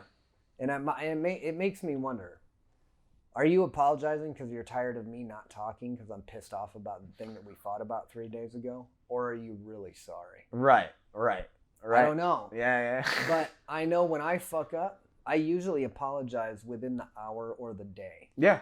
And I feel like that's because I can think about it rationally as soon as I get away from the big emotional flare up and go, nah, there's some ownership there I got to take in that. Yeah. I don't feel like that's a two-way street. Yeah. I feel like equality and rights and blah, blah, blah, blah, blah, blah. But I think there's some very convenient one-way avenues. Yeah. Where we want equal rights. We want this. We want to be treated this way. But we still want to. we still want this. We still want this. We freedom. still want all the perks. We still want the perks. Being a woman. But Yeah. we don't want any of this. We're going to complain about how chivalry's dead, but we're not going to talk about how we stomp the shit out of chivalry. Like, that shit just drives me absolutely nuts. That PC culture that wants to take what we're saying and somehow try to make us demonizing women. No, we're saying all women are different, and most women don't identify with us. I shouldn't have to look through your emotions in your face to pick Pull up on the some hint. shit out of here. If you respect me enough, you should tell me straight up. Yep. And that would make the relationship a lot fucking healthier. Yeah. But people don't. A lot of people don't realize that. Well, in this, there's the sense of entitlement. I feel like, and to kind of wagon wheel off what you said earlier, the menstruation thing is a real thing. Yeah. The menstruation thing, we are told ad nauseum, you'd never have it, so you don't know what it's like, and you don't get to comment on it. You don't know what it's like to want to fuck a girl every 7 seconds for the majority of your entire life. It's a curse. You don't know what that's like. Yeah. It is a curse. Yeah. There's books that I've read that have attributed the mastery and the real perceived success of people only after 40, because that was the only time they could stop thinking about pussy. Yeah. Think about how archaic and caveman that is. Yeah. The Thomas Edison, the Henry Ford, didn't achieve high levels of mastery and success until after 40, because that's when they stopped trying to fuck everything. Right. That's basically what these books suggest. And it's entirely plausible. I'm hitting 40 now, and I'm just starting to go, oh shit, I got control of this fucking thing a little bit. Right. And I had this talk with Elijah, Dr. Random. or Mr. Random, right? Yep. Think about why guys want to buy nice cars. Why do they want to get a nice place? Especially if they're single. Why do they do that? To attract. That's right. Right? Back in the caveman days, it's being a big, strong guy that's breaking shit with the club and fucking just being the man And being the alpha, pulling right? meat home. So the alpha now to what women want and what guys know subconsciously, what they know is the alpha now is the breadwinner who makes the money. Yep. So if you got money and you got nice cars and you got that image, you're putting that out there. That girl sees that. They're gonna want to hitch onto it. So you got to think of even a lot of not every guy, but what a lot of guys do. The reason they want to succeed in the end is pussy. Yeah, it really is. It is. And even if you're married or you're with somebody, you got to make money to keep that person. Yep. You've got to be the breadwinner. You've got to be on your shit, right? So it's the same mentality. It's just been swapped because our infrastructure is different. It's now a money system. It's not a lawless swamp where now strongest guy kills everybody or beats everybody up and now I'm the guy. Yep. But that's what I say. That's why I think it's funny, because you would see the shift change. If our infrastructure ever went down and you saw a post-apocalyptic world, you would see the attraction from female to male change drastically. Oh, yeah. It would be, who's the baddest motherfucker? Who's going to take care of me, making sure I don't get raped? Who's here? Who's available? Yeah. Not who looks good. No. Not who's going to be nice to my mom. Not right. Not who's going to buy me chalky bars or whatever. Who's going to protect me and make sure I don't die? Yeah. Who's going to protect my children and make sure that my children don't die? Who's the biggest, strongest, genetically most capable caveman motherfucker here? Yeah. That's what they're going to say. Yep. Right now, they're like, who's got the skinniest jeans? Yeah. Oh, he spent $200 on these jeans. Oh, he's got this car. He's that. Pretty. Keep him. Yeah. Keep him. Don't come barking up my tree. Right. Right. Yeah. I have a higher expectation, but it very well could be that just because we're in the business that we're in and we're the people that we are and we were raised by who we are, we have expectations that just very few people in the whole world can match them. I think they're different. If I find a woman that I want to be with, and I was going to say the same thing, even after my last one, I'm like, after that, dude, I don't think I have the capacity to go through that much time because I was going to put a ring on that. That was, everybody was asking, when are you going to put a ring? Yep. I was going to put a ring on it. Yep, I asked you. So going from that to starting now and seeing how quick that person changed, I don't even want to I know. I don't want to put my own shit online with an insecure little fuck. Yeah. I don't want to do it. Well, it's time. It's time, and it's wasted time. You right? 7 years you invest in this person, it comes to an end, and you're going, I got to go through that again. Yeah. Not knowing that if maybe next time it's 8 years. Like, right. I don't want to invest 15 years into this bullshit. Fuck that. Or have a kid and then get divorced, just like fucking, now you're stuck with payments and all this bullshit. So yeah, I don't even know if it'll be a thing, but if I do find a woman that is going to be compatible with me, passion has to be number one thing. And what I mean by that is not be obsessed with what I do. Have your passion. Be obsessed with something. You have your own passion that you fucking love. It's not about money, but you obsess about it, and that's your shit. We're going to get along fucking great. You know why? Great. Because you don't have to placate every fucking move that they make. There's a correlation there. They understand. Even though it's not fighting, the artist. It's an art, right? Right. Art does share a thing. It's an expression. The quest of mastery. Yeah, it's an expression. So if I could find someone who is really passionate about something and they love it, I think that's really the only person I can be with. Now that's kind of where I get in trouble, because in reality, the person I'm going to find like that is probably going to be another athlete, probably another fighter. And when you get two alphas, same thing. You're going to butt heads quite a bit. But I do think I could deal with that better than I could someone who's the complete opposite with me. Right. The reason my ex worked, I feel like for me for so long, is she is completely opposite. They say opposites attract. She's completely opposite. And I feel like I was so high strung and thought I was the shit when I saw her cry or she brought to my attention I was doing something wrong. It brought me down. Yep. So I started to realize what my problems were. It was a good gauge for me to understand. So there was some good things that came out of it, because I do think, fuck man, compared to my beginning 20s, I was a fucking fireball. Yeah. And I think after that, it definitely, not only getting older, but it definitely calmed me down. But I think at this stage now, knowing who I am, being comfortable with where I am, with who I am, I think the next person, if I do have a person, has to be someone that is compatible, not opposite. Because the shit we just talked about the insecurities and shit like that, we say time. I'm 31 now. Right. I don't got time to deal with that. Yeah. And that was part of my problem getting in a relationship with someone that was so young.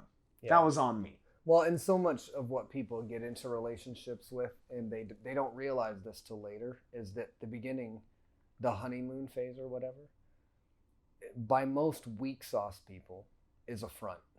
Yeah. The first 6 months of any relationship, if you're not living with that person, if you're just dating them, a lot of it's a front. Yeah. A lot of it is a front to prove to you that they are the person that they say they are, even though they really aren't. They really aren't, right. Then you move in with this person. Everybody's gone through this. Mm-hmm. Everybody's gone through it with a roommate, with a lover, whatever the case may be. You move in with this person, and then they leave their toothbrush out.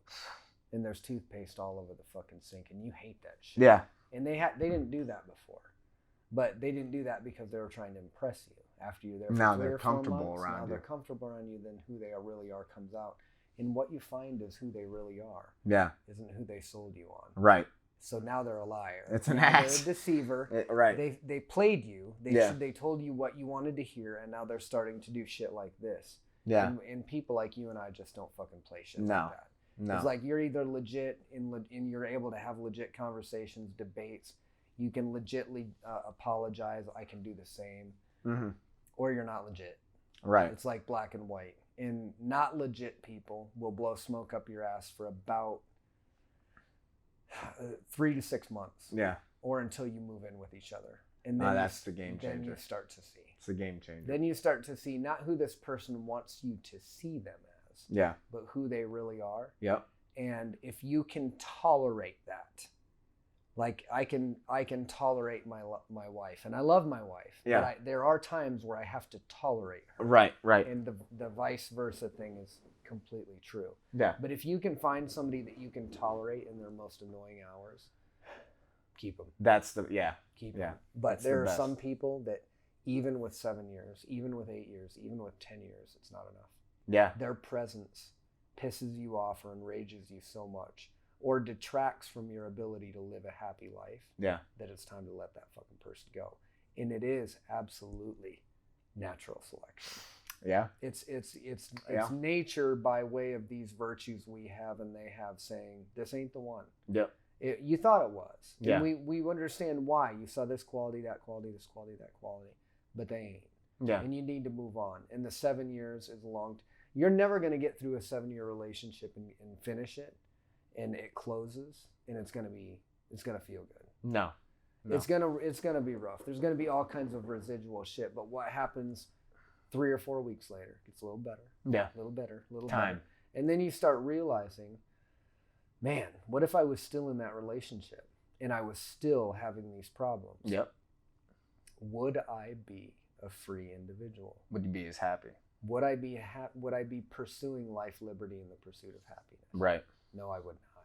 Yeah. I would be every much in an ideological prison in the same way that people were in a physical prison. Mm-hmm. The thought of me placating people and validating people and justifying my actions just so that people are happy, that sounds like slavery to me. Right. And I can't tolerate it. I need the ability to be free. And it was so cool that not that long ago, Courtney said this to me, like 2 or 3 days ago. She's like, we were laughing about this episode in the Koch brothers and our issues, and she goes, I just realized like years ago that you are who you are, and you're not going to change, and if I tell you to change, you'll probably go exactly the opposite way, because I'm a rebel. We're rebellious people. Yeah.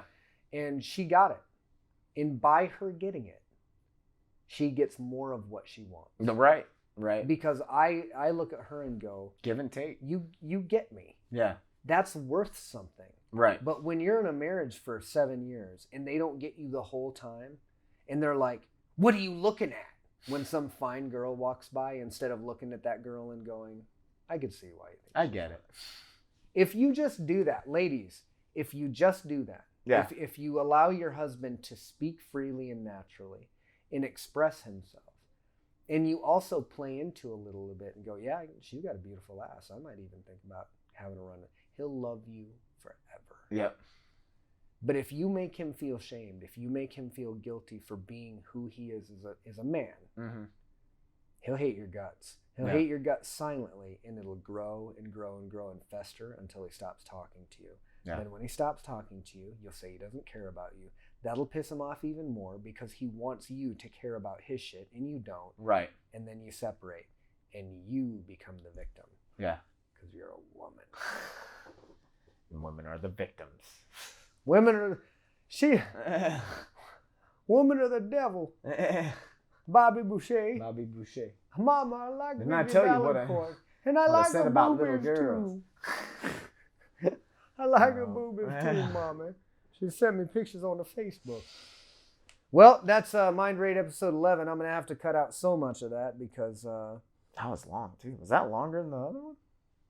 Yes, it was. It was Damn. 4 hours and 40 minutes. Ooh. And we don't have hardly any video, so maybe I'll throw some snippets up there. Maybe we'll just put the podcast out there. I don't give a shit because we got lavalier mics now, and that was way better than me sitting Oh back yeah, in a a slump lot and better holding in a the giant chairs message. too. So hopefully it'll sound good. We'll get it out there. I'll post it onto YouTube. We'll put a rudimentary audio file out there. Guys, hope you liked it. We'll be back with episode 12. What do we want to go over there?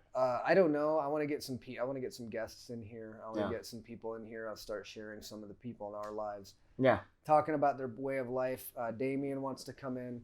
Brent wants to talk about pussy. It is what it is. He's been talking about it for years. On the yeah. If you know Brent, Brent likes talking about what his father Craig refers to as posse. Posse. So, I want to talk about transcendent things. I think my brother does too, but we're not going to have Brent on the episode without not talking about pussy. So We'll space it out. we'll double down on that, and we'll probably have some kind of subject. But We should get Mom on for one. I'd love to have Mom That'd be on. awesome. It would be a treat, and I think that if we had Mom on, People would go, oh. I got it. Okay. Courtney has, to a certain degree, just meeting Mom and talking to Mom, understood me better. Yeah. And going, okay, that's Gail. Yeah. Like she can say Yeah. Gail Doug, and she knows what my behavior represents Yep. at any given time. And a lot of the women that maybe think a certain way about us and think that we're haters or fuckboys or whatever, I think they listen to us talk to Mom and they just totally go, oh. Well, and I think about it, it's such a unique combination, Dad and Mom, because on the surface, I got the mom exterior, I'm going to debate with you, I'm going to think this through so much that I'm going to find any loophole you could, and I'm going to refute it, in that debate type, persona. But at the end, like when I do get close to somebody, like I'd see the dad come out. I think that we have a really interesting perspective. I never thought that before. I never thought there was anything special about it. But we had a figure in our life, our father, who our culture historically gives the role of the calloused one, of the debater, of the logical one. Well, Dad was the kind one. Dad, even though he was a very masculine man and did many masculine things, was more of the nurturer role, played more of the feminine role in the parenting role. Yeah. Mom was the authoritarian, the almost militant feminist who took a more domineering role. And that was just the way it was. Uh-huh. The thing that I really like about that is we got all of the great masculine ideas and concepts and the way of life from our dad. But at the same time we were getting that, we weren't getting the bullshit masculinity. Right. We weren't getting the I'm strong or I'm tough or I'm big and I can do this and that's what makes me a man. We were getting a real man. Yeah. a working man, a man that could do anything. He'd work his ass off, but he did it for us. Yeah. Then on the flip side, we had another person that wasn't going to do everything for us. They weren't going to do hardly anything for us at all. Yeah. But they were going to do the most important thing for us that they possibly could, and that was at a very early age open our mind up completely to the world. Yep. When you put those two people together, you put the male and the female, but they both have complementary roles as feminine and masculine. Yeah. I have a deep respect for very confident women. It's the same respect that I have for very confident men. Yeah. And I have that because I got the diversity of that perspective. But what do you have? Most of the time you have a masculine perspective that has some of his own insecurities, and that manifests in a nasty way. Yeah. You have a feminine perspective that kind of identifies with feminine roles, and that manifests in positive and negative ways. Yeah. I feel like from a perspective basis, you can't get it any better than we got it. Yeah. When we were kids, we didn't have all the money, we didn't have all the shit. No. But we had a parental dynamic that, although they would have doubted themselves now, every single day that I wake up and I live my life, I give thanks that I had the mother I had and I had the father. Yeah, man. Well, and I sympathize because I know a lot of people will split homes, and I know that adds a whole nother fucking dynamic. We were lucky to have two parents that were together, and even though polar opposites, even mom talks to me like just polar opposites, but I loved them so much. So the perspective we got, not only having both our parents there, which I'm very blessed for, but yeah, like you said, seeing the different perspectives, I almost think of it as, you know, you look at a lot of our stance on political views. We want what's best for peace, the end goal of peace. And I like to think, and mom's the same way. She's all about that. But when I think of dad was the person that wanted, he was the more lover, the nurturer. I think that's like he was living it, right? Yeah. I feel like that's the dad in there. But to get through all that, to actually identify problems, we had our mom that opened our mind and told us what to look for, told us how to look for it, and how to. So it's kind of cool because even we don't talk all the time, but we pretty much are similar on all our views, which is kind of crazy because that's really mom and dad. Yeah, it's a product. It's a product of what mom and dad are created. So, and it's crazy because I think about that more and more too, and it's just kind of cool. You assume that when you grow up, it's cut and dry. We'll just have good parents. You have the dad to discipline. You have the mom to nurture you. And then you grow up and then you become your own person. Well, I believe everybody's their own person. Everybody's unique. You're unique in your way. I'm unique in my way. But it's crazy. The older I get, the more I see both of them. Mm-hmm. Whether I want to believe it or not, I see both of them poke through me at so many different times. Yeah. It's pretty cool to see. And it makes me respect parents that raise their kids right and stuff like that because it's a difficult job. But it's also what's needed. If anything, there's I don't want to be an asshole and say we got it all figured out, but I do think we have a good idea. I think we go about it the right way.